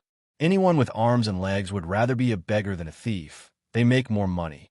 Qin Hao hummed as he entered the kitchen, scooped a big bowl of porridge, grabbed a pancake from the side, and brought out some pickled vegetables. The boastful claims he made when he first joined the force hadn't come true at all. Su Qing isn't even a cop, and he managed to catch a thief. "You're a cop, and you're doing nothing." Qin Hao turned his head. "When did that happen?" "A few days ago. Old Su said that someone broke into one of the old houses, and Su Qing gave them a good beating before letting them go." "He really did that?" Qin Hao's eyes widened, and he instinctively reached for his phone. That guy didn't even call me. Why let them go? No organization, no discipline. I need to give him a good scolding. Every day, Qin Hao thought about doing something meaningful, but he never got the chance. Meanwhile, Su Qing just stayed home and had trouble delivered to his doorstep. What kind of world was this? Hey, it's already done. Why are you fussing? I also heard he's got a girlfriend now, living with him. That guy's got the looks and the height. Getting a girlfriend is no big deal. Qin Hao chomped on his pancake, but stopped chewing when he noticed his father's sharp gaze. You admit he's good-looking, huh? Good-looking people know to work hard for a girlfriend. What about you? I'm not in a hurry. I just started working. What's the rush? Qin Hao struggled to swallow the pancake, then sipped some porridge. Besides, I'm always on call. I could get a work call at any moment. Finding someone too early would be pointless. If I'm going to find someone, it has to be for marriage. Otherwise, it'll just end in a breakup. Look at Su Qing's last one. He's already had 2. Qin Maokai snapped. You know it's hard for you to find someone, so why aren't you trying harder? Every day, you just ride that beat-up scooter around. What's the point of that? To catch thieves. Have you caught any? No. After a moment of silence, Qin Hao perked up. But I got a report the other day about something shady going on. I checked it out. It's almost a sure thing. I'll be raiding an illegal operation soon. Why bother with that? Qin Maokai glared at him. It's illegal. Does it affect you? It's against the law. They're just making a hard living. Why do you need to interfere? Got nothing better to do. It's illegal. Wait, Dad, are you? Qin Hao suddenly paused, a horrifying thought crossing his mind. Don't overthink it, you idiot. Maokai barked, smacking down his newspaper and storming off. Wait, Dad, seriously. Don't get involved in any of that stuff. What if one day, during a raid, you get caught? How am I supposed to face my colleagues? You little brat. Wait, I'm serious. Think about it. Do I uphold justice or protect you? Either way, I lose. Don't put me in that spot, Dad. Al, stop hitting me. I'm eating. Grabbing his pancake for protection, Qin Hao shouted, Fine, fine. I'll find a policewoman girlfriend and bring her home for you to see. Okay. You? A policewoman? Keep dreaming. A man's dreams should be as big as his appetite. Without a successful career, how can one establish a family? At the very least, he must become a criminal detective, leave this crumbling community, and get away from the quarrels of the old lady before considering marriage. Until then, women are just floating clouds. Qin Hao thought this way, and he acted on it. After drinking 2 large bowls of congee plus 2 pancakes, he let out a satisfied burp and went back to his room. He still had to be on duty tonight. As for the matter with Su Qing, he'd deal with it the next time they met. A thief didn't even call for him when there was trouble. His first time had yet to be given away. Although his old man had a bad temper, he understood that Qin Hao had worked all night and didn't disturb him. It wasn't until the afternoon, when the sun was about to set, but not yet, that Qin Hao was woken up by the ringtone of his phone. He grabbed it to answer. Party? Party my foot. I'm on duty tonight. After hearing the other side, he mumbled a rejection, hung up the phone, and tried to go back to sleep. But as soon as he turned over, sleep eluded him. Dad, what's that smell? Smells so good. Qin Hao yelled out. Wake up and come eat if you're up. Got it. Get together? Su Qing was also on a call, glancing at Jiang, who was busy working overtime on the computer, playing games. Where are you? Su Qing asked. Party. I'll send you the address in a bit. Qin Hao, that little guy, I don't know what shift he's on. On the other side was his good buddy, Wang Zijuan, mumbling on. Hold on. Tell me where first. I'm fine with dinner, but forget about the bar. Sure. I'll bring along a friend from the village. Let them see the world. Su Qing hung up the phone and turned to find Jiang. He's staring at him. Ahem. I'll take you out to a party tonight. What party? Just to have fun, experience modern life. You'll know when we get there.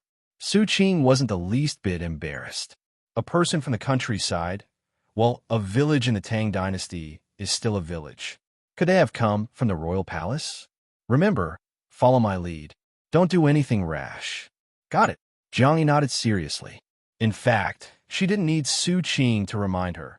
Being cautious in unfamiliar environments was common sense for any intelligent person. And of course, she was an intelligent person. You just said that those ghosts and martial arts, they're all fake. Yeah, they're all made up just for entertainment. Surveillance is surveillance. Movies are movies. They're not the same. Just like the games you play, it's all to kill time. Why would you make such strange, weird things? Jiang, he didn't feel as clueless as when she first arrived.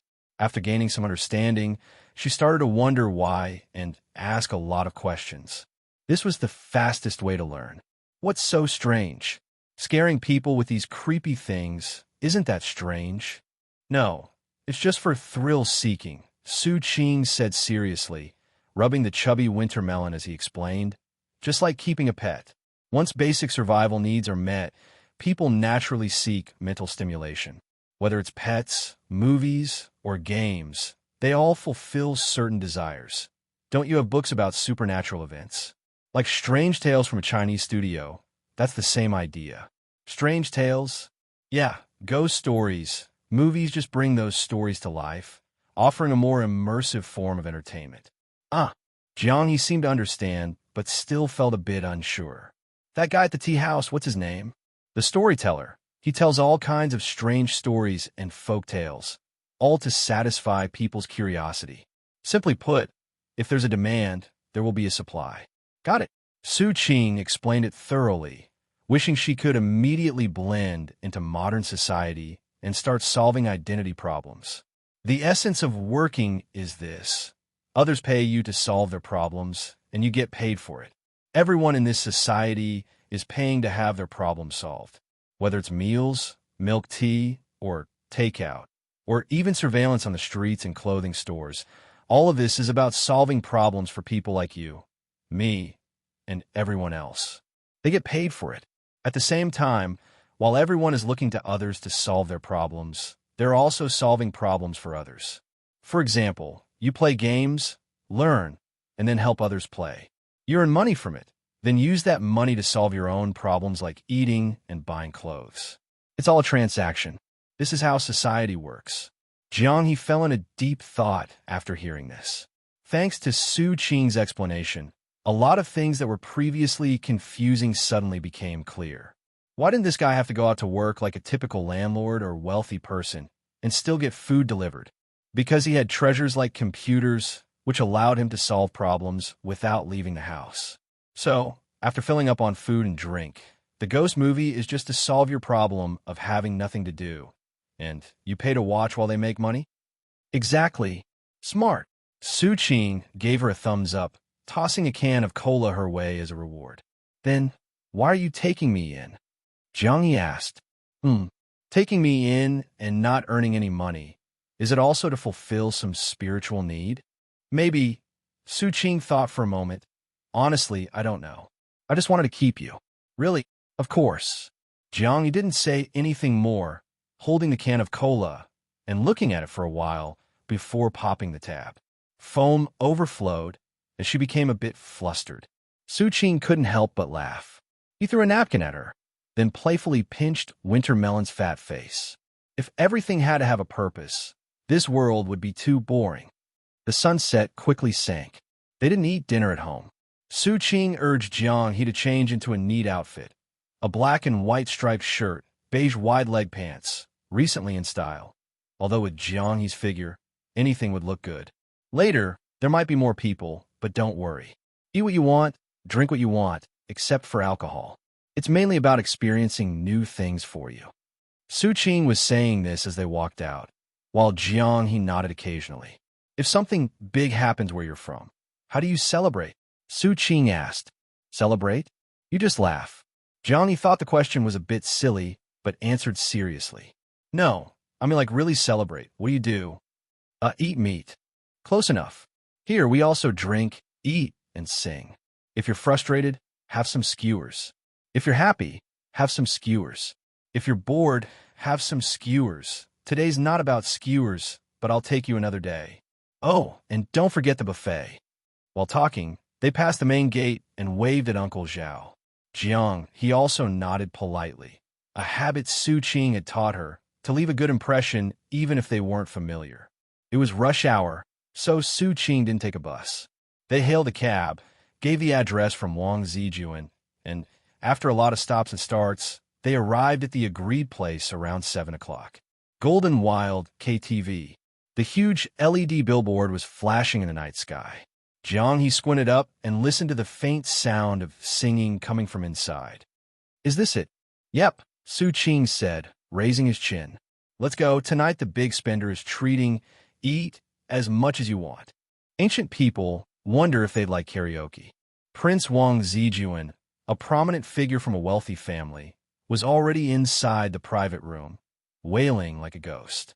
He was duet singing The Love of the Boatman with a heavily made-up girl. Loving each other, the ropes swing gently. Has Qingzi arrived? Oh, when he saw Su Qing enter with a girl in tow, Wang Zijuan's eyes lit up. He pulled the microphone away from his mouth and pointed at Su Qing with his finger. Came from the village, huh? Looking pretty trendy. Is it starting already? Su Qing glanced around. Apart from Wang Zijuan, there were 4 guys and 3 girls sitting in a room, some playing on their phones, others chatting in small groups. The guys were all familiar to him, either very close friends or acquaintances. The girls? Only one he recognized, Lu Kaijun's girlfriend, while the others were strangers. Hey, we're just waiting for you. Want to sing? I can help pick a song. I'll just sit for a while. Su Qing led Jiang he to an empty sofa on the side. Jiang he silently scanned the room, furrowing her brows. The flashing lights above and the kaleidoscopic, magical colors from the neon signs made everyone look a little demonic. The loud background music and singing made her feel slightly uncomfortable the moment she stepped in. Eat. You can crush this, right? Su Qing took a slice of watermelon from the fruit platter and bit into it. When he saw Jiang he sitting still, he grabbed a handful of nuts and handed them to her. Eat something to fill up. More food will come soon. Jiang he curiously cracked open a hazelnut, looked closely at the flesh, and took a bite. Don't you have these where you're from? I remember them being around for a long time. The noisy room forced Su Qing to lean in close to her ear to hear her, causing Jiang he to feel an itching sensation by her ear. She instinctively shrank her neck and shook her head. I don't know. I've never seen them. After a pause, noticing Su Qing hadn't heard her clearly, she hesitated and leaned in to repeat. I've never had this, but it's really tasty. Su Qing grinned. If it's tasty, eat more. In this noisy KTV environment, no one would notice what was going on at their corner. Jiang he could crush the nuts however she liked. Even if someone saw, they'd just be surprised by how strong her hands were. People from the village, strong hands, nothing wrong with that. Here, Wang Zi, have a drink. Su Qing grabbed a beer bottle, opened it with his teeth, and raised it toward Wang Zijuan, who was twisting his body to sing. Though he couldn't hear clearly, he could still see the action. Wang Zijuan, in the middle of his song, disdainfully pointed at Su Qing, but didn't stop singing. He twisted around, grabbed the beer, raised it in a mock toast, drank 2 gulps, and continued yelling into the mic. When Jiang he looked at the beer in his hand, Su Qing shook his head. You can't drink. If you get drunk, you'll cut me down with a sword. I've drunk before. I won't get drunk. Jiang he pursed her lips, wanting to try a sip. This beer's not like what you're used to. Even the beer here is stronger than your rice wine. Su Qing stuck to his rule. Girls shouldn't drink alcohol. Even if they wouldn't get drunk, it wasn't good for them. While thinking about how girls shouldn't drink, Su Qing happily chugged down half a bottle himself. Double standards at play. Seeing Jiang he still eyeing his beer, Su Qing clicked his tongue, thought for a moment, grabbed a paper cup, carefully poured a little, and handed it to her. Only this sip. Jiang he had only wanted a taste. She took the cup, shook it curiously, and then cautiously took a sip, shaking her head afterward. It's not good. What? Su Qing didn't hear her clearly. It's not good. Jiang he put the cup down and leaned in to speak directly into his ear. It's not supposed to be. Su Qing began to explain, but before he could finish. Hey, what are you two doing? It's broad daylight, in front of everyone. Wang Zijuan finished his song, handed the mic over to someone else, and came over. Seeing the two of them whispering, he immediately interrupted loudly. Are you trying to seduce each other? Su Qing waved him off irritably. I'm not. You are. Wang Zijuan grinned, sitting down casually. He grabbed a handful of cherry tomatoes and threw them into his mouth, then looked at Jiang He and raised his chin. Girlfriend? No introduction. Just a regular friend, Jiang He. Came from the village. Su Qing raised his voice and then turned toward Jiang He, pointing at Wang Zijuan. This is my buddy, a true big shot, a landlord. Is this how you introduce people? Wang Zijuan spat, eyeing Jiang He closely, then clicked his tongue. A regular friend? Otherwise, then let's be friends. Go away, don't even think about it.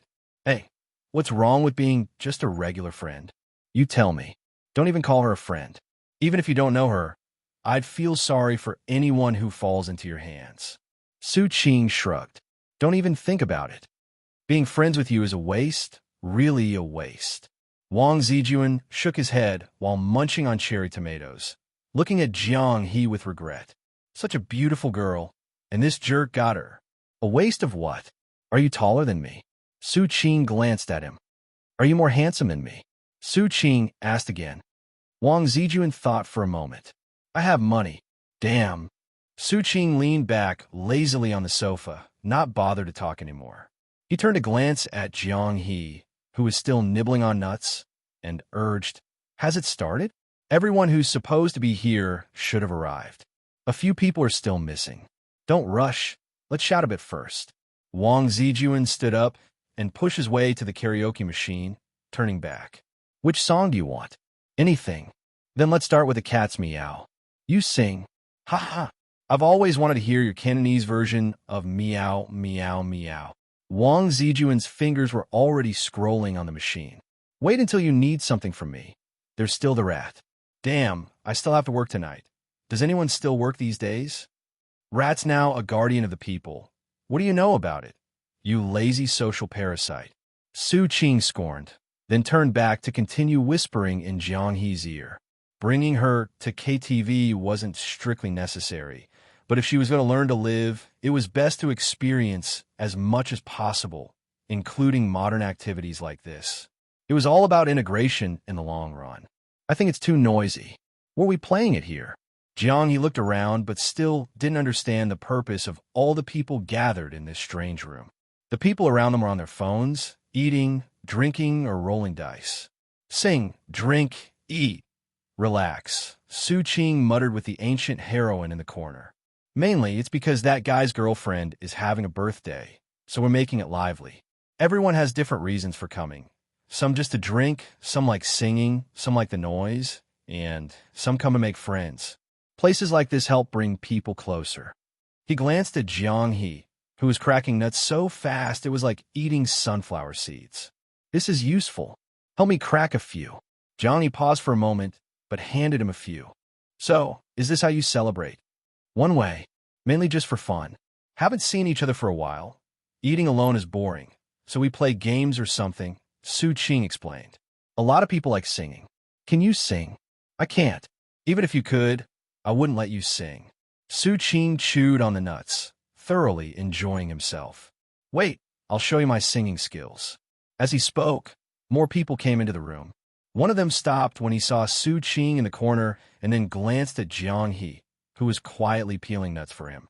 Su Qing furrowed his brow. This guy, why is he here?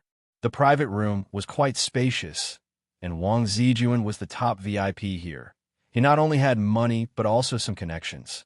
A few people entered, looked around, greeted Wang Zijuan, and sat with familiar faces. Some opened bottles of alcohol, while others started picking songs. Su Qing glanced at them and then ignored them. He was mainly here to let Jiang He, this village girl, experience the world and didn't want to cause any trouble. Is this all we're eating? Jiang He asked, her small hands moving quickly as she cracked open various nuts, piling up shells along the table's edge in no time.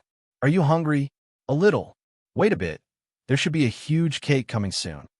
If Su Qing called it huge, it was bound to be massive. Jiang He pursed her lips and began imagining what kind of cake it might be. So far, she hadn't eaten anything particularly bad here. The worst food was the leftover baozi and burgers that had been hidden away when she first arrived. After 2 days, they were a bit hard and had lost their flavor, But even then, they were still far better than flatbread with plain congee. Steel pot, with tears, cry to repair the broken pot. With a bad missing corner, replacing it with a new one, chasing the pot in the wind and rain. Wang Zijuan sang while handing the other microphone to Su Qing, giving him a wink. The rat's not here, so let's sing. Su Qing reluctantly took the microphone. This was Qin Hao and Wang Zijuan's favorite song, but they both sang terribly, and Su Qing couldn't even get them in tune. Jiang He curiously eyed the large speakers around the room and then glanced at Su Qing, who was holding the microphone. She pursed her lips and quietly leaned over. Ooh! Hearing the amplified "oh-oh" from the speakers, her eyes widened in surprise as she stared at Su Qing. Su Qing gave her a warning look, turning his back as he moved a little further away with the microphone. Silly country girl, so easily shocked. This was one of the reasons Su Qing brought Jiang He here. There were many things in life that were universal.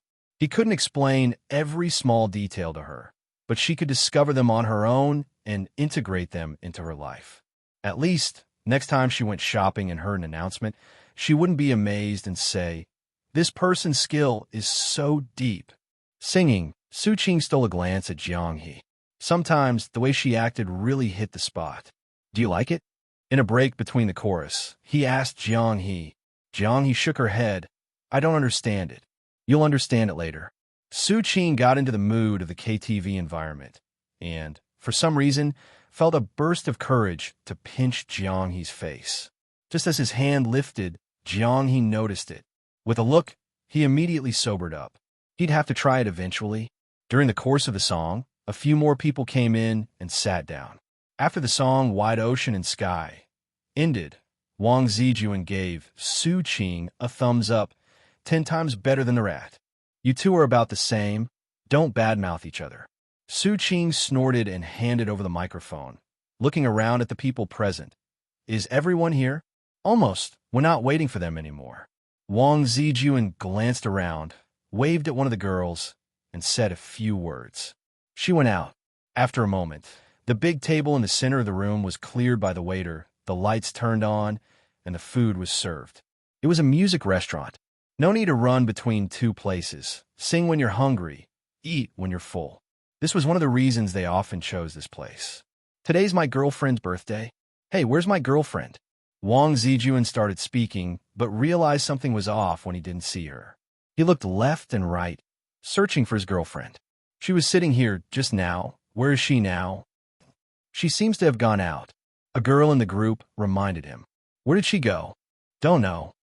Wang Zijuan scratched his head, went to the door to look around, and when he didn't see her, he gave up and returned. "Let's eat first. We'll cut the cake when she comes back." Celebrating your girlfriend's birthday, and now she's gone? Su Qing couldn't help but complain. He hadn't even noticed which one was Wang Zijuan's girlfriend. This guy changed them so frequently, one hadn't even been familiar before he switched to another. "The cake is for the celebration. Right now, we're just eating." Wang Zijuan waved his hand. "Let's drink." The 2 boxes of beer had just been opened by the waiter and passed around. Su Qing took the coconut juice on the table and poured some for Jiang He, while he drank directly from the bottle. "Just started dating? More than a month. That long? Looks like you're about to break up." Su Qing said. "Shut up." Wang Zijuan grumbled. "We're truly in love." Jiang He, sitting to the side, opened her chopsticks and listened to the conversation. Suddenly, she looked thoughtful. "True love, girlfriend. Is a girlfriend a wife?" She frowned and asked Su Qing in a low voice. She had often been mistaken for his girlfriend by the security guards in their complex. But if that was the case, the misunderstanding was huge. "Oh no." Su Qing quickly changed the subject when he saw Wang Zijuan looking over. "A girlfriend is just a title. Everyone's is different.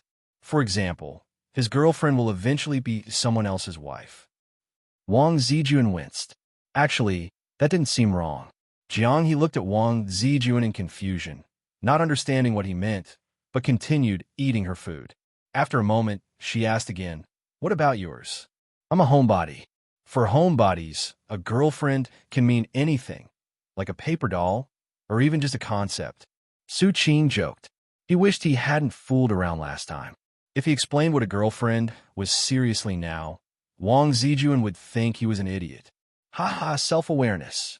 Wang Zijuan laughed when he heard concept, his gaze scanning between the two of them. So you're really just friends? What else? Good luck. Let's drink one together. Wang Zijuan stood up with his bottle. Now, he was convinced Jiang, he was from the village. She was a bit odd in every way, but it was hard to pin down exactly what was strange. He could only be sure she was strangely good-looking. Here, hold it up. Su Qing reminded Jiang he'd raise her coconut juice and clink glasses with everyone. After they finished eating, Wang Zijuan's girlfriend still hadn't returned. Su Qing put down his chopsticks and urged Wang Zijuan to make a call and check. Jiang he continued eating, but to avoid drawing attention, she didn't eat much of the main course, focusing mostly on the vegetables. Wang Zijuan went out to make the call, and the others smoked or chatted. After a while, someone came over with a drink and sat next to Su Qing. Hey, Qing Ji, got a new girlfriend? Su Qing lazily glanced up. None of your business. Teach me. Your girlfriend are all so beautiful. How do you find them? Tell me. Why can't I find one? You're too ugly. Liang Zi was choked, adjusted his glasses, and then smiled again. Come on, Qing Ji, let me drink to you. Not drinking. Su Qing couldn't be bothered with him. Liang Zi, I don't want to deal with you today. Stay put, all right. Hey, look at what you're saying, Qing Ji. You keep talking like that. See what happens? Su Qing raised an eyebrow. Liang Zi, stop provoking him. Go sit back down. What trouble are you looking for? Wang Zijuan returned with his phone and noticed the tension between them, feeling a headache. He had originally invited Liang Zi over to give them a chance for peace, but now it seemed like that was ruined. No way. Just drinking, haven't seen each other in a while. How could it be trouble? Liang Zi took a sip from his cup, smiling mischievously. Su Qing didn't even look at him, turning to Wang Zijuan. You called him here? This is sighed. Wang Zijuan sighed, glancing at one, then the other. It's over, isn't it? Jiang he stopped eating, grabbed a tissue to wipe her mouth, and curiously looked at the conversation. Were they about to fight? Are you full? Su Qing lazily leaned against the back of his chair, tilting his head to ask Jiang he. Almost. Jiang he patted her stomach, feeling like she could eat a bit more, but since no one else was eating, she felt too embarrassed to continue. That would make her look like a glutton. Su Qing nodded and then turned to Wang Zijuan, thinking for a moment before laughing. Where should we start? I never thought this was a big deal. Then what's this about? Wang Zijuan sighed in frustration, glancing at Liang Zi. Are you going to say it's no big deal too? Of course, what's the big deal? It's all in the past. I just wanted to ask Brother Qing for some advice, have a drink, and then, well, you see. Liang Zi chuckled, staring at Su Qing. Look at this. Su Qing shrugged, turned his head, and spat. I just don't like the guy, don't like his attitude. Nothing personal, just can't stand him, that's all. Hey, Brother Qing, you don't like me, huh? Wasn't it painful enough last time? The table fell silent for a moment, and the other people chatting casually also noticed the tension here, all turning to look. Why are you acting like children? Wang Zijuan was now regretting putting these two together. And when did you two fight? When was the last time? Forget it, just stop talking. Liang Zi, go back to your seat. Today, everything's on me. Just shut up and let's make sure we enjoy my girlfriend's birthday. Liang Zi stared at Su Qing but didn't speak, and Su Qing pulled out a toothpick and started picking his teeth. If the guy hadn't come over with his annoying chatter, he wouldn't have even looked at him. Instead, he whispered to Jiang He about which dish was good. Go back. I still need to sit here. Wang Zijuan urged when he saw Liang Zi standing still. Look at this. I just came over to offer a toast. How did it end up like this? Liang Zi tugged at the corner of his mouth. Brother Qing and I drank this together. What's the big deal? I'm not drinking. TSK. Then I'll drink to your wife. Look at how beautiful she is. She's not drinking either. Su Qing raised his head. And she's not your wife. Don't go making things worse. Right, I'm not. Jiang Yi nodded seriously. Don't talk to him. It's disgusting. Su Qing advised. Stop talking so much. Wang Zijuan was furious. Is this never-ending? Liang Zi, go back to your seat. Once Liang Zi returned to his seat, Wang Zijuan sat back down, clicking his tongue. What was this all about? They had originally planned to shake hands and have a drink, all still brothers, but it turned into this mess. When did you two fight? That's old news, Su Qing said casually. If I had known he was here, I wouldn't have come. He's just disgusting. If I had known you two would turn out like this, I wouldn't have called you. Wang Zijuan spoke ungraciously. Have a drink. It's all in the past. I just don't like his kind, with that weird attitude. He's trash, Su Qing said as he poured himself a drink and clinked glasses with Wang Zijuan. Where's your girlfriend? Did she fly off? She'll be back a bit. Jiang he poked Su Qing with her finger. Why did he think of me as? Because he's ugly. Jiang he was confused. See, am I not more good-looking than him? Su Qing asked. Jiang he glanced at Liang Zi in the distance, nodding. You're better looking than him. Are you also very good-looking? Jiang he was taken aback, unsure how to respond. She hadn't expected Su Qing to be so shameless. We both look good together. That's called a perfect match, and naturally, people with strange minds like him would think we're a couple. Wait. What do you mean by strange minds? Wang Zijuan interjected, displeased. At first, I thought you two were together too. Jiang he felt it was so strange. Two good-looking people. Cough. Two people sitting together, and people think we're a couple. I don't know what's going on in their minds. They're not quite normal, so it's best not to talk to them, especially this guy, Su Qing said, nodding toward Wang Zijuan. I'll tell you more about it later. Jiang he was really curious now. Don't worry, I have a girlfriend, Wang Zijuan scoffed. Where is she? She's coming. Ah, here she is. Wang Zijuan turned his head and saw his girlfriend walking in through the door. He immediately stood up and greeted her, calling for the waiter outside. The lights went out, and a giant cake was rolled in. The custom-made cake from the wealthy family was naturally enormous, larger than Su Qing had expected, 3 layers high, over a person's height, wheeled in on a small cart, candles and heart-shaped decorations shining brightly on top, with a happy birthday song playing throughout the room. It's so big. Su Qing scratched his chin, feeling a bad premonition. Really big. Jiang he stared at the gigantic cake. Is all of this for eating? Not all of it. Wait, after blowing out the candles, stay far away. I'll bring you some if you want to eat. Just hide in that corner, got it? Why? Can't explain it. You'll understand later. Su Qing led Jiang he over and saw Wang Zijuan holding a microphone, acting as if he were deeply in love. The rich family loved playing these flashy games. They didn't even wait for people to finish eating before bringing in the cake, now finally introducing the girlfriend under dim lights. Su Qing silently complained, predicting that this girlfriend wouldn't make it past the end of the year. After the candles were blown out and the plastic knife cut the cake, Su Qing turned to tell Jiang he to hide. Jiang he obediently stepped back into the corner he indicated, watching these people singing and clapping like they were performing some evil ritual. It was such a strange activity. I got you a big piece. Come on, eat, Su Qing said as he ran over with a piece of cake bigger than his face, smiling broadly. Is it good? He raised an eyebrow when he saw Jiang he's eyes light up as she tasted the cream. It's delicious.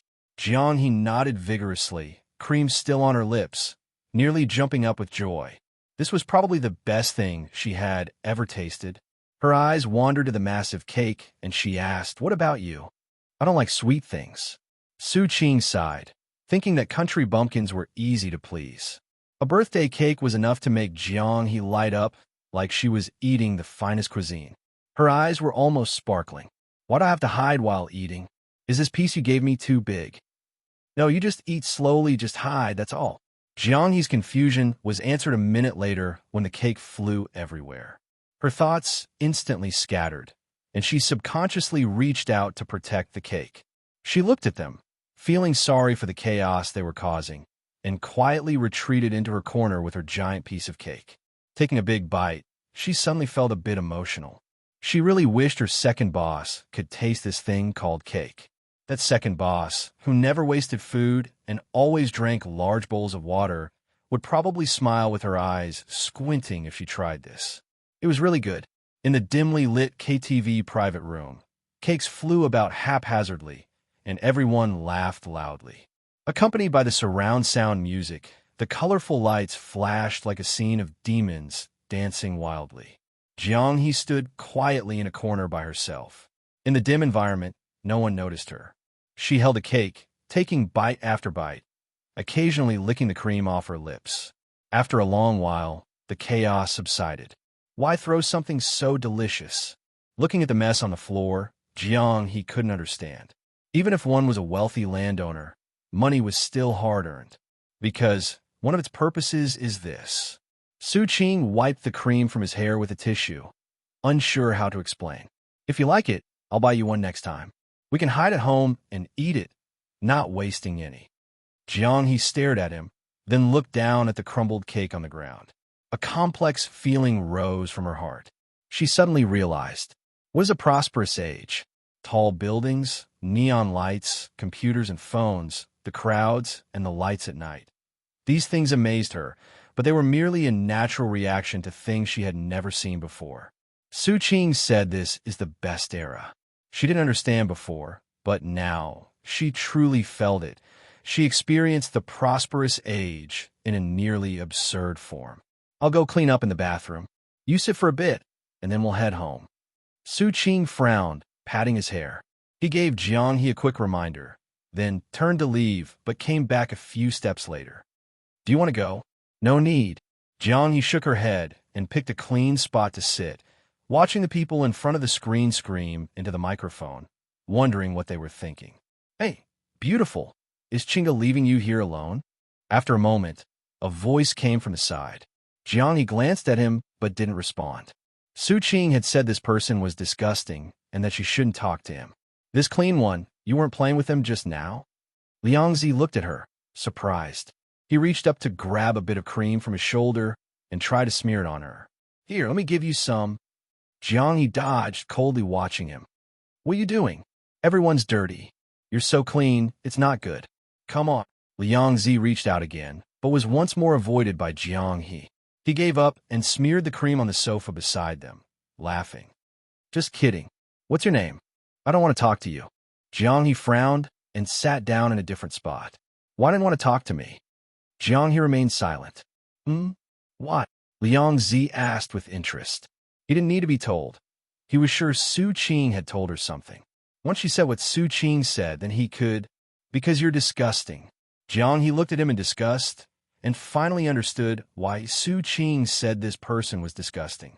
She had said she didn't want to talk, yet he kept coming over and bothering her. Disgusting? Qingzi taught you to say that, right? Liang Zi smirked and sat down next to her. Let me tell you. Seeing his actions, Jiang He coldly said, get lost. Liang Zi froze for a moment, then laughed angrily. I'm giving you face. What did you say? Jiang He's brows twitched. I said, who's giving you face? Su Qing's face was wet, and he stepped between the two, almost pressing against Liang Zi.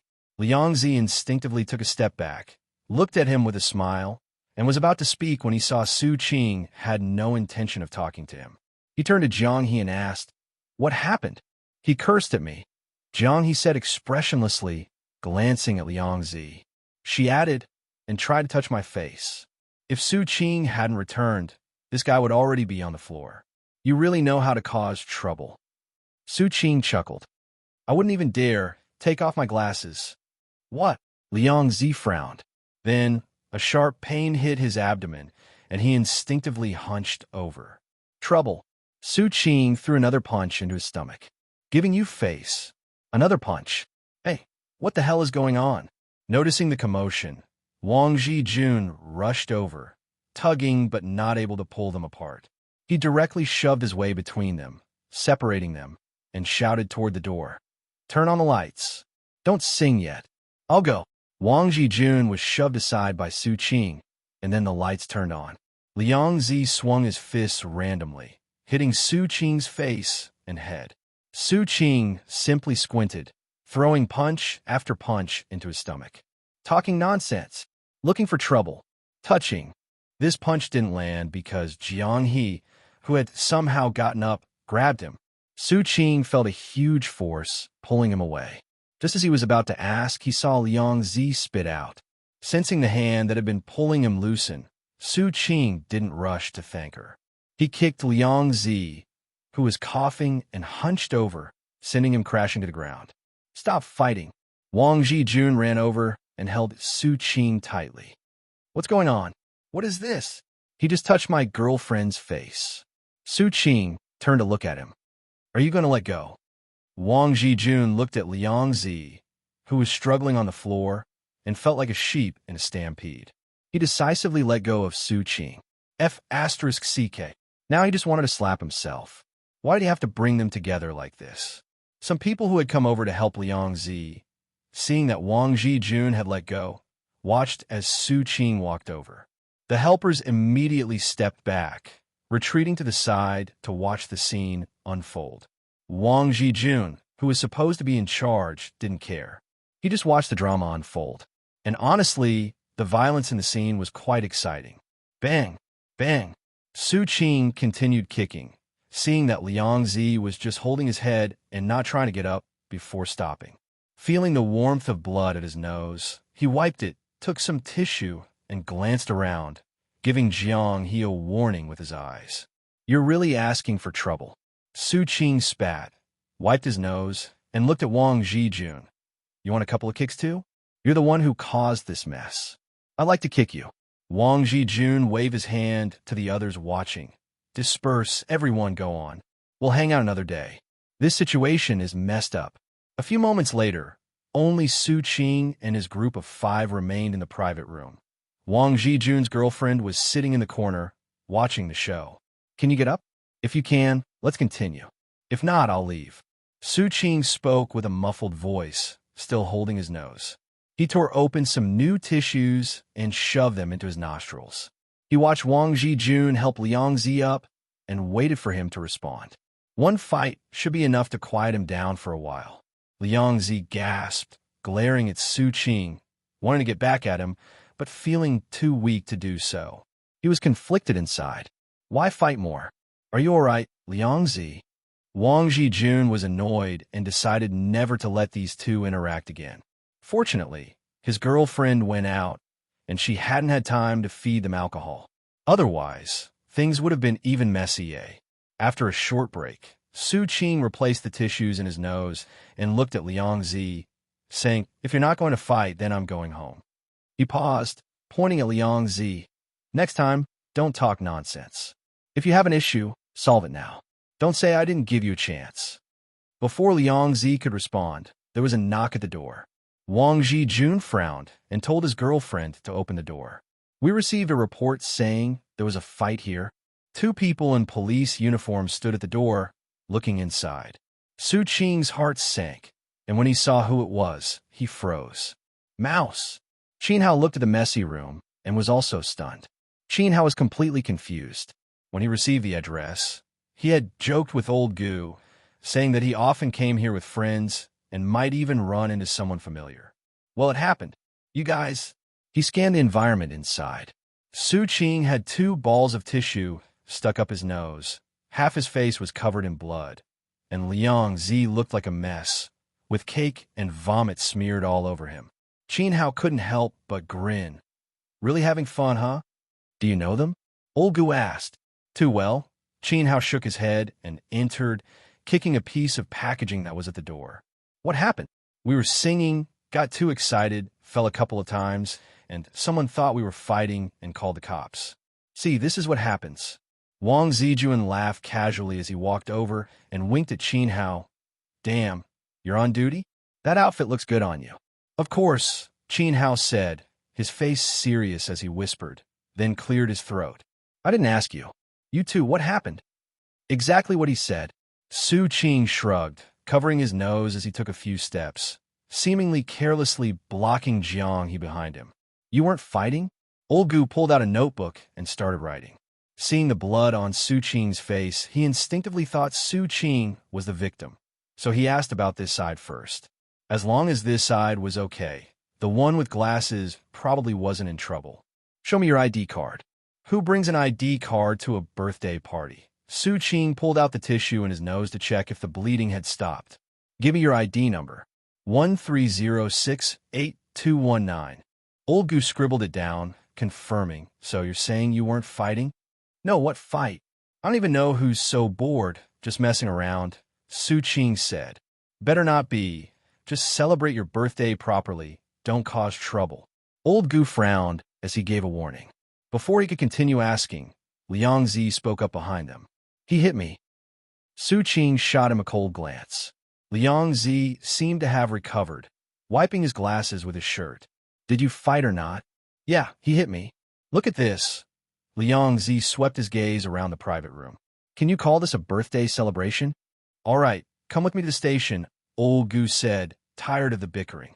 The smell of alcohol mixed with vomit on the floor made him constantly frown. No, we were just messing around. Wang Zijuan, who had been greeting the manager at the door, turned around and entered. What fighting? Just drunk, really drunk. Did you fight? Qin Hao looked at Su Qing, asking the obvious, though he already knew. Anyone with half a brain could tell it was a fight, but since no one reported it to the authorities, they weren't going to make a big deal of it. They didn't care either. He said we fought, so we fought. Go talk to him at the station. Su Qing slowly opened his mouth, gently rubbing his nose before he added, help me send my sister home. I'll go with that guy. Wang Zijuan blinked in surprise, looking at Jiang He, but didn't ask why she was his girlfriend one moment and his sister the next. He nodded, don't worry. Let's all go. We need to understand the situation. Old Gu looked at Wang Zijuan and then at Jiang He. The people who were there when they entered knew exactly what happened. No need. My sister's still in high school. Hasn't even done her homework. You're bringing a high schooler to a place like this? It's her birthday. Gotta celebrate. Wang Zijuan couldn't help but mock, but he didn't say much. He clearly saw that Su Qing didn't want the girl to go, so he supported him. I'll go. I've been here the whole time. I know if it was a fight or just playing around. Enough with the talk. Let's go, it won't take long. Old Gu turned and headed out the door. Qin Hao, looking dejected, shrugged. I'm just a newbie, an errand boy. Doesn't matter what I say.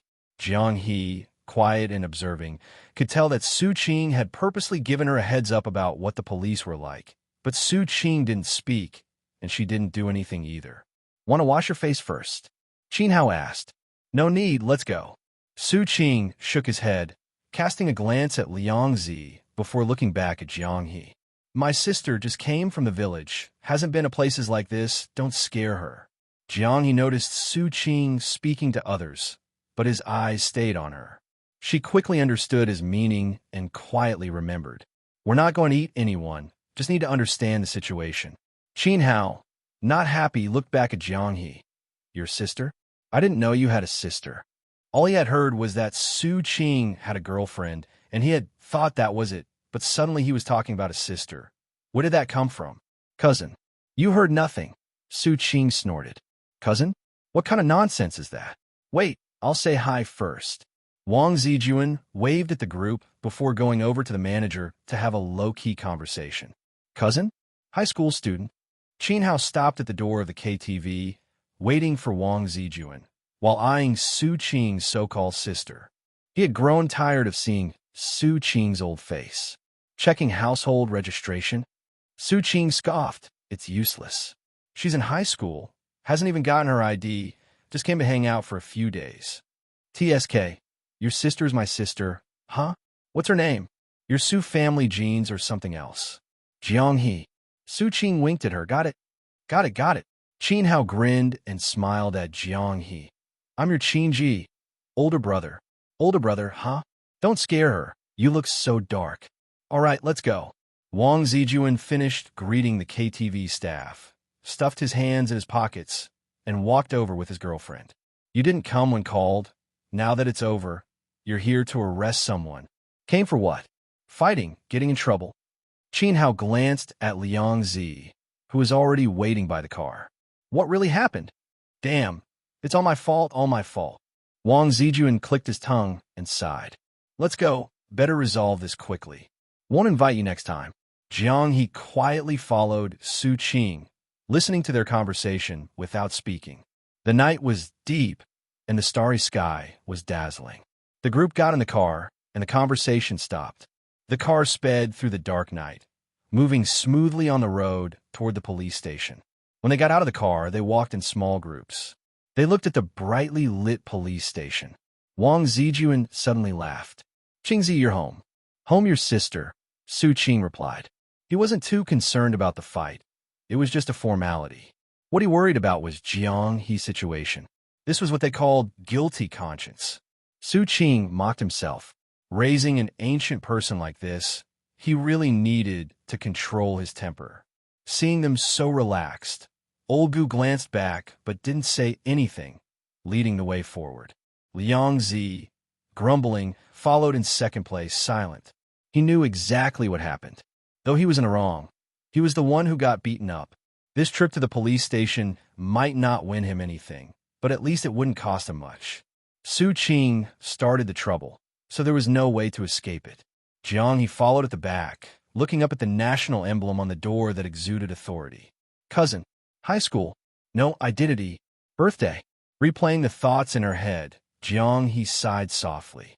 When she saw Su Qing looking at her, she gave a subtle nod and walked in with everyone. In the end, she'd have to face it. This was just an early familiarization. Tell me, what happened? Old Gu led the two into the mediation room.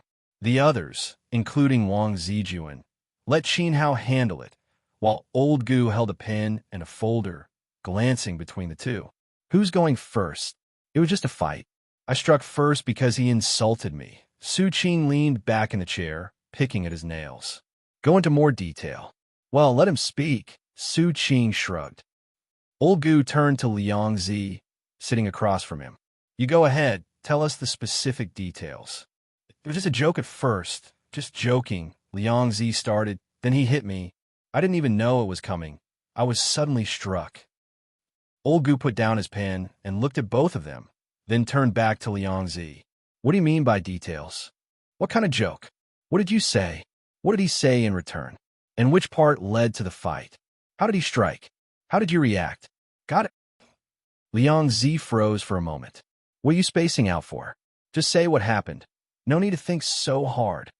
Old Gu was getting impatient, glancing at Su Qing, who looked unaffected. He added, How about you go first? I'll go. Liang Zi hesitated for a moment, then continued. At first, I just wanted to offer him a drink. But he didn't want to drink, so I didn't force him. Liang Zi went on, adding more unnecessary details. Su Qing just sat across from him, silently listening, his ears attentive to any noise from outside.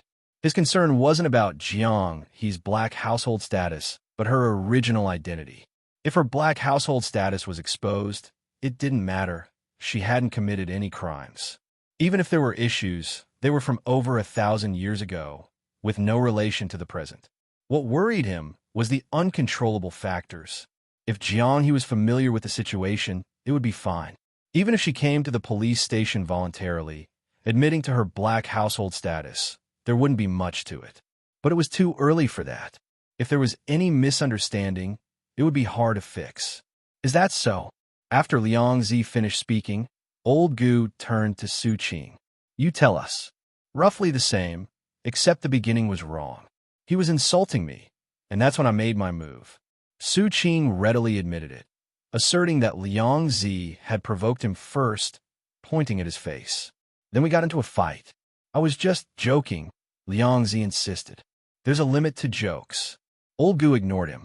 Everyone would defend themselves in the most beneficial way, and many fights started from jokes.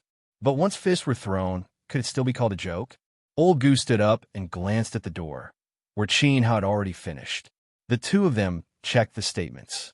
After getting a rough idea, Old Gu sat back down. How do you want to resolve this? Liang Zi was confused again. Are you not going to arrest him? What do you mean by how do we resolve this? I demand he be detained. This is mutual fighting, Su Qing sneered. He hit me first. Did I not fall down myself? Su Qing raised an eyebrow. If you think your injury is serious, go for a medical examination. Old Gu glanced at them. In the end, detention and compensation will depend on the situation. Where are you injured? He picked up the materials and asked, Your stomach? Liang Zi lifted his shirt and checked.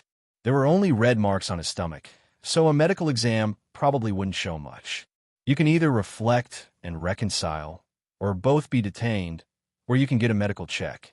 Su Qing continued to pick at his nails. He didn't think they would both be detained, as Liang Zi had a job and had to go to work. Why are you so familiar with this? Old Gu glanced at him. Liang Zi opened his mouth, but said nothing. It seemed he didn't have many options. Reconcile? Be detained? Get checked for injuries? Damn, he was beaten up and still thought he could be detained. But now it was mutual fighting? He hit me first. Liang Zi still wasn't giving up. He'll pay 500, you'll pay 200. He'll be detained for 8 days, and you'll be detained for 5 days. Old Gu closed the folder and stood up, not wanting to waste any more time. Choose, or go get your injuries examined. You can also sue him with a lawyer. And you? Old Gu turned to Su Qing, who looked much worse, his face covered in blood. Let him decide. Do you accept the mediation? Old Gu turned back to Liang Zi. By the time everything was settled, it was nearly 1 a.m. Jiang squatted outside the police station, quietly waiting for Su Qing to come out. Wang Zijuan didn't leave either, sighing heavily. Su Qing came out of the police station bathroom after washing his face, and Qin Hao was standing nearby. Should I take you back? Your sister is still waiting outside. Aren't you off duty? It's late. Su Qing started but was interrupted by Qin Hao, who suddenly covered his mouth, forcing him to step away. What's going on? Don't talk here, Qin Hao said seriously. Talk. Su Qing thought for a moment. You mean it's late? Let go. I won't say anything. What's your problem? You don't understand. Qin Hao mysteriously shook his head. Let's go. I'll take you back. No need, we'll take a taxi. Where are they? Su Qing waved his hand to refuse. Outside the main gate. They wouldn't even come in a wait. I feel like your sister is acting a little strange. She's not strange. Su Qing stopped him. Go back now. I'll take a taxi. It's unlucky out here at night. Be careful. Qin Hao gave a final warning, but didn't insist, watching Su Qing walk out the door before turning back to the office. That girl really seemed a bit dazed. How long have you been waiting? As soon as Su Qing stepped outside, he saw the two of them. He wanted to ask about Jiang He's situation, but with Wang Zijuan nearby, it wasn't convenient to speak, so he directly signaled for them to go ahead and grab a taxi. Hey, look at the trouble today. Wang Zijuan shook his head. Tell me about it. Next time, we'll find an opportunity to beat him again. Wang Zijuan didn't respond, stopping at the curb to wait for a taxi. He glanced at Jiang He beside Su Qing and suddenly felt a little out of place. Is she your sister or your girlfriend? Neither. Then why did you say she was your girlfriend at the KTV? That was just to make you let go. I needed to hit that guy a few more times. Su Qing shrugged. Otherwise, would you have let go? Damn. Wang Zijuan felt extremely awkward. Jiang He hesitated, glancing at Wang Zijuan before finally holding back. Taxis were scarce at this time of night. The three of them waited for a while, but didn't see a single empty car. The night breeze was blowing, and Su Qing's clothes were a bit thin. He pulled his jacket tighter. If it were before, you'd have taken off your jacket and draped it over the girl. Wang Zijuan noticed Su Qing's actions, then turned to glance at Jiang He, who was dressed even more lightly. She's not cold. Su Qing didn't think someone trained in martial arts would be bothered by this little wind. Yeah, I'm not cold. Jiang He nodded. You guys. Wang Zijuan was speechless, deciding to keep quiet. He couldn't figure out what their relationship was. Hello, readers. Bodhi Translator Team here. If you're enjoying the story, leave us a 5-star rating on Novel Updates. Your support keeps us going. When they returned home, it was already nearly 2 o'clock. The quiet residential complex was silent, only the dim yellow streetlights on both sides and the starry sky above. Su Qing walked ahead with his hands in his pockets, while Jiang He steadily followed behind, neither rushing nor slowing down, with no sound of footsteps at all. Even though they were walking together, Su Qing felt as if he was the only one walking, like those times in the past when he had stayed out late partying and came home drunk by himself. This feeling was uncomfortable. Can you walk a bit faster and come over here? He spoke up. You're acting like a tag-along. I'm not a tag-along. Then come over here and you won't be. The corridor was already visible ahead, only a few steps away.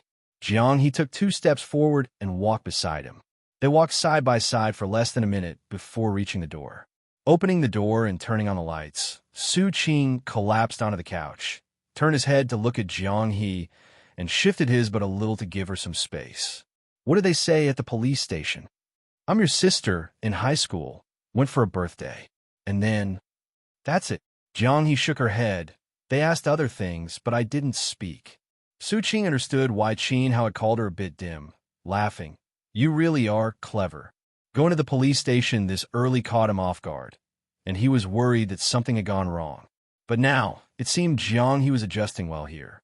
This place's authorities don't seem so scary.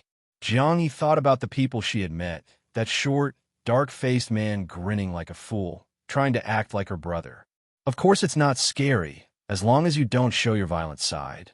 There's nothing to worry about. After staying there for a while, they even provide food and drink. Anyway, go shower and sleep.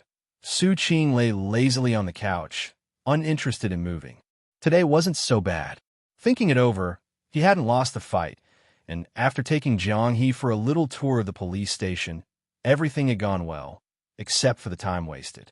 The key thing was Jiang He's behavior. Did you notice that you're really relying on me now? You listen to everything I say. That guy insulted you, and you just took it. Su Qing grinned as he spoke to Jiang He, who was turning to grab clothes. I don't understand much. It's only natural. Jiang He replied. Are you that obedient? You're not afraid I'll sell you. You wouldn't. Jiang He paused and added, You're a good person. She ate his food, used his things, and received his help. If she didn't trust him or listen to his advice, she might as well leave and wander the world on her own. Before fully understanding and integrating into this world, the only person who could help and was willing to help her was Su Qing. I went and fought and ended up in the station, but I'm still a good person. Don't let my dad find out, or I'll get another lecture on political thinking. Su Qing sat up and pulled out his phone to send a message to Qin Hao. If Qin Hao told his father, Su Wenbin would find out by tomorrow. He didn't touch my face. Jiang He thought for a moment and clarified. I know. If he had touched you, you would have knocked him down. He wouldn't even be able to stand up. Su Qing smirked. Didn't we look like kids playing house when we fought? Su Qing asked, scratching his nose. Jiang He didn't reply, but her expression made it clear. Was that even a fight? This is how it is here. In the future, if some jerk annoys you to the point where you can't take it, just use this much force, don't hurt anyone, just make them feel pain, or you'll end up in jail. Why did you hit him? Because he's a jerk. When you encounter jerks, you beat them up. Su Qing reclined on the couch, speaking slowly. There are a lot of jerks in this world, not just now. You probably have them there too. Like some people who won't wear nice clothes or brand name shoes, but can't afford them. And when they see you wearing them, they get upset and start giving you passive-aggressive comments. They only act like that to people they know. If it's someone way out of their league, they just accept it, thinking it's right for those people to be richer than them. But when someone close to them is doing better, they can't stand it. That's a mentally disturbed person. Jiang He thought about it before begrudgingly understanding. That kind of thing really happens? Yeah, it happens. Beat the bastard up. Su Qing laughed. I can't stand 2 types of people. Those who are passive-aggressive and lickspittles. And this guy's both. What's a lickspittle? They're either well off or bound to die. You'll understand later. I'm going to shower. Jiang He shook her head. Go ahead. As Su Qing listened to the sound of running water in the bathroom, he slowly closed his eyes, resting on the couch. It was actually nice having someone to talk to at home. If only after the shower, they could both lie down together and fall asleep in each other's arms.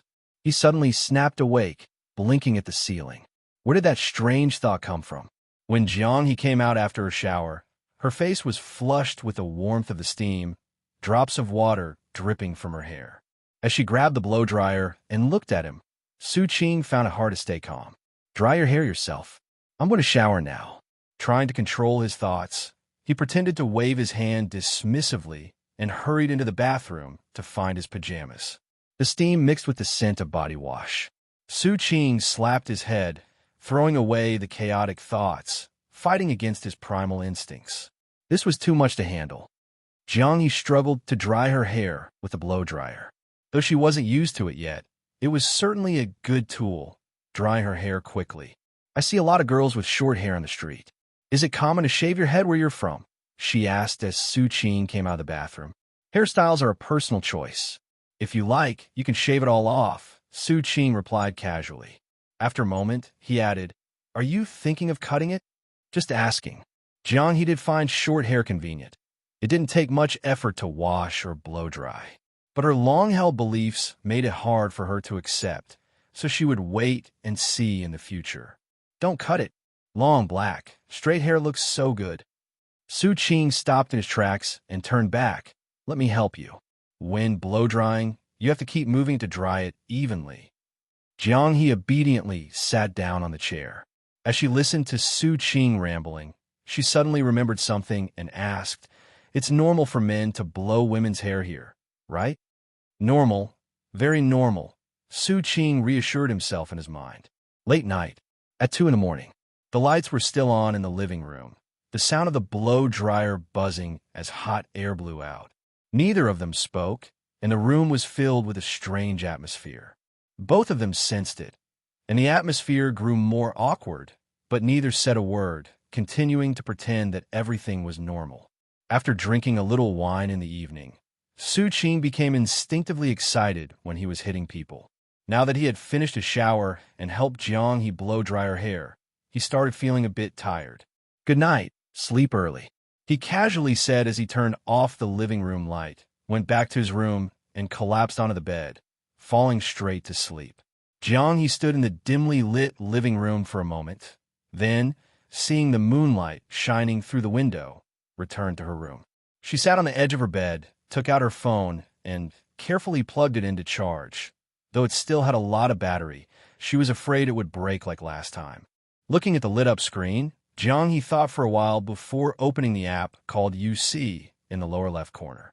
She strained her finger to type on the screen. Good night. Should this be the phrase?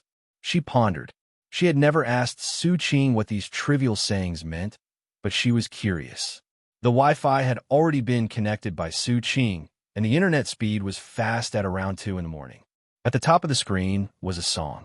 She tapped the play button, and the prelude began to play. Jiang turned her head to glance at the room door, then suddenly pulled the blanket, burying herself and her phone underneath it. How many servings of chatting, saying a couple of sentences of goodnight, stirring up passionate fantasies, yet easily drifting apart. Feelings are tangled, always conflicting with change of heart, unable to resist your casual goodnight. The blanket on the bed puffed up in a lump, and Jiang held her breath, staring at the phone glowing in front of her, studying this strange knowledge in this small world. The night passed peacefully. Su Qing didn't get up until the sun was high, yawning as he walked out of the room. Jiang had already been sitting in front of the computer, deeply immersed in her game. Good morning. Good morning. Got up late, are you hungry? I'm working, Jiang replied seriously. I can't go out to eat during work hours. Su Qing stood there for a moment, thinking. He didn't push her to skip work. Instead, he washed up and called out while grabbing his phone and keys to go out for breakfast. After spending so many days with Jiang he unknowingly had his life become more routine. If it had been before breakfast? What was that? Hearing Su Qing's movements as he left, Jiang sneakily paused her game and opened Baidu in the background. Girlfriend. With the development of free love, the concept of girlfriend has evolved from a simple female friend to a term for the partner before becoming a wife. The page clearly displayed the definition of girlfriend. She stared at the explanation for a while, then moved her mouse to close the web page, reopened it, and used the handwriting input board to write in the Baidu search bar. Are there ghosts in this world? Su Qing quickly returned, not staying at the breakfast shop, but instead bringing back breakfast for two. When he entered, he saw Jiang still sitting upright in front of the computer, and he couldn't help but smile. You can take a 10-minute break and eat some buns. Jiang hesitated for a moment, then accepted his suggestion and temporarily stopped working. I didn't buy too much, just something quick to fill up. We'll have lunch soon. I've been playing for so long. Does that mean I can help others now? While eating her breakfast, Jiang He was eager to start working officially. Maybe Su Qing's easygoing lifestyle at home with food and drinks gave her the illusion that money was easy to get. According to Su Qing, a mine run pays $3, which buys 6 buns. Running it for a day could feed her for 3 days. I'll find an account for you and see if you can handle it. Su Qing didn't pay much attention to Jiang He's game progress and casually replied. Anyway, playing the game was just to keep her busy so she wouldn't run around at night pretending to be a ghost or thinking of adventures. Once she understood this world, he would find her something more reliable to do. Making a living in this society is simple, yet difficult depending on luck. At least that's how it was for Jiang He, who had no profession. Jiang He didn't know what Su Qing was thinking. Hearing him agree, she focused on finishing her buns, pleasantly surprised whenever she bit into a meat bun or a vegetable one. After quickly finishing her portion, she grabbed some soy milk and drank it with satisfaction, sighing. The buns are really good. Su Qing was puzzled by her sudden comment. It's not like it's your first time eating them. I think they're really good. Jiang He paused, then added, the cake from yesterday was also really good. Everything here tastes so good. Well, that's good. When's your birthday? I'll get a big cake and you can eat it all by yourself. I don't know. Don't know your own birthday? Su Qing asked, surprised. Su Qing thought for a moment, then said, how about the day you came here? We can treat that as your birthday in this world. How about that? Okay. Jiang He didn't feel much about it, but she was a little pleased. So I can have that cake next year? Actually, you could have it today. Su Qing looked at her, suddenly feeling complicated. It's just a cake. I'll buy another one tonight, and we can treat it as a celebration for this year. Hearing this, Jiang He swallowed, thinking for a moment before shaking her head. That's too extravagant. A delicious cake must be very expensive. It's not expensive, just wait and eat. Su Qing finished his breakfast, wiped his hands, and sat down at the computer, logging into his gaming account that he hadn't used in a while, planning to give it to Jiang He as a test. If she could help with some boosting and make a few $100, that'd be good. At least when Jiang He was hungry, she could order food herself instead of starving because she felt too embarrassed to ask him for help. By the way, did you bring any copper coins with you? I remember during the Kaiyuan era, copper coins were mainly used and silver was less common. If you have copper coins, they should be worth something. The older, the better. Thinking about money, Su Qing suddenly recalled something he had realized when buying breakfast earlier. Regardless of whether they were antiques, copper coins should still be worth something. At worst, they could be buried for a few years. I don't have any. Jiang He shook her head, looking a little embarrassed. I don't have money. It's all managed by second boss. Silver coins, but no copper coins? Silver should be more expensive than copper, right? Su Qing asked, puzzled. If the old man heard this, his worldview would probably shatter. The silver coins are sewn into the corners of my clothes by second boss, in case of emergencies. Jiang He didn't know what she was thinking, but her mood seemed to darken as she subconsciously fiddled with the corner of her clothes. There would be no one here to nag her and tuck money into the corners of her clothes anymore. Well, that's wrong, Su Qing remarked sarcastically. It made sense now. Sewing a couple of copper coins was useless, but sewing silver coins would be more practical for emergencies. But who would have expected to be in this situation, far from home? How much silver would one copper coin be worth? That's the power of times. In the golden autumn of October, the sunlight was warm and gentle. After finishing his shift, Qin Hao rode his little electric scooter back home, leisurely swaying along the way. Neighbors greeted him warmly, and he couldn't help but feel a faint sense of being the community's guardian. A rookie, but a content one nonetheless. Dad! He unlocked the door with his key, glanced around, but didn't see his old man. Naturally, he headed to the kitchen to cook himself a bowl of noodles. Checking the fridge, he found 2 eggs, gave them a quick rinse, and tossed them into the pot. Although fried eggs were tasty, they always produce a layer of foam when boiled, so he preferred simply boiling them.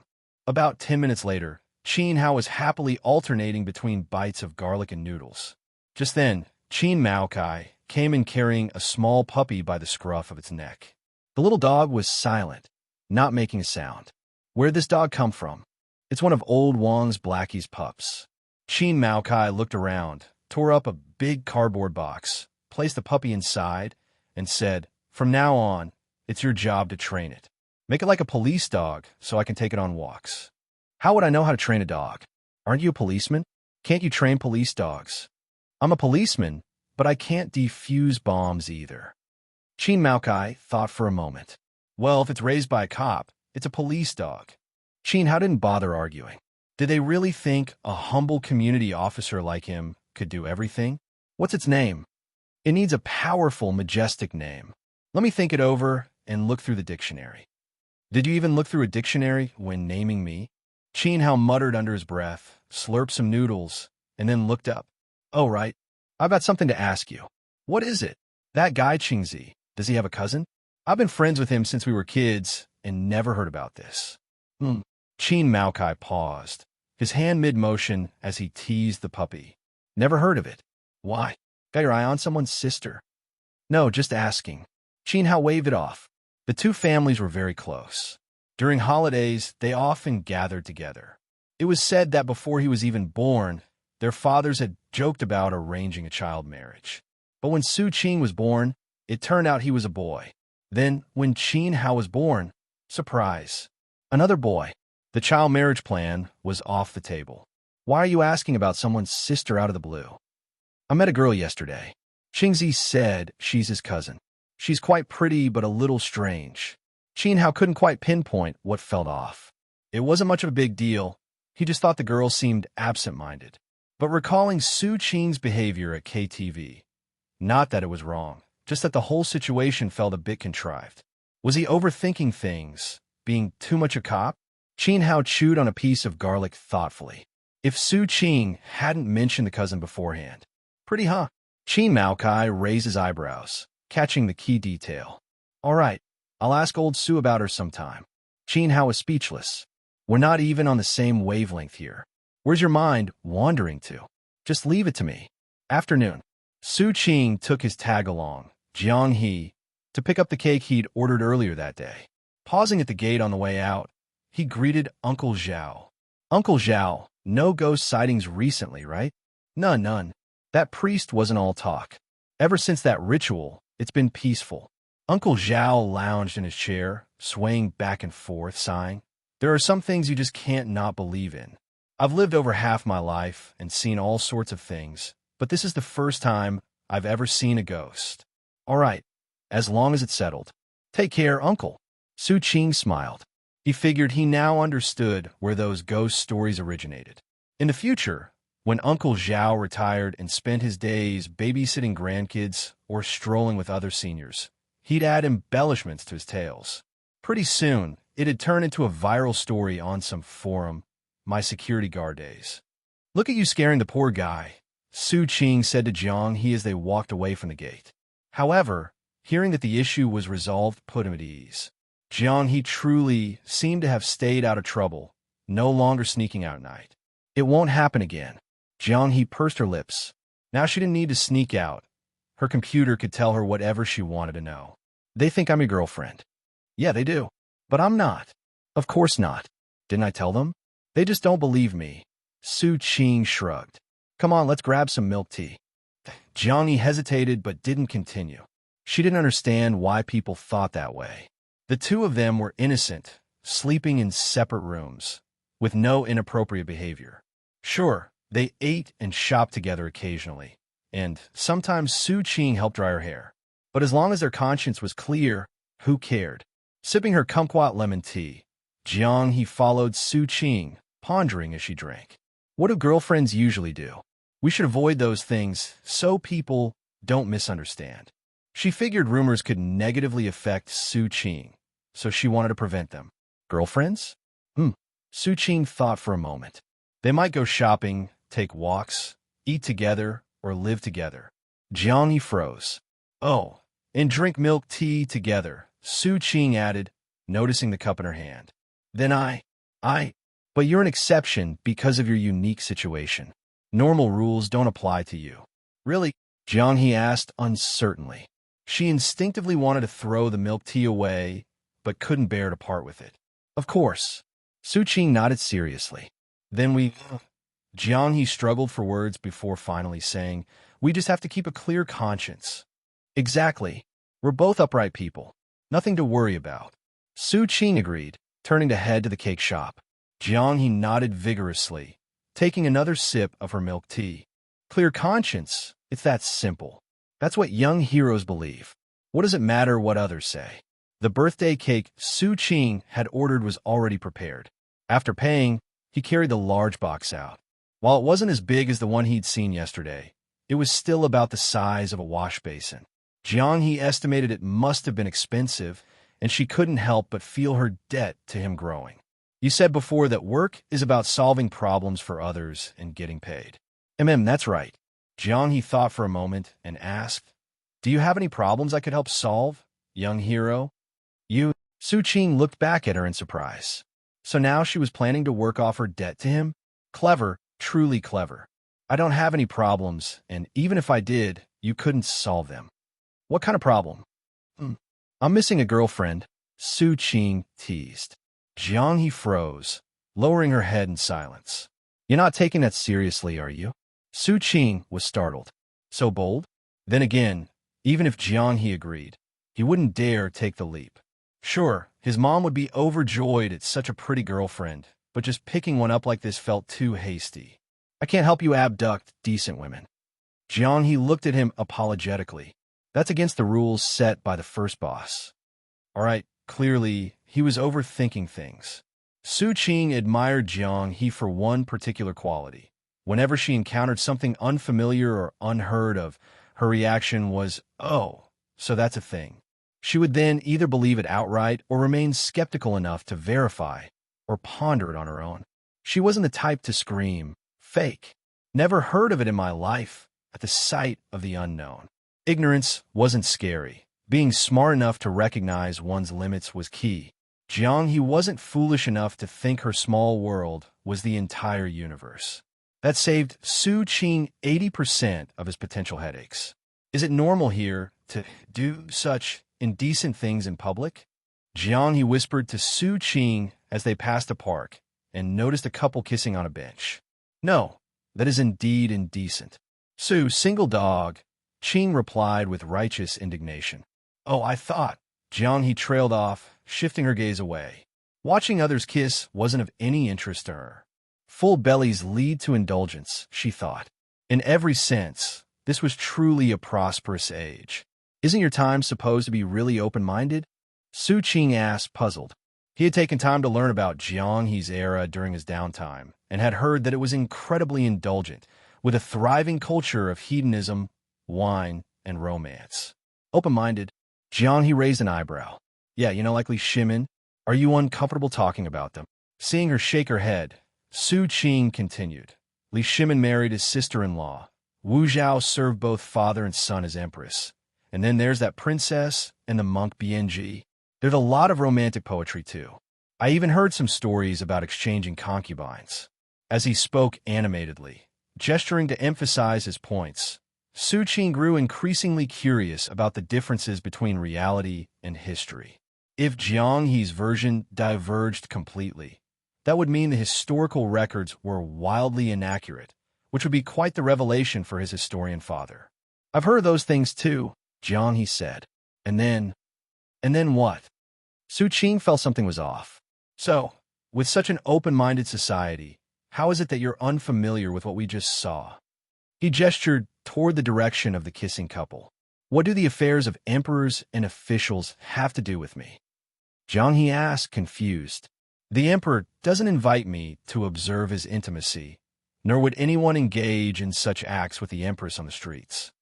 Got it. Su Qing realized the issue. Historical records often documented the escapades of prominent officials, emperors, and literary scholars. Even the so-called openness was exemplified by accounts of 20-odd princesses remarrying. For the upper class, such behavior represented societal norms. But assuming this applied to the entire society was like claiming modern decadence was universal, based solely on urban nightlife. Most of the artifacts unearthed, like the so-called intimate clothing, came from tombs of wealthy individuals who intended to take their indulgent lifestyle into the afterlife. As for someone like Jiang, Su Qing glanced at her, recalling the coarse hemp clothing and straw shoes she'd worn when they first met. Forget elaborate burial goods. She might not even have had a proper grave. Anything she owned wouldn't have survived to be excavated. Artifacts attributed to common people often painted a distorted picture, much like how average income statistics failed to represent individuals. Being a wandering hero wouldn't be easy. Good thing my dream never came true. Su Qing sighed. His fantasies of carousing in brothels, singing to lively tunes, and feasting on meat and wine were likely just that. Fantasies. There's a good chance people struggled just to eat. Tell me more about life in your time when you have a chance. It sounds fascinating. He thought about showing off to his father, who constantly criticized him for being unambitious. This might just shut him up. My life wasn't as interesting as it is here. Jiang, he looked at the neon lights in the distance, then shook her head as she recalled her past. You wouldn't like it. Consider it a story. Su Qing smiled at her as he strolled leisurely with the cake in hand. Life sure was strange. Uncle Zhao, seeing them return with the cake, initially wanted to greet them, but decided against interrupting their seemingly animated conversation. The young folks. Quite romantic, he muttered. By the time they returned home, it was past 6, and the sky was dim. Su Qing set the cake on the table and glanced at Jiang He, who was pouring cat food for Wintermelon. He then fetched a lighter from his room and carefully lit the candles that came with the cake. A birthday should be properly celebrated. Turn off the lights, Su Qing called after she finished feeding the cat. What? It's for the atmosphere. Okay. Jiang He complied, plunging the living room into darkness. The faint glow of candlelight illuminated Su Qing's face as he motioned for her to sit down. Close your eyes and make a wish. Think about something you want. Don't say it aloud. Once you're done, open your eyes and blow out the candles. Make sure you do it in one go, all right? That's not hard, Jiang He replied, her gaze lingering on the cake with her name written on it. A warm, indescribable feeling welled up within her. Go ahead and make a wish.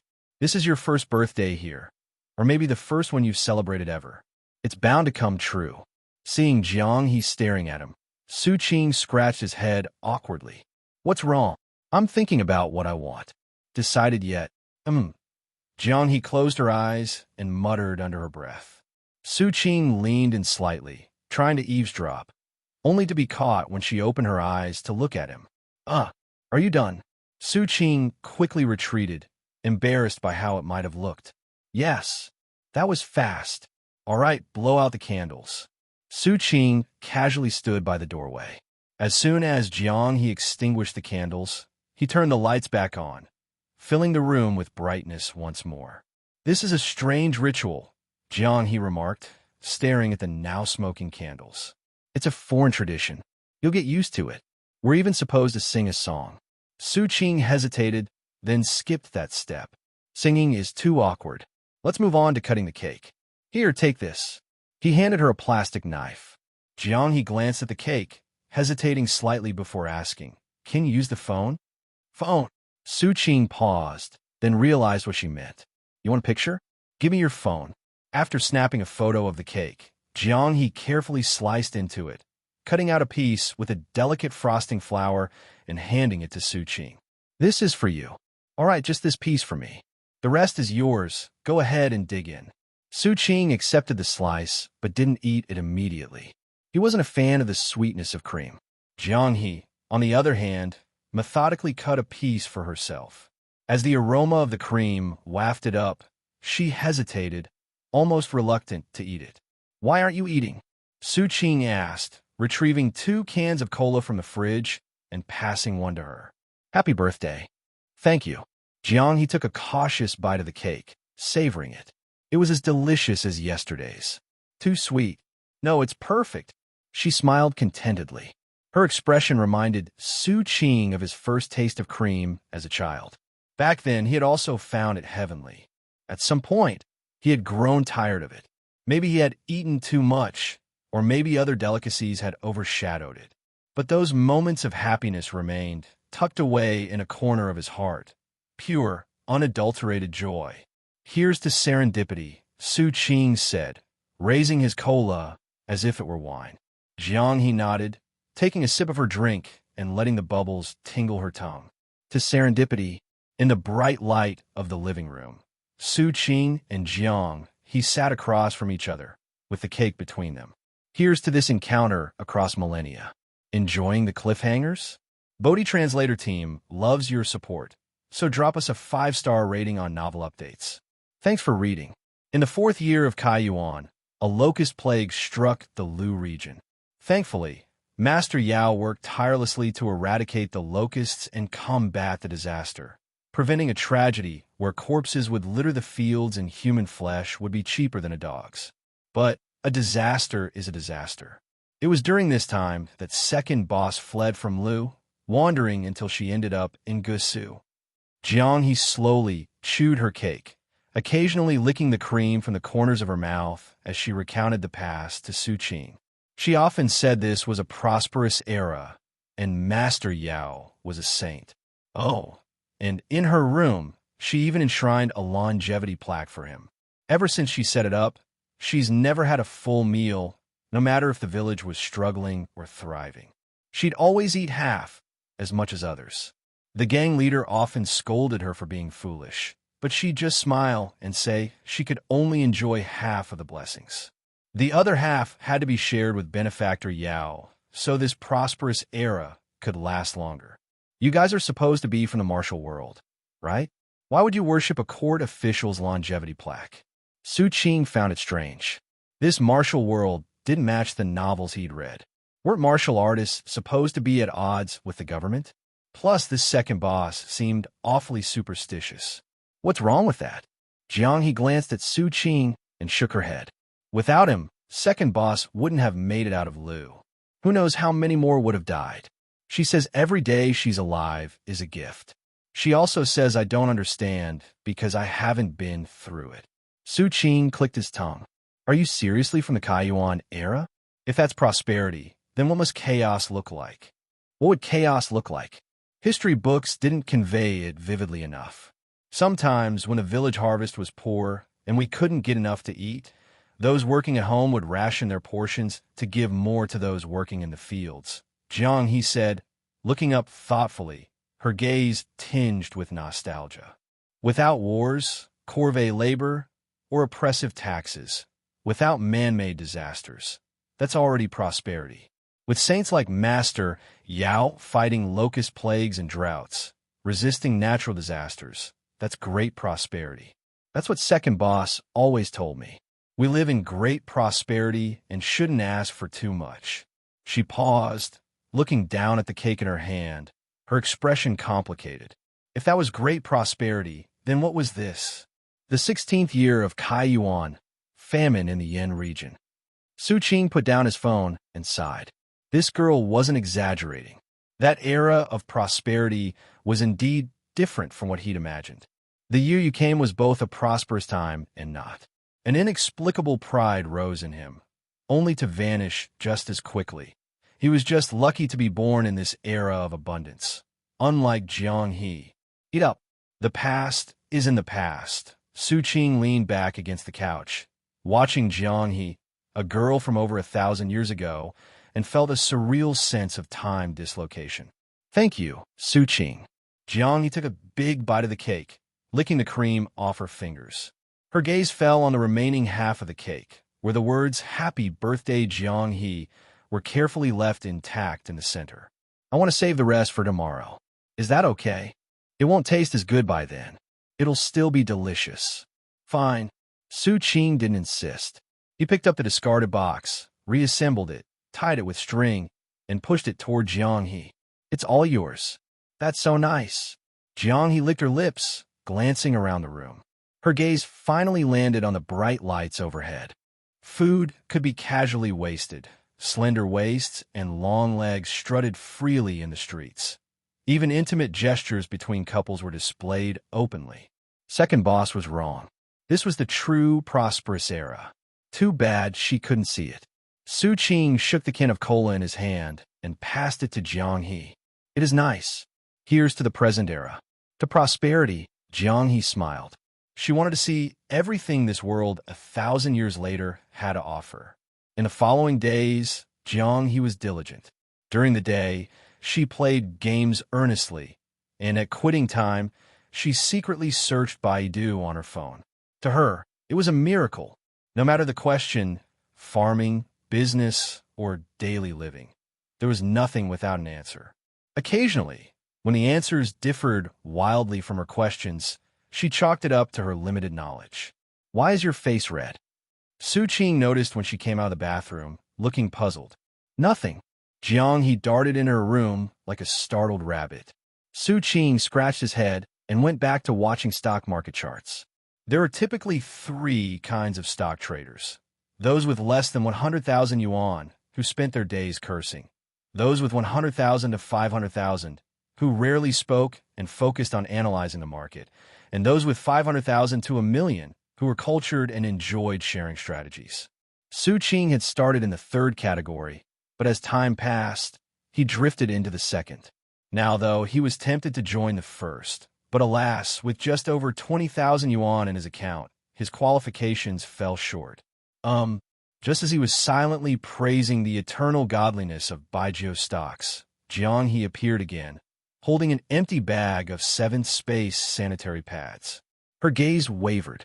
"Oh, you should have said earlier," Su Qing realized. "I'll order a box online for you." Mid-sentence, he paused, rethinking his approach. "Actually, I'll transfer a few hundred yuan. You can buy them yourself.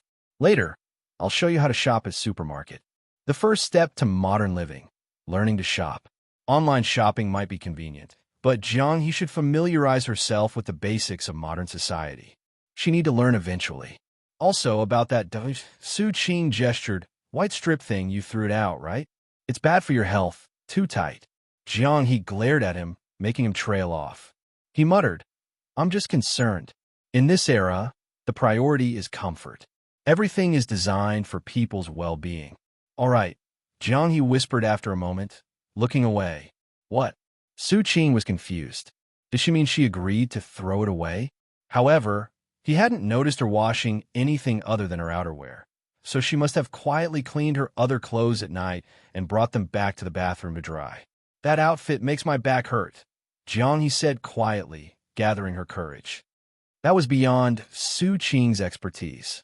"Let me check online," he said, scratching his head, unwilling to dismiss her concern. Finally, this girl had shared a genuine issue with him. If he failed to resolve it, she might not bring up her troubles again. "You could try something else in the meantime. I bought several options. Maybe the size is wrong." "Okay."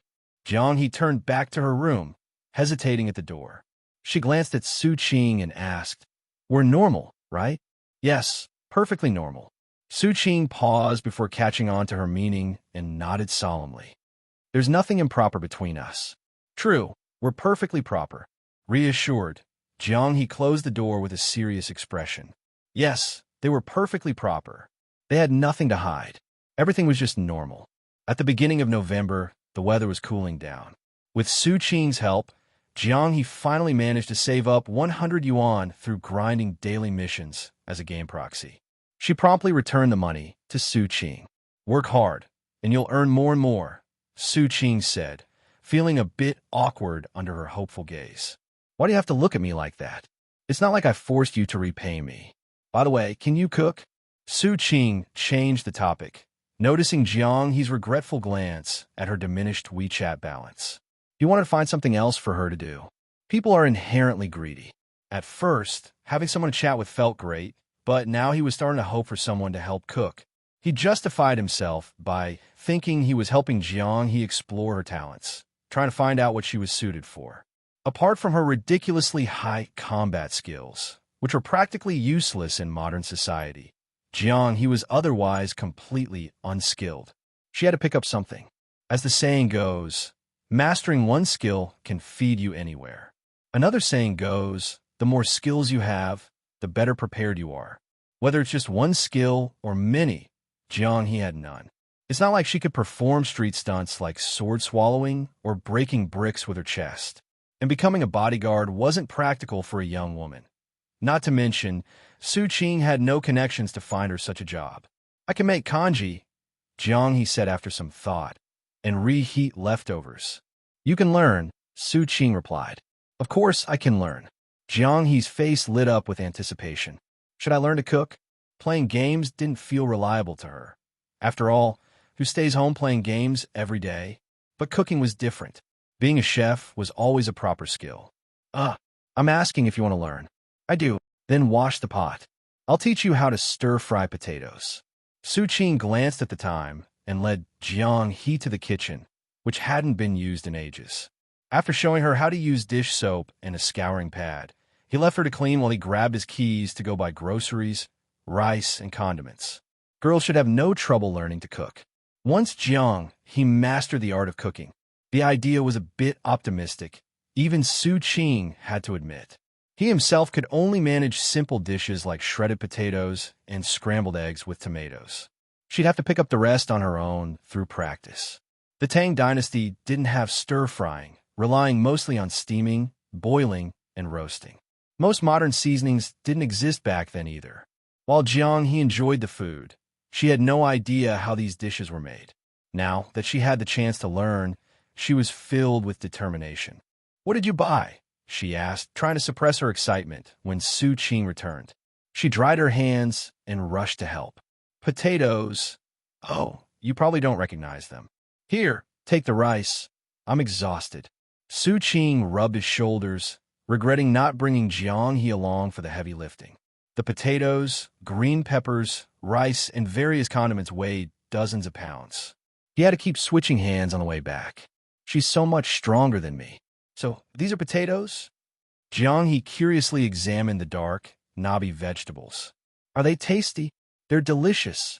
And their yield per acre is, super high, Su Qing said, giving up on remembering the exact number. Too tired to check Baidu, he added, anyway, they're versatile, cheap, and nutritious. If you had these back in your time, famines would have been much less common. A real blessing. He pointed to a peeler in the bag. Here, wash them clean and peel them. Okay. Jiang He obediently brought the potatoes to the sink. Su Qing continued. Once you learn to cook and handle the dishes, I'll pay you for your work. How about 5 yuan per meal? Really? Jiang He's joy was short-lived as she quickly shook her head. I'm already eating your food and staying in your house. How could I charge you for helping out? Besides, she would be cooking for herself too. It didn't feel right to take money for that. Then think of it as a reward or motivation. Eating at home is healthier, so hurry and get started. Okay. Jiang He pursed her lips. For some reason, hearing him say eating at home gave her a strange feeling. It sounded slightly off, but she couldn't pinpoint why. While Jiang He washed the potatoes, Su Qing started the rice cooker. The wok and rice cooker, though old, were still functional. Jiang He, whether because of her strength or her thoroughness, had scrubbed the cookware clean, surpassing Su Qing's expectations. Now, slice them into strips like this. Su Qing picked up a knife to demonstrate, but then froze. Right? She's a martial artist who can scale walls. Does she really need me to teach her how to cut potatoes? You do it, he said decisively, setting the knife down. Slice them into strips wait, let me find a picture. After pulling up a photo of shredded potatoes on his phone, Su Qing waited for Jiang He's performance. Jiang He swung the knife a couple of times experimentally. It feels a little awkward. Like this. Yeah, slice them first, then cut into strips. Su Qing felt let down. There was no rapid-fire chopping. Jiang He was quick and methodical, but not spectacular. After cutting, soak them in water. Use this basin to catch the water. I'll take this call. Let them soak for a bit, and I'll show you the next step when I'm back. Hearing his phone ring, Su Qing stepped out of the kitchen to answer. How's he? What's up? Nothing much, just bored. If I were busy, I wouldn't be calling you. Su Qing almost got sidetracked. So why are you calling? Like I said, no reason. Just bored. Qin Hao lounged on his couch, petting his dog while watching TV. Want to grab some skewers tonight? Skewers? It's almost winter. How about hot pot tomorrow? Man, I've got work tomorrow. Then next time, let me know in advance when you're free. I've already started cooking tonight. Su Qing declined.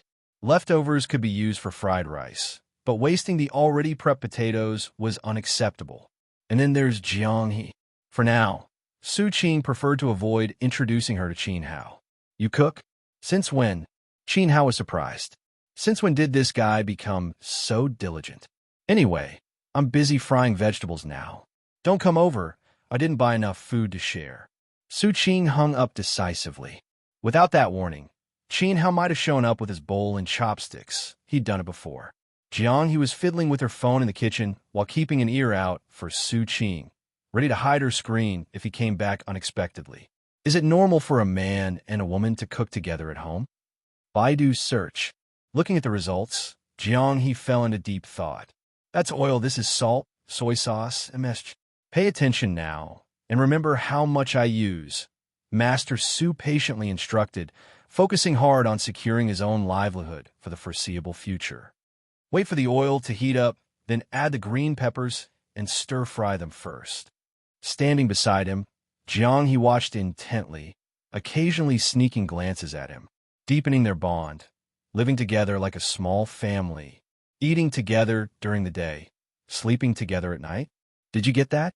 Don't use too much seasoning. Too much MSG will make you stupid, Su Qing added, noticing a strange expression on her face. Got it. Jiang He steadied herself, avoiding his gaze and instead focusing on the sizzling wok. What are you thinking about? Nothing. I'm perfectly at peace. Huh. Su Qing was puzzled. I mean, it smells good, Jiang He mumbled, pressing her lips together. Ever since they started cohabitating. No. Ever since Jiang He had been taken in, this was their first attempt at cooking at home in 2 months. A simple meal of stir-fried shredded potatoes with green peppers and a pot of rice. Su Qing, being a pragmatic person, didn't see any issue with this. Food was for filling the stomach, and if they wanted something more luxurious, they'd have to wait until Jiang He mastered cooking. For now, he figured introducing her to the basics of cooking was enough, and this casual meal would suffice. It smells really good, Jiang He remarked. She wasn't a picky eater and seemed quite excited, eyeing the large plate of stir-fried potatoes. She had always thought that delicious dishes required complex and precise techniques, beyond the capabilities of casual cooks, and that's why people preferred eating out rather than cooking at home. But Su Qing had casually tossed the ingredients together, and in just moments, he had a fragrant dish ready. It was magical. This is delicious. Are these potatoes grown in the ground too? She tried a bite with her chopsticks and was instantly captivated. The way she looked at Su Qing changed entirely. She'd noticed dirt on the potatoes, which confirmed her theory. If one had their own piece of land, they could grow and cook their own food. Cooking also seemed remarkably simple. No need for starting fires or complex methods. It felt like she'd found her way forward. Jiang He realized she'd been overcomplicating things. This world wasn't all that different from her own. At its core, the necessities of life, food, clothing, shelter, and transportation remained largely the same. Of course, where else would they come from? Thin air. Su Qing replied casually, juggling 2 freshly steamed potatoes from the rice cooker. Here, have one. Careful, it's hot. Steamed potatoes are delicious. They're my favorite. Seeing Jiang He lost in thought, he chuckled. It's normal you've never seen them before. These came from the Westerners. If, just hypothetically, you ever go back, build a massive ship, and head southeast until you find another continent, then bring them back, you'd be remembered forever. Historians would sing your praises. After a moment of consideration, he pulled out his phone and searched for potato Tang Dynasty, but, predictably, found nothing useful. He then tried Tang Dynasty Jiang He with no results either. Well, that settles it. You can't go back. Jiang He was confused. You'll understand later. Now Su Qing sighed. If there were any traces of her existence in history, he'd find them, just like the records of Wang Mang that have persisted for over 2,000 years. I was thinking, Jiang He began, holding her bowl thoughtfully, maybe I could find a plot of land to cultivate. That way, I can settle down here. Land? Yes, farming my own crops. Even if I've never seen these potatoes or cakes before, I can learn to grow them, she said confidently. I advise against that unrealistic dream. Farming isn't practical, Su Qing replied, exasperated. The Chinese people's deep love for land was undeniable. No matter the time or place, they always longed for a piece of land to call their own. To them, land symbolized stability and roots. But times had changed. Why not? I'm strong. As long as I save enough for initial supplies, I can find some unclaimed land to cultivate. When the supplies run out, I'll temporarily rely on your support again. I'll pay you back and save more grain. In 3 or 4 years, I could have my own land, Jiang, he said, her eyes shining with determination. The biggest challenge in opening new land was the lack of reserves. Without sufficient supplies, the grueling physical labor of cultivation would drain one's energy, even life force. But here, food was plentiful and affordable, eliminating the most critical obstacle. Her only concern was whether all the land had already been claimed. Buying land, however, didn't even cross her mind. In her worldview, land was life itself. It wasn't for sale. Even if someone were foolish enough to sell, she wouldn't stand a chance as an outsider. With my own land, I could. Whoa. Stop right there, Su Qing interrupted, massaging his temples. Focus on adapting to life here first, okay? Jiang, he hesitated. Her grand plans momentarily stalled. You'll realize later how laughable this idea is, Su Qing said, exasperated. The thought of her spending years farming, only to end up weathered and age prematurely, was too much. No way was he allowing that. Fine, Jiang, he muttered, biting back her plans. She felt like a rootless drifter in a bustling city, surrounded by prosperity that seemed utterly disconnected from her. This is your home now. At worst, I'll take care of you, Su Qing said softly, unable to ignore her forlorn expression. You'll take care of me? Jiang, he froze, recalling snippets from her earlier internet searches. She stammered, looking away awkwardly. Don't misunderstand. It's purely platonic. Like winter melon, Su Qing clarified quickly. Coming from over 1,000 years ago, she was still amusing and fun to have around. If possible, he'd prefer she stayed. As for the future, we'll figure out when the time comes. One step at a time. Don't joke about such things, young hero. Jiang, he exclaimed, clutching her chopsticks tightly. You show me great kindness by taking me in, and I will repay it. But, marriage is not an option. Su Qing was stunned. Marriage? He hadn't said anything about that. Why was this lady knight so off track? This isn't my home. It's yours. I'm just staying temporarily. We are completely above board. Jiang, he trailed off. Rest assured, we're completely above board, Su Qing echoed knowingly. All right, temporary lodger it is. Do I look like a bad person to you? You're a good person. No, don't say that again. Su Qing suddenly felt awkward. Why did being called a good person feel like receiving a rejection letter? I'm a young hero, remember that. Don't call me a good person. Although Su Qing knew Jiang, he was a quick learner. He still underestimated her. He had no idea she had already learned how to sneakily use Baidu, and even how to slack off. After dinner, as he lounged on the couch waiting for the evening news, he casually glanced in Jiang He's direction. Whoa, the girl was now navigating penguin space, clicking around with the mouse. Is this you? Jiang He looked over, surprised, shifting her gaze between Su Qing and the photo on the screen. A delinquent-looking redhead with hair that long. Cough. No, that's not me, Su Qing denied without batting an eye. It looks just like you, even if it does. Okay, fine, it's me. You used to look so strange, like Jiang He stared at the photo, struggling to find the right words. The red hair, the asymmetrical bangs. Any mental health professional would probably say, if your eyes aren't serving any purpose, consider donating them to someone in need. I was young and reckless back then, into flashy stuff. It's all cringeworthy history. Don't dig it up anymore. Su Qing calmly walked over to log out of his Penguin account. He had kept those photos in a private album as a reminder to himself, occasionally revisiting them to prevent any more foolish impulses. But then Jiang He stumbled upon them. Luckily, all the special videos were hidden in encrypted folders. Otherwise, He couldn't even imagine the catastrophic misunderstanding that might ensue. He used to have long hair. Jianghe's expression turned peculiar. It was hard to picture Su Qing, always sporting a clean-cut look now, with such a bizarre hairstyle. Part of the loving funeral family. You wouldn't get it. We stirred up a storm back in the day, Su Qing sighed. If he hadn't been such a slacker back then, he wouldn't be getting nagged by his old man about rent now. Renting a second property from his own family? That's just absurd. I'll set up an account for you, so you can use your own. You can upload cake pictures or whatever, and they'll probably stay there forever. No need to worry about losing them. Clicking away, he quickly registered an account for her.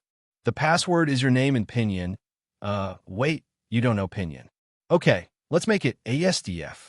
Just press those keys in order. Got it, got it. Jianghe's attention shifted to her new Penguin account, her face alight with curiosity. First, you need a username. Let me help you. Su Qing's mischievous grin appeared as he rapidly typed out graceful dance in the breeze. He then clicked on the signature section and entered. I once dreamed of traveling the world with my sword, but I didn't go because I ran out of money. All set, he said with a smirk, adding her as a friend.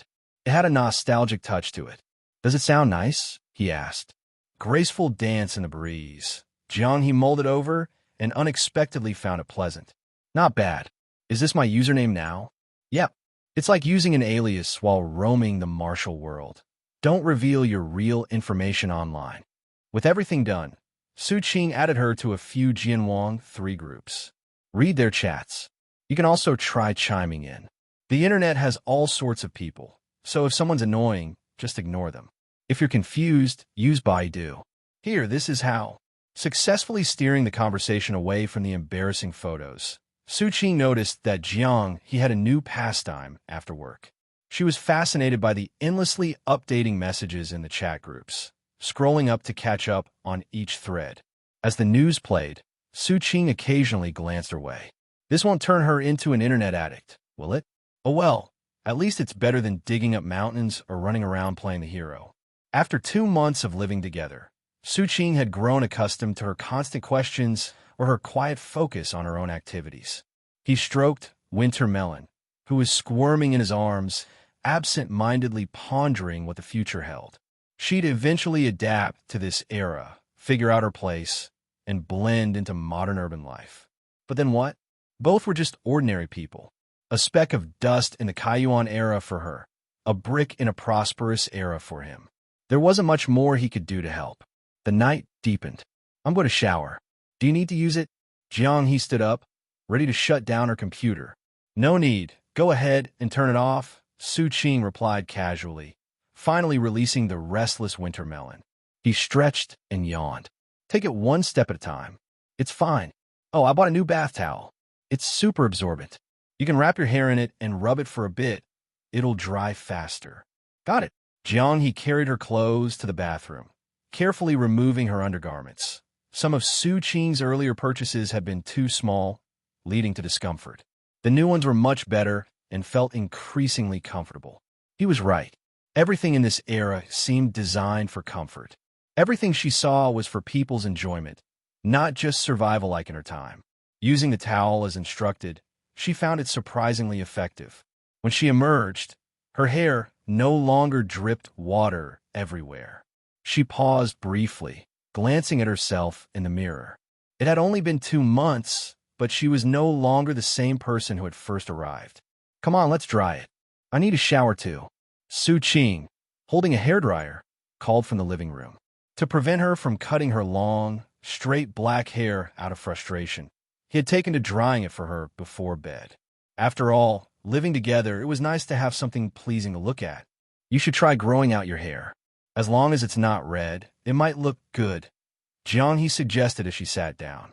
I could help you with it. That's not happening. I'm fine as I am, Su Qing said as he began drying her hair. Men should look sharp and tidy. Don't I look sharp? So that leaves me to help you. No big deal, Su Qing replied casually. It's just a small effort. People go to salons to get their hair dried every day. Don't overthink it. Speaking of which, I'll take you to one soon. A slight trim will make it look even better. Jianghe sat upright, watching Su Qing's shadow move on the floor. She didn't say anything. If he were in her time, kind-hearted but physically weak, he wouldn't survive, would he? Maybe she could protect him then, too, and confidently declare, "It's just a small effort." Her lips curved slightly at the thought before she quickly reined it in, returning to her serious expression.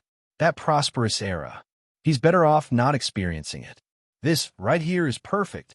Absolutely perfect. Late autumn, early winter. By late autumn, the leaves had begun to wither and fall. After the first rain following the start of winter, the temperature plummeted. Su Qing had already prepared down jackets, thermal underwear, thick socks in pinks and blues, and even a cotton hat with a fluffy pom-pom on top.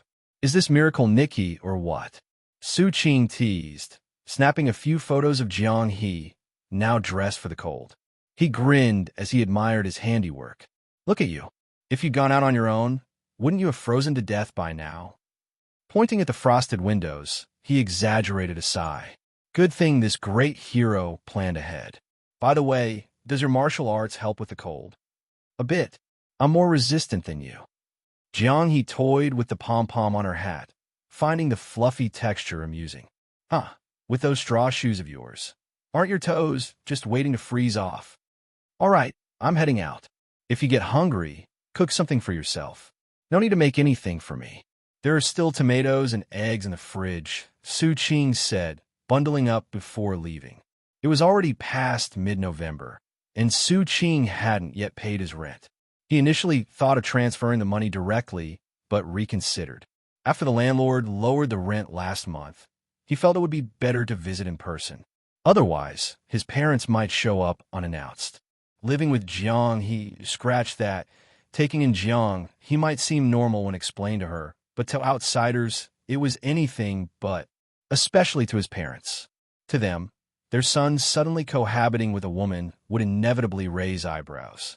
A single man and woman, under one roof, claiming to have nothing going on? Not even ghosts would believe that, unless they were as naive as Wintermelon. At home, Zhou Suji was unusually not playing mahjong with her friends, and instead watching TV. Su Qing suspected this was because he'd mentioned in the family group chat that he'd be dropping by. Just you. Zhou Suji glanced toward the door as Su Qing entered and closed it behind him. Who else? Your girlfriend. She's at home. I didn't bring her. Su Qing lied smoothly, all for the sake of a rent discount. Changing the subject, he asked, Dad's not back yet? He's been busy with some new discovery for days now. A relic or whatever. Ancient tomb, Mom. Not a relic. He's out exploring. And why didn't you bring that girl over? Zhou Suji's tone turned sharp. Tombs are fascinating. Once they dig up something valuable, Dad will make the papers again. Stop dodging. I asked why you didn't bring her over. TCH, what's the point? Just another mouth to feed. Dad would scold me for mooching off him and even bringing a girlfriend along to freeload. He'd call me the ultimate freeloader, Su Qing muttered, wandering around the house aimlessly. He grabbed a milk carton from the fridge, picked a tangerine from the fruit bowl, and peeked into the kitchen. Haven't cooked yet? Starving here. Nope. You can eat air for all I care.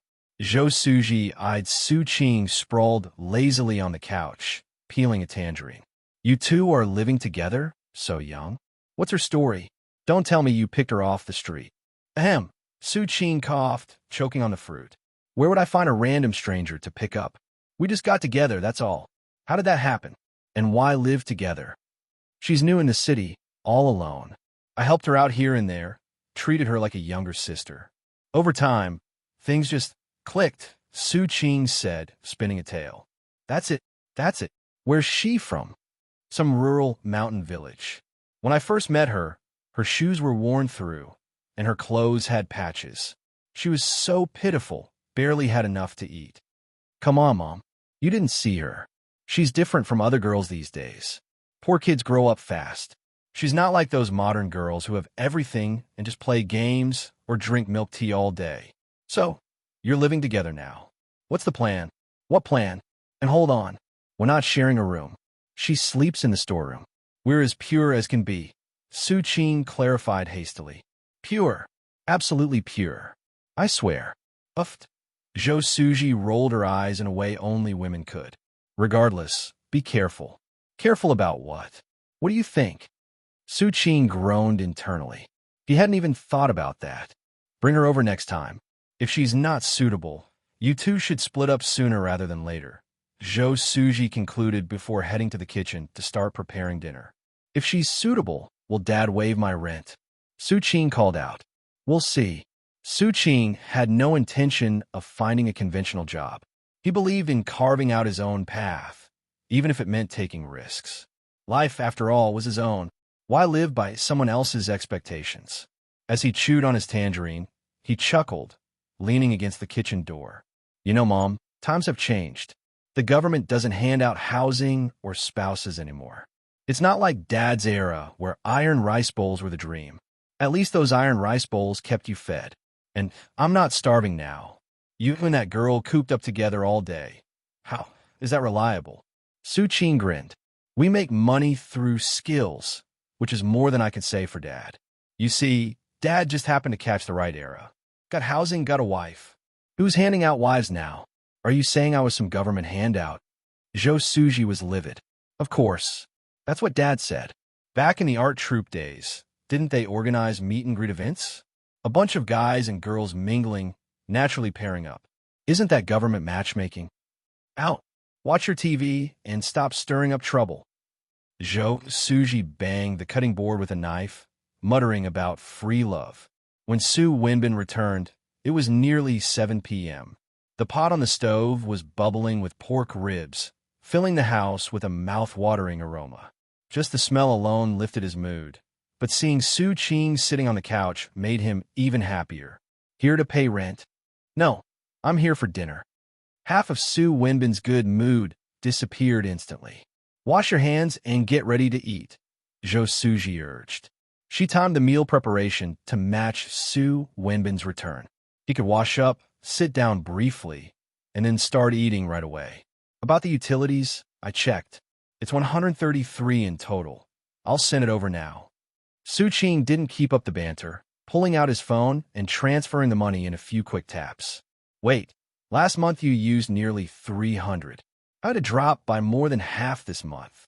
Su Wenbin asked as he washed his hands, peeking suspiciously at Su Qing in the living room. Didn't you say you'd cut it in half? Su Qing retorted confidently.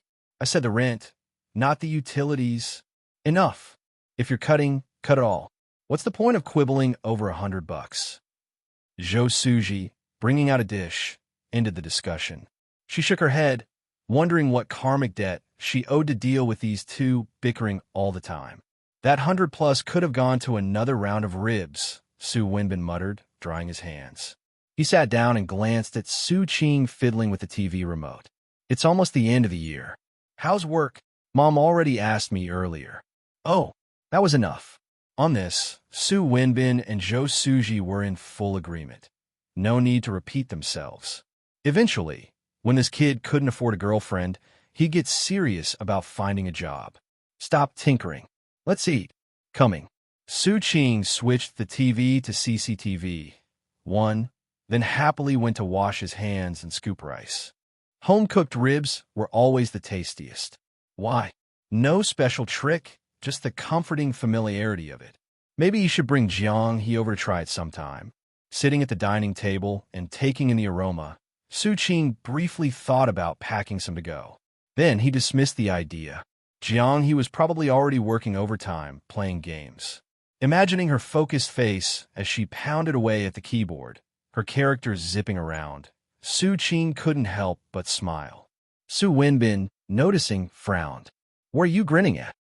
Su Qing was startled. Did I smile? Su Wenbin decided not to bother, taking the bowl and chopsticks Zhou Suji handed him and diving into his meal. This kid was losing it. Dad, how's that excavation project coming along? Su Qing tried to start a conversation. It's a tomb, not some relic site. Mom said it. I was just repeating. What? You planning to rob it once it's developed? Or maybe design your own? Don't let me catch you messing around with those so-called Tang Dynasty straw sandals again. Next time, I'll have Xiao Hao haul you in for wasting time. Great. Su Qing decided to drop the subject. If he told his dad that someone in his house was over 1,000 years old, the old man would probably blow a gasket and pack him off to South Mountain Mental Hospital that same night.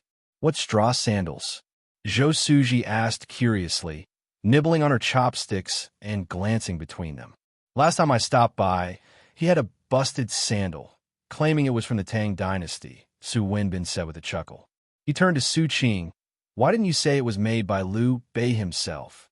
Su Qing focused intently on the ribs in his bowl. Oh, and that sword you have? Is it from the Kaiyuan era too? What, you traveled back to the Tang Dynasty in a time machine to grab it? Brand new. It's practically falling apart. Because you used it. Su Wenbin glared. There's a difference between broken from age and broken from use. I couldn't even fit into those sandals. They were too small. Su Qing shrugged. Let's eat. Just joking around. If I really had stuff from the Kaiyuan era, wouldn't I be rich by now? I buy out your house. I'm not selling to you. Then I buy someone else's.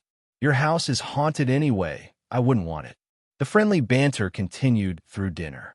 After the meal, Su Qing helped clear the table and did the dishes while Zhou Suji took care of the rest. Staying home as an adult always felt a bit out of place. Nothing much to do. Conversations finished over the meal. The cozy image of a family crowded on the couch watching TV and chatting was nice in theory, but in reality, there was rarely enough free time or things to talk about. His parents had more fun on their own, gossiping about neighborhood goings-on. Seeing Su Wenbin take a stack of papers into the study, Su Qing followed out of curiosity and found a pile of incomprehensible academic materials. Why not rest after work? Doesn't this tire you out? I enjoy it. Better than you loafing around. No wonder Mom plays mahjong every day. Su Wenbin side-eyed him. Want a spanking? All right, carry on. I'm heading back. On his way out, Su Qing stopped in the kitchen to say goodbye to Zhou Suji. His eyes caught a plastic box by the cabinet, halting him mid-step. Inside was a block of ginger submerged in water, sprouting green shoots. Mom, is this ginger? He asked, surprised. The leafy shoots were quite decorative. Yeah, heard it's good for health, so I decided to grow some. Hey, what are you doing? She slapped his hand away. Share some with me. I'll grow my own. Buy your own. It's not expensive. Come on, just a little. It'll grow back anyway. After much persistence, Su Qing secured half a piece, placed it in a box, and asked, so I just put it in water? Just toss a fresh piece in water, and it'll sprout, she explained, slicing another piece and throwing it into a plastic box. No maintenance needed. Got it. Su Qing inspected his ginger enthusiastically. Jiang would probably enjoy growing it for fun. As he thought about giving it to her, Su Qing suddenly froze. What's wrong? It's late. Why aren't you leaving? Zhou Suji turned to see him standing there, lost in thought. Su Qing glanced at his mom, then at the ginger in his hands. After a moment of hesitation, he said, Mom, I think I'm in love. His lips felt dry as he spoke, uncertain about his realization. Could emotions really sneak up like this? It felt a bit hasty. You two already live together. What do you mean think? Zhou Suji gave him a look of disbelief. You feeling all right? I'm fine. I'll head back now, Su Qing mumbled, turning to leave. Don't let Dad stay up too late. Falling for a girl from over 1,000 years ago? Was it greed? No, not that. Definitely not. Outside, the moonlight was sparse and the night air cold. Su Qing stepped out of the residential complex, the chilly wind sobering him. Stuffing his hands in his pockets, he gazed at the crescent moon hanging in the sky, its pale glow illuminating the faint mist escaping his breath. His heart was racing. The night was chilly, and with this kind of weather, there weren't many people wandering outside after dark. Su Qing stood by the roadside for about 10 minutes before a taxi finally arrived. Beiwang Road, Jiahe Complex, he instructed as he got into the back seat with a bag holding his ginger seedling. Shutting the door, he finally felt a bit of warmth. While fiddling with the vibrant green leaves of the seedling, his mind wandered elsewhere. Though he had joked about having a girlfriend earlier, it was all in jest, just to tease that girl. It wasn't appropriate to turn a temporary housemate into a girlfriend. Yes, definitely inappropriate. Other people's girlfriends were normal, but his was from over 1,000 years ago. Too weird. This couldn't work. The taxi driver, perhaps a rookie or just tired, remained silent the entire trip. When they reached the residential complex gate, he finally spoke to remind Su Qing. Thanks. Su Qing paid the fare, grabbed his bag, and headed home. Sure enough, Jiang was staring intently at the computer desktop. That seemed odd. Ahem, what are you doing? Su Qing asked. I was just about to play a game, Jiang replied, her gaze darting briefly. Spotting the bag in his hand, she grew curious. What's that? This? Su Qing tilted his head, lifted the bag, and held it out to her. Ginger. Ginger? A ginger seedling. Jiang blinked, sensing he had an ulterior motive. It's for you. You can plant it. It suits you well, Su Qing said with a smile. Find a spot to keep it. The kitchen works, or your room. Just let it grow. It's nice to have around. All right. Jiang took the bag to the kitchen. Watching her back, Su Qing mulled something over, then turned to the computer. Something was off. Are you still going to play your game? Not tonight. Maybe tomorrow. Okay, then get ready for bed. It's getting colder lately. Is your room warm enough? He asked. A bit chilly, she admitted, but I'm used to it. Make sure to keep warm. In a week or two, the heating will start. Come here for a moment. Jiang walked over, curious. What is it? Sit down. Su Qing gestured to the couch. They sat facing each other, staring in silence. A few moments passed. Is there something wrong? Jiang finally asked, feeling uneasy under his strange gaze. Nope. Go get ready for bed, Su Qing said, getting up as if nothing had happened. Jiang baffled, pressed her lips together. She couldn't figure out what he was up to, so she shook her head and went to her room to grab clothes for a bath. Wait, let me feel your hand, Su Qing suddenly said. To check if your hands are cold, he explained, feigning righteousness. They're not. Jiang clasped her hands behind her back, hesitated, then extended one. If you don't believe me, go ahead. Without hesitation, Su Qing grabbed her hand and gave it a squeeze. Not cold at all. You've been wielding a sword. Guess that makes a difference, he remarked. He flipped her hand over to examine it. Her fingers were long, not particularly pale, with calluses on her palms and fingertips that felt rough to the touch. These were the hands of someone who'd done hard labor. His mom would probably approve. What are you doing? Jiang asked, resisting the urge to pull her hand away. Checking if martial artists' hands look bad. They don't. So maybe I'll train too, Su Qing quipped, releasing her hand and pulling out his phone to place an order on Taobao. Winter was coming, and hand would get cold while using a computer. He decided to buy her a hand warmer. Girls always liked those. Jiang gave him a puzzled look, but reluctantly accepted his explanation. After all, Su Qing wasn't the kind of guy to take advantage of her. He often ruffled her hair or dried it after a bath, so this wasn't too out of the ordinary. She grabbed her clothes and went to the bathroom to shower. Soon, the sound of running water filled the apartment. In the living room, Su Qing squinted at the ceiling light, then glanced toward the bathroom. He plopped down at the computer and opened Baidu. Search history time. Whoa, what should a guest do when staying at someone else's home? Why do some women like posting revealing photos? How to help someone find a girlfriend? Why don't we run out of food? Can I go back to Kaiyuan? How do you know everything? How to make a lot of money? How much does a cake cost? Is it expensive? Is there a way to make my chest smaller? How to earn money faster in games? Are there gods in this world? And more.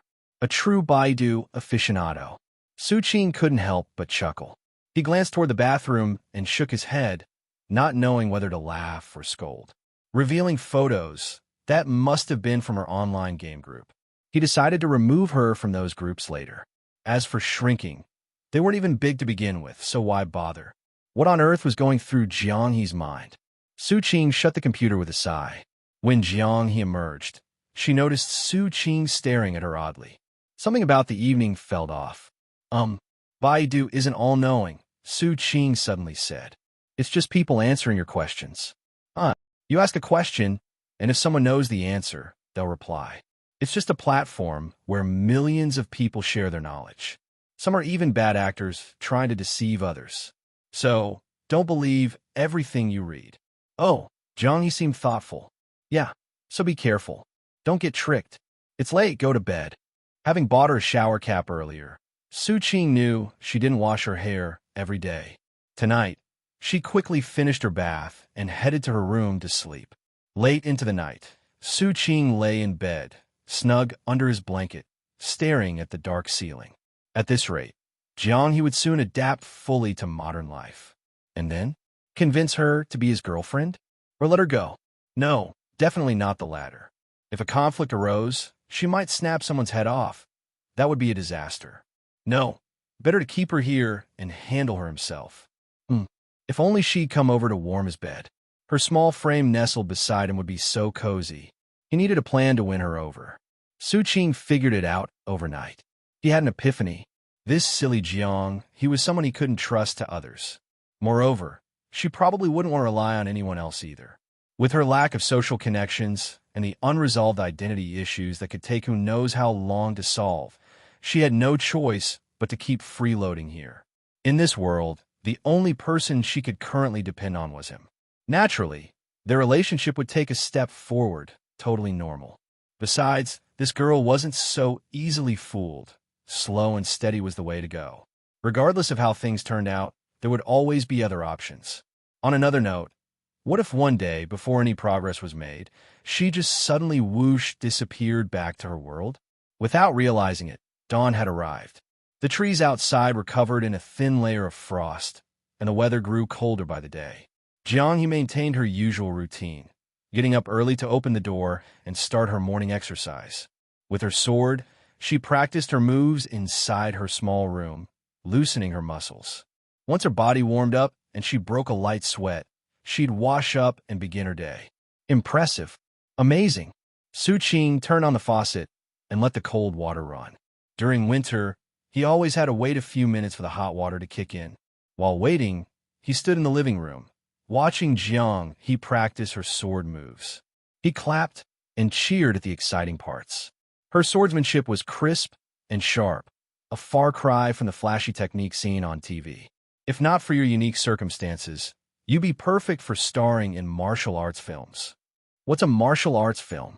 Jiang sheathed her sword, calmed her breathing, and asked. It's a type of movie like the one I showed you last time, where they chopped up tables made of tofu. But in your case, you wouldn't need props. You'd get real results using actual weapons. Su Qing was just rambling. Becoming a star was no easy feat. Landing a minor background role was more realistic. Anything bigger would require signing contracts, which was out of the question. He continued his morning routine, brushing his teeth, rinsing, washing his face, and drying off before stepping aside for Jiang to take over. She casually walked up, began brushing her teeth, and gave Su Qing a sidelong glance. What are you looking at? Nothing. You brush your teeth. Su Qing leaned against the wall, watching her. Seriously, the more he looked, the more pleasing she seemed. Her nose, her eyes, everything about her face was perfectly placed. Jiang suspiciously glanced at the mirror and then at Su Qing, unable to figure out why he was just standing there. Ignoring him, she continued brushing her teeth.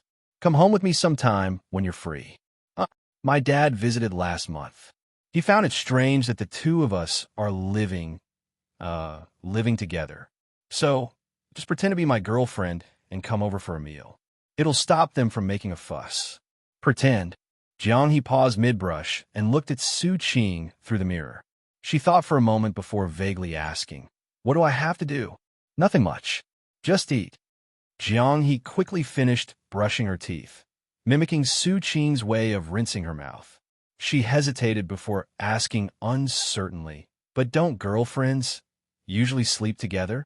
You can if you want. Su Qing shrugged. I don't want to. Then it's just dinner. No other obligations, just a little pretend act. It's not real. After a moment of contemplation, Jiang finally nodded. All right then, I'll pretend to be your girlfriend. Want to practice first? Su Qing suggested. Practice what? Isn't it just eating dinner? Practicing eating, of course. Su Qing had originally thought about simulating holding hands and strolling around his practice, but he quickly dismissed the idea.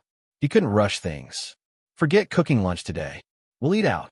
I'll take you to a buffet, the kind I mentioned before. Pay a little, and you can eat as much as you want. A man keeps his word. I can eat as much as I want. Yep, hot pot until you're full. He still hadn't fulfilled his promise to Qin Hao for a hot pot outing, but Jiang, he would be first in line. If it weren't for Qin Hao's background, taking him along wouldn't be bad either. Mornings always flew by, whether sleeping or awake. It felt like barely any time had passed before it was already lunchtime. The sky was overcast, heavy with clouds hinting at snow. A biting cold wind swept through the streets of Jiang City. Jianghe's weather was dry and chilly. Wearing warm clothes was enough to fend off the cold. Bundled up in a down jacket, Jianghe looked a bit puffed up. She seemed clumsy, especially since the sleeves of the clothes Su Qing had bought her were too long. At first, she tried to roll them up, but after stepping outside and feeling the chill, she let them down and tucked her hands inside, waddling behind Su Qing like a penguin with her hat on. Don't say the owner didn't give you a chance. Eat to your heart's content. No need to save him money. Got it. I'll remember. Cold. No, this jacket is really warm. Jianghe happily swung her long sleeves. The longer she stayed here, the more she liked this life. In summer, there were fans and air conditioning. In winter, there were jackets and warm blankets. She'd even heard that heating would be turned on in a few days. How amazing was that? If one day you just whoosh. Go back. Taking this jacket with you wouldn't be a loss. Maybe stuff a potato in your pocket too. Su Qing, hands in his pockets, casually offered advice as he strolled ahead. Since her sword had come through, potatoes and jackets could probably make it back too. Can I earn money to buy a computer and carry that around? Jianghe was thinking bigger. Sure, but I wouldn't recommend it, Su Qing replied, glancing back at her. That'd look silly. Plus, a computer wouldn't be much use where you're going, unless you downloaded a ton of resources. Even then, you might end up being seen as a freak. Stick with potatoes. Okay. Jianghe touched her pocket, already planning to ask Baidu how to grow potatoes after lunch. Though she loved everything here, there was no place like home. If she could go back, she'd still choose to return. The two strolled leisurely through the residential complex toward the main gate. Su Qing looked around, greeting familiar neighbors along the way. The Su family had lived on Beiwang Road for years before moving to Yongkang New District during Su Qing's high school years. Now that he was back, many of the faces were still familiar. The sense of neighborliness here was genuine, much stronger than what you'd find in modern residential complexes. True close neighbors. Aunt Cheng, why are you carrying such a big bag of rice? Where's Uncle Wang? Su Qing spotted Cheng Yulan resting by the roadside with a hefty bag of rice and went over to help. He's having a bout of high blood pressure. Hey, are you free? If you are, help me carry it upstairs. Of course I'm free. Jianghe, help me lift this onto my shoulder. With the rice on his shoulder, Su Qing adjusted his stance and started back toward the building. I was just about to take my girlfriend out to eat. Good thing I bumped into you. He spoke casually, but Jianghe looked a bit sullen and stayed silent. Pretend was pretend. After all, they were innocent. A clear conscience was all that mattered. Last time you denied it, but now you're admitting it, huh? Aunt Cheng teased with a laugh, clicking her tongue. What's this little girlfriend's name? I see her every day, but don't know her. Seeing Su Qing glance back at her, Jianghe hesitated before saying, Jianghe. Jiang like ginger, and he like seedling. Su Qing added, pausing to ask, what do you think, Aunt Cheng? Nice name, right? Yes, good name. And she seems like a good person, too. Aunt Cheng grinned. You've met her before, huh, haven't you? Su Qing huffed as he struggled to carry the sack of rice up the stairs, panting but still rambling on. Met her. Cheng Yulan glanced at Jianghe. The girl was pretty, but she couldn't recall much about her, except the time she was cosplaying in the hallway. Yeah, back when I just started college, maybe 4 or 5 years ago. She wasn't this tall back then, had a bit of a round face. You two even stood at my door chatting for a bit. Ring a bell? Did we? Cheng Yulan was doubtful. Come on, you probably just don't remember because she's changed so much. The round-faced girl, that was her. Su Qing said with conviction, hauling the rice up the last steps and setting it down outside his door, catching his breath. My memory's not what it used to be, Cheng Yulan muttered, trying hard to recall as they reached the door. She knocked briskly. Old Wang, open up. Well, just remember now, this is my girlfriend, Jiang He. Su Qing grinned. All right, I'm taking her out to eat. She's been cooped up at home playing games all day, barely stepping outside. Come in and have some water. You look beat. No need, I'm tough. Su Qing gave a dismissive wave, then started heading downstairs. Jiang He turned back to Cheng Yulan and, after a brief hesitation, smiled and nodded politely before following Su Qing. Have I been here before? Jiang He asked softly once they were outside the building. Of course not. Back then, you were probably freezing in some mountain valley somewhere. Su Qing glanced up at the building, chuckling. It's just something to say. If she remembers, great. If not, no big deal. If no one else besides me recognizes you, then you don't exist. Understand? Not exist. Yep. In the eyes of society, you'd be completely non-existent. No one would know your past, and without a past, there's no future. Think of your past as roots. Your roots are stuck back in the Tang Dynasty. That won't do. You need roots here to really live. Su Qing stuffed his hands in his pockets and turned to face Jiang He, walking backward as he spoke. That Cheng Annie just now? She's a real gossip. If there's anything to talk about, she'll be at it with the other old folks, playing mahjong or sipping tea. If she happens to mention you in passing, people will at least know you exist. And if she throws in a bit about having met you ages ago, even better. That's how collective memory works. I think I get it, Jiang He murmured, frowning in thought. She vaguely understood his point. Back in her village, if no one knew her, she'd be cast out for sure. Doesn't matter if you get it or not. What matters is making yourself known. Hey, Uncle Zhao, feeling cold? Su Qing turned back to greet the security guard from a distance. This weather's bone-chilling. Uncle Zhao was huddled in a military coat, clutching a thermos as he rocked in his chair. Why not head inside? Been in too long. It gets stuffy. Just stepped out for a smoke. All right, you take care. Su Qing waved, then glanced at Jiang He beside him. Grabbing her sleeve like holding hands, he walked forward. He gave the fabric a few experimental pinches, confused. Oh, where's your hand? He squeezed again, realizing he couldn't find it inside the sleeve. What the heck? I got short change here. Jiang He raised her arm, showing him the empty sleeve where her hand had retreated all the way to her elbow. Dear, you can hold this, she offered the hollow sleeve with a straight face. Forget it. It's out already. Su Qing shook his head, stuffing his hands back in his pockets. Hot pot restaurants were plentiful in Jiang City, and, as the weather cooled, people gravitated toward a steaming pot for warmth and comfort. It was best enjoyed in the evening, sweating it out over a meal and heading home satisfied. But evenings were busy, with long waits and noisy crowds. Not ideal for Jiang He's first hot pot experience. So Su Qing decided to treat her at midday. He bypassed random spots nearby and took her to one of his regular places, a buffet with a wide variety, including seafood, all for 88 yuan per person. The atmosphere was decent, and he figured Jiang He could try a bit of everything to find out what she liked. Self-serve was the fastest way to learn someone's taste. You didn't think it'd be this far? Jiang He asked, her stomach starting to grumble after walking and switching buses. Almost there. Just around that corner, Su Qing assured her. He rounded the bend, then suddenly froze. Damn. Speak of the devil. Qin Hao, bundled up like a fool, was patrolling the street with a PDA scanning his surroundings. Su Qing instinctively considered turning back, but their eyes met. No choice but to act casual. He led Jiang He forward and greeted him. Hey, how's he busy? Obviously. Where are you headed? Qin Hao sniffled, looking Su Qing up and down before glancing at Jiang He. Something's off about this guy. Hot pot. Want to join? On shift. Come here for a sec. Qin Hao stepped aside, beckoning Su Qing over while eyeing Jiang He. Who's this? What do you mean? Su Qing's heart skipped, but his face betrayed nothing. When do you get a cousin? Qin Hao squinted. All right. Say the angle bisector theorem for me.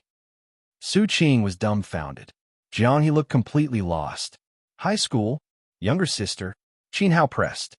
All right then, how about the cosine rule? All right, quit it. She's my girlfriend. Su Qing sighed, exasperated. Your girlfriend? Qin Hao's suspicion only grew. Last time, Su Qing had called someone his cousin, But when Qin Hao asked his dad, it turned out there was no cousin. Something fishy was definitely going on. I'll explain later. We're starving. Su Qing tried to wave him off. You'd better explain, or I'll have to report this to your dad. Qin Hao warned seriously. Su Qing had a history of wild antics. Fighting, drinking, clubbing, often ratted out by Qin Hao himself. Lately, he'd settled down, but Qin Hao worried he might relapse. Later, okay? Unless you want to cuff me now and interrogate me. Su Qing held out his wrists mockingly. Go on then. But this isn't over. Su Qing gave him the finger before leading Jiang He into the hot pot restaurant. Good thing Qin Hao isn't a woman, Su Qing thought. Otherwise, he'd have learned the hard way not to snitch. Why isn't he a woman, though? Why wasn't I born a woman? Qin Hao is also pondering this question. D***. Let him die for all I care. Watching the two leave, Qin Hao stood still for a moment, picked up his PDA, and entered 130682. After a pause, he continued inputting. Know them? A colleague on duty leaned over, seeing the group split up. Yeah, I know them. Qin Hao gave a brief response and reviewed the information. It all checked out. Su Qing had been quietly staying in Jiang City. Apart from a few punishment records for past fights, there wasn't a single issue. Like an old housekeeper, Qin Hao silently mocked himself, pocketed the device, and tucked his chin into his jacket while scanning the pedestrians, looking for anyone suspicious. The way he stood there, chin tucked, hands in his pockets, was identical to Su Qing's posture. Who knew where the two had picked it up? Should I have stayed home? Jiang He asked softly as she followed Su Qing inside. There's no such thing as should or shouldn't. Just sit for now. At midday, the hot pot restaurant wasn't busy. Only a few scattered tables were occupied. Places like this thrived at night. Su Qing found an empty table for Jiang He to sit at, then went to the front desk to pay. Returning with the receipt, he said, unless you're planning to stay cooped up at home forever, that is. Staying home for a year wouldn't teach you anything. You need to get out, experience things, and integrate quickly. Once you've adapted, everything will be fine. What matters is blending in a life here.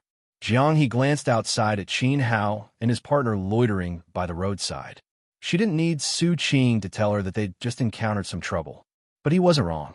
She couldn't hide at home forever. She had to face the world.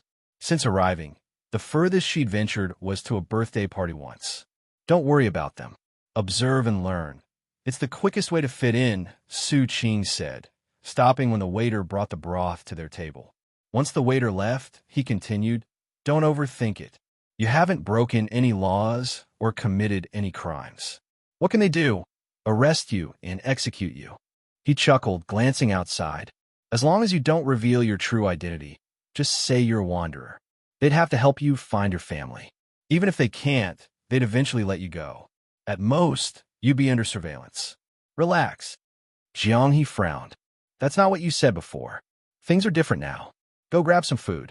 Su Qing unwrapped the utensils, washed them briefly, and pulled Jiang He along to pick sauces and desserts. As they moved, he explained quietly, everything on the shelves is available. Just take what you want and cook it. Don't take too much at once. You can always go back for more. Jiang He's attention shifted to the shelves piled with food.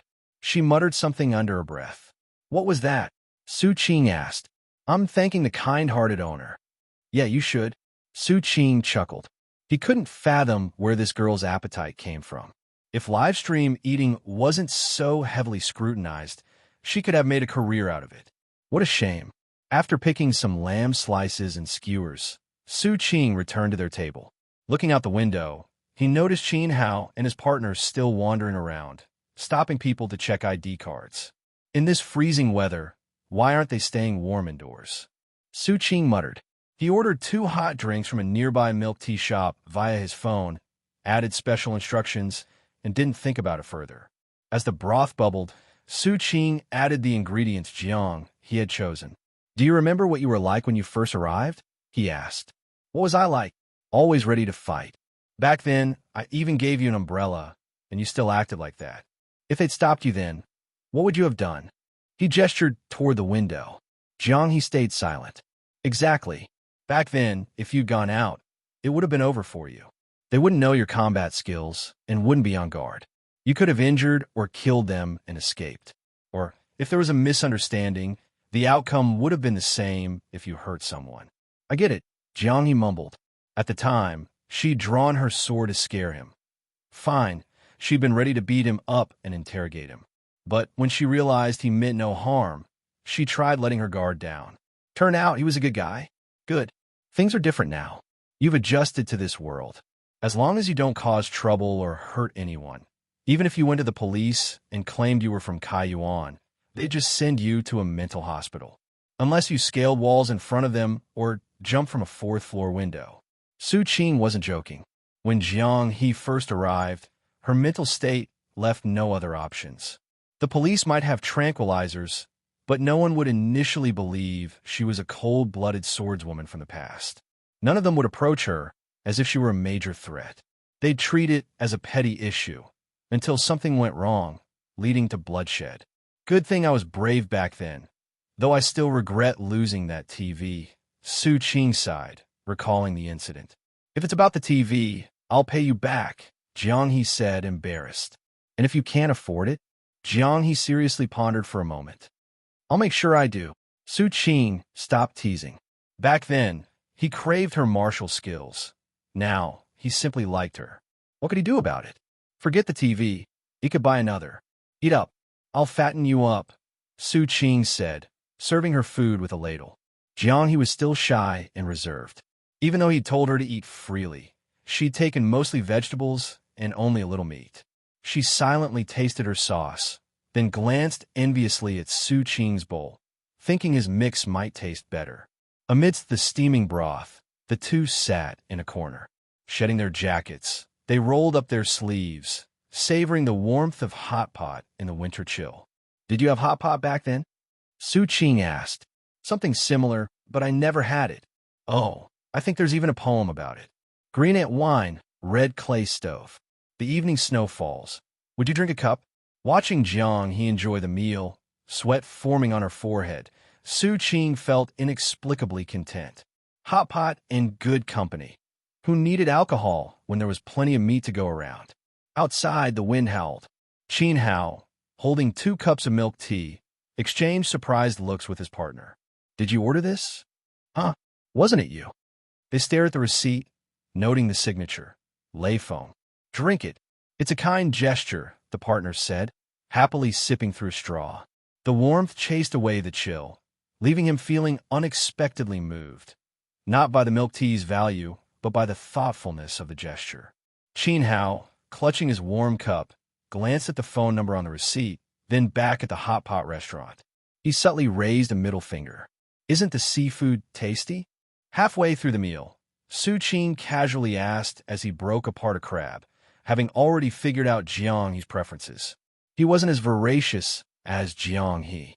Eating nonstop was a challenge for him, so he nibbled on a crab leg at a leisurely pace. It's good, Jiang He replied, her face full of satisfaction as she fished for more meat in the pot. You don't seem to like it, Su Qing said, glancing at the untouched crab on her plate. She'd only sampled it once and then left it alone. Yet she claimed it was good?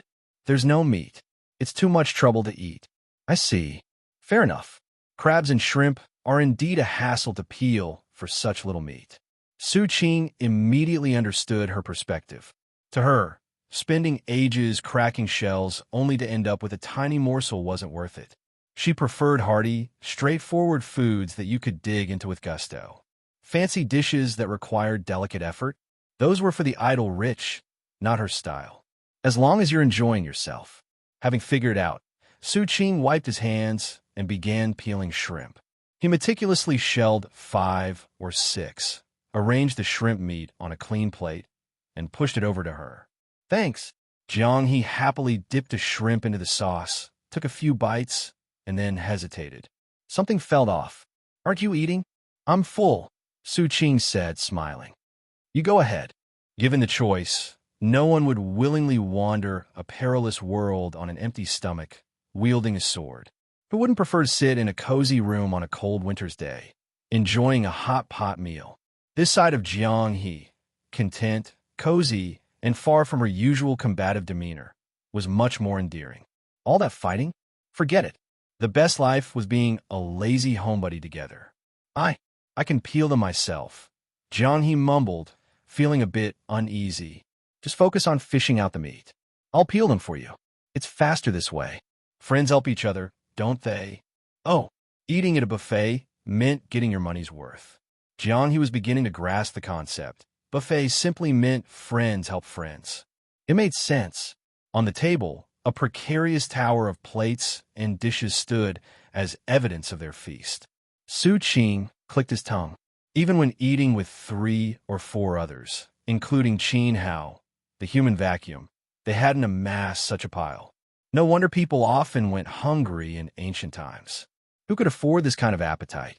Full yet, Su Qing asked as he noticed Jiang He rubbing her stomach. A little stuffed. Perfect. We'll walk back to work it off. The pot was nearly empty. Jiang He had made sure of that. Even stuffed, she wouldn't leave food behind. What remained was a battlefield of empty plates, bowls, and shells. Proof of a lavish meal. At the restaurant's entrance, Jiang He touched her stomach and turned to glance wistfully at the food racks inside. Her face was full of contentment, tinged with regret. It feels like you'd live here if you could.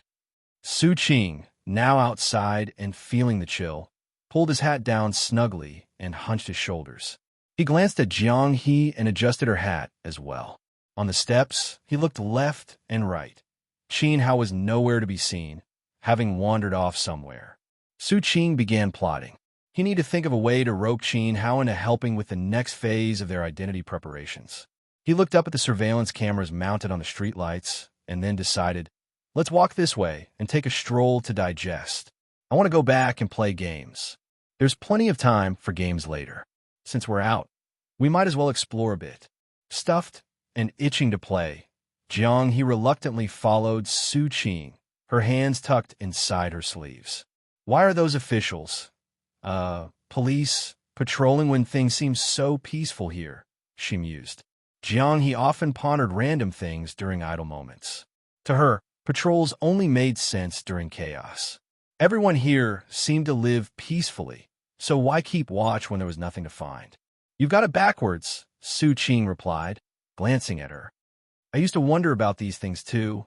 Why this? Why that? Eventually, I realized everything has a reason. There's a saying, you don't understand darkness until you've met evil. If you've never seen it, you're lucky. But it doesn't mean it's not there. So, this place isn't truly peaceful. Exactly. People like me, good-hearted, upstanding citizens, are rare. Su Qing said this with a completely straight face. There are plenty of bad people out there. If you're unlucky, you might even get tricked into becoming someone's wife. Imagine how scary that would be. Jiang He blinked, startled. Tricked into becoming someone's wife? How do they trick people? How would I know? I've never done it. Just be careful. Want to warm your hands in my pocket? Su Qing gestured toward a nearby couple holding hands. See? Like that. It's warmer this way. No way. Jiang He shook her head. I feel like you're trying to trick me. Exactly. Keep that attitude. Don't let anyone trick you away. Su Qing chuckled. The afternoon sky remained heavy and overcast, as if preparing for a snowstorm. The streets were quiet, with only a few people rushing past. Su Qing and Jiang He strolled leisurely, wandering wherever the mood took them. With this ancient transplant adjusting quickly to modern life, Su Qing deliberately took a winding route. Whether or not it mattered, making their movements less predictable felt safer than having her stay cooped up at his place all the time. Better safe than sorry. And with Jiang City's data surveillance systems improving rapidly, the less conspicuous they were, the better. They eventually found themselves by the Lan River. The water hadn't frozen yet, and its calm surface rippled occasionally with the wind. In the distance, small boats drifted lazily. Can you walk on water? Su Qing asked, pulling his collar tighter against the chill. Walk on water? Like walking on the surface. Yeah, there's a legend here about a monk who could float across on a reed. I can't, Jiang He admitted honestly. She'd never even heard of such a thing. Then how strong are your martial arts? Really? Su Qing was curious. Jumping off a four-story building seemed impressive, but could she beat someone like Master Chin? Or, say, a 200-pound brawler? How did martial arts even work? Do you want to try? Jiang hesitated. No. What if you accidentally kill me? I'd hold back, she reassured him. Still no. Su Qing vividly remembered the thief she'd thrown to the ground with restraint and shook his head vigorously. How about you demonstrate on something else? Like, could you break that rock with your bare hands? Jiang stared at him like he was an idiot. How could flesh and bone be harder than stone? Fair enough. Then, Su Qing looked around, spotted a small tree by the riverbank, and dragged her over to it. What about this? Can you break it? You want me to hit the tree? Jiang asked, puzzled. Yeah, let's see if you can break it. Before his words fully landed. Bang, bang, crack. 2 shoulder slams later, the tree snapped in half. Jiang turned back to find Su Qing gaping at her. Like this. That's public property destruction. Run. The culprit grabbed her sleeve, and they bolted. Hello, everyone. As we wrap up this video, I want to share a quick note. I have a Patreon account. If you'd like to support me and enjoy on-demand audiobooks, you can become a Patreon member. Alternatively, you can check out my Google Drive link, which has 500+ novel audiobooks available through my Ko-fi or Patreon shop. I appreciate your support.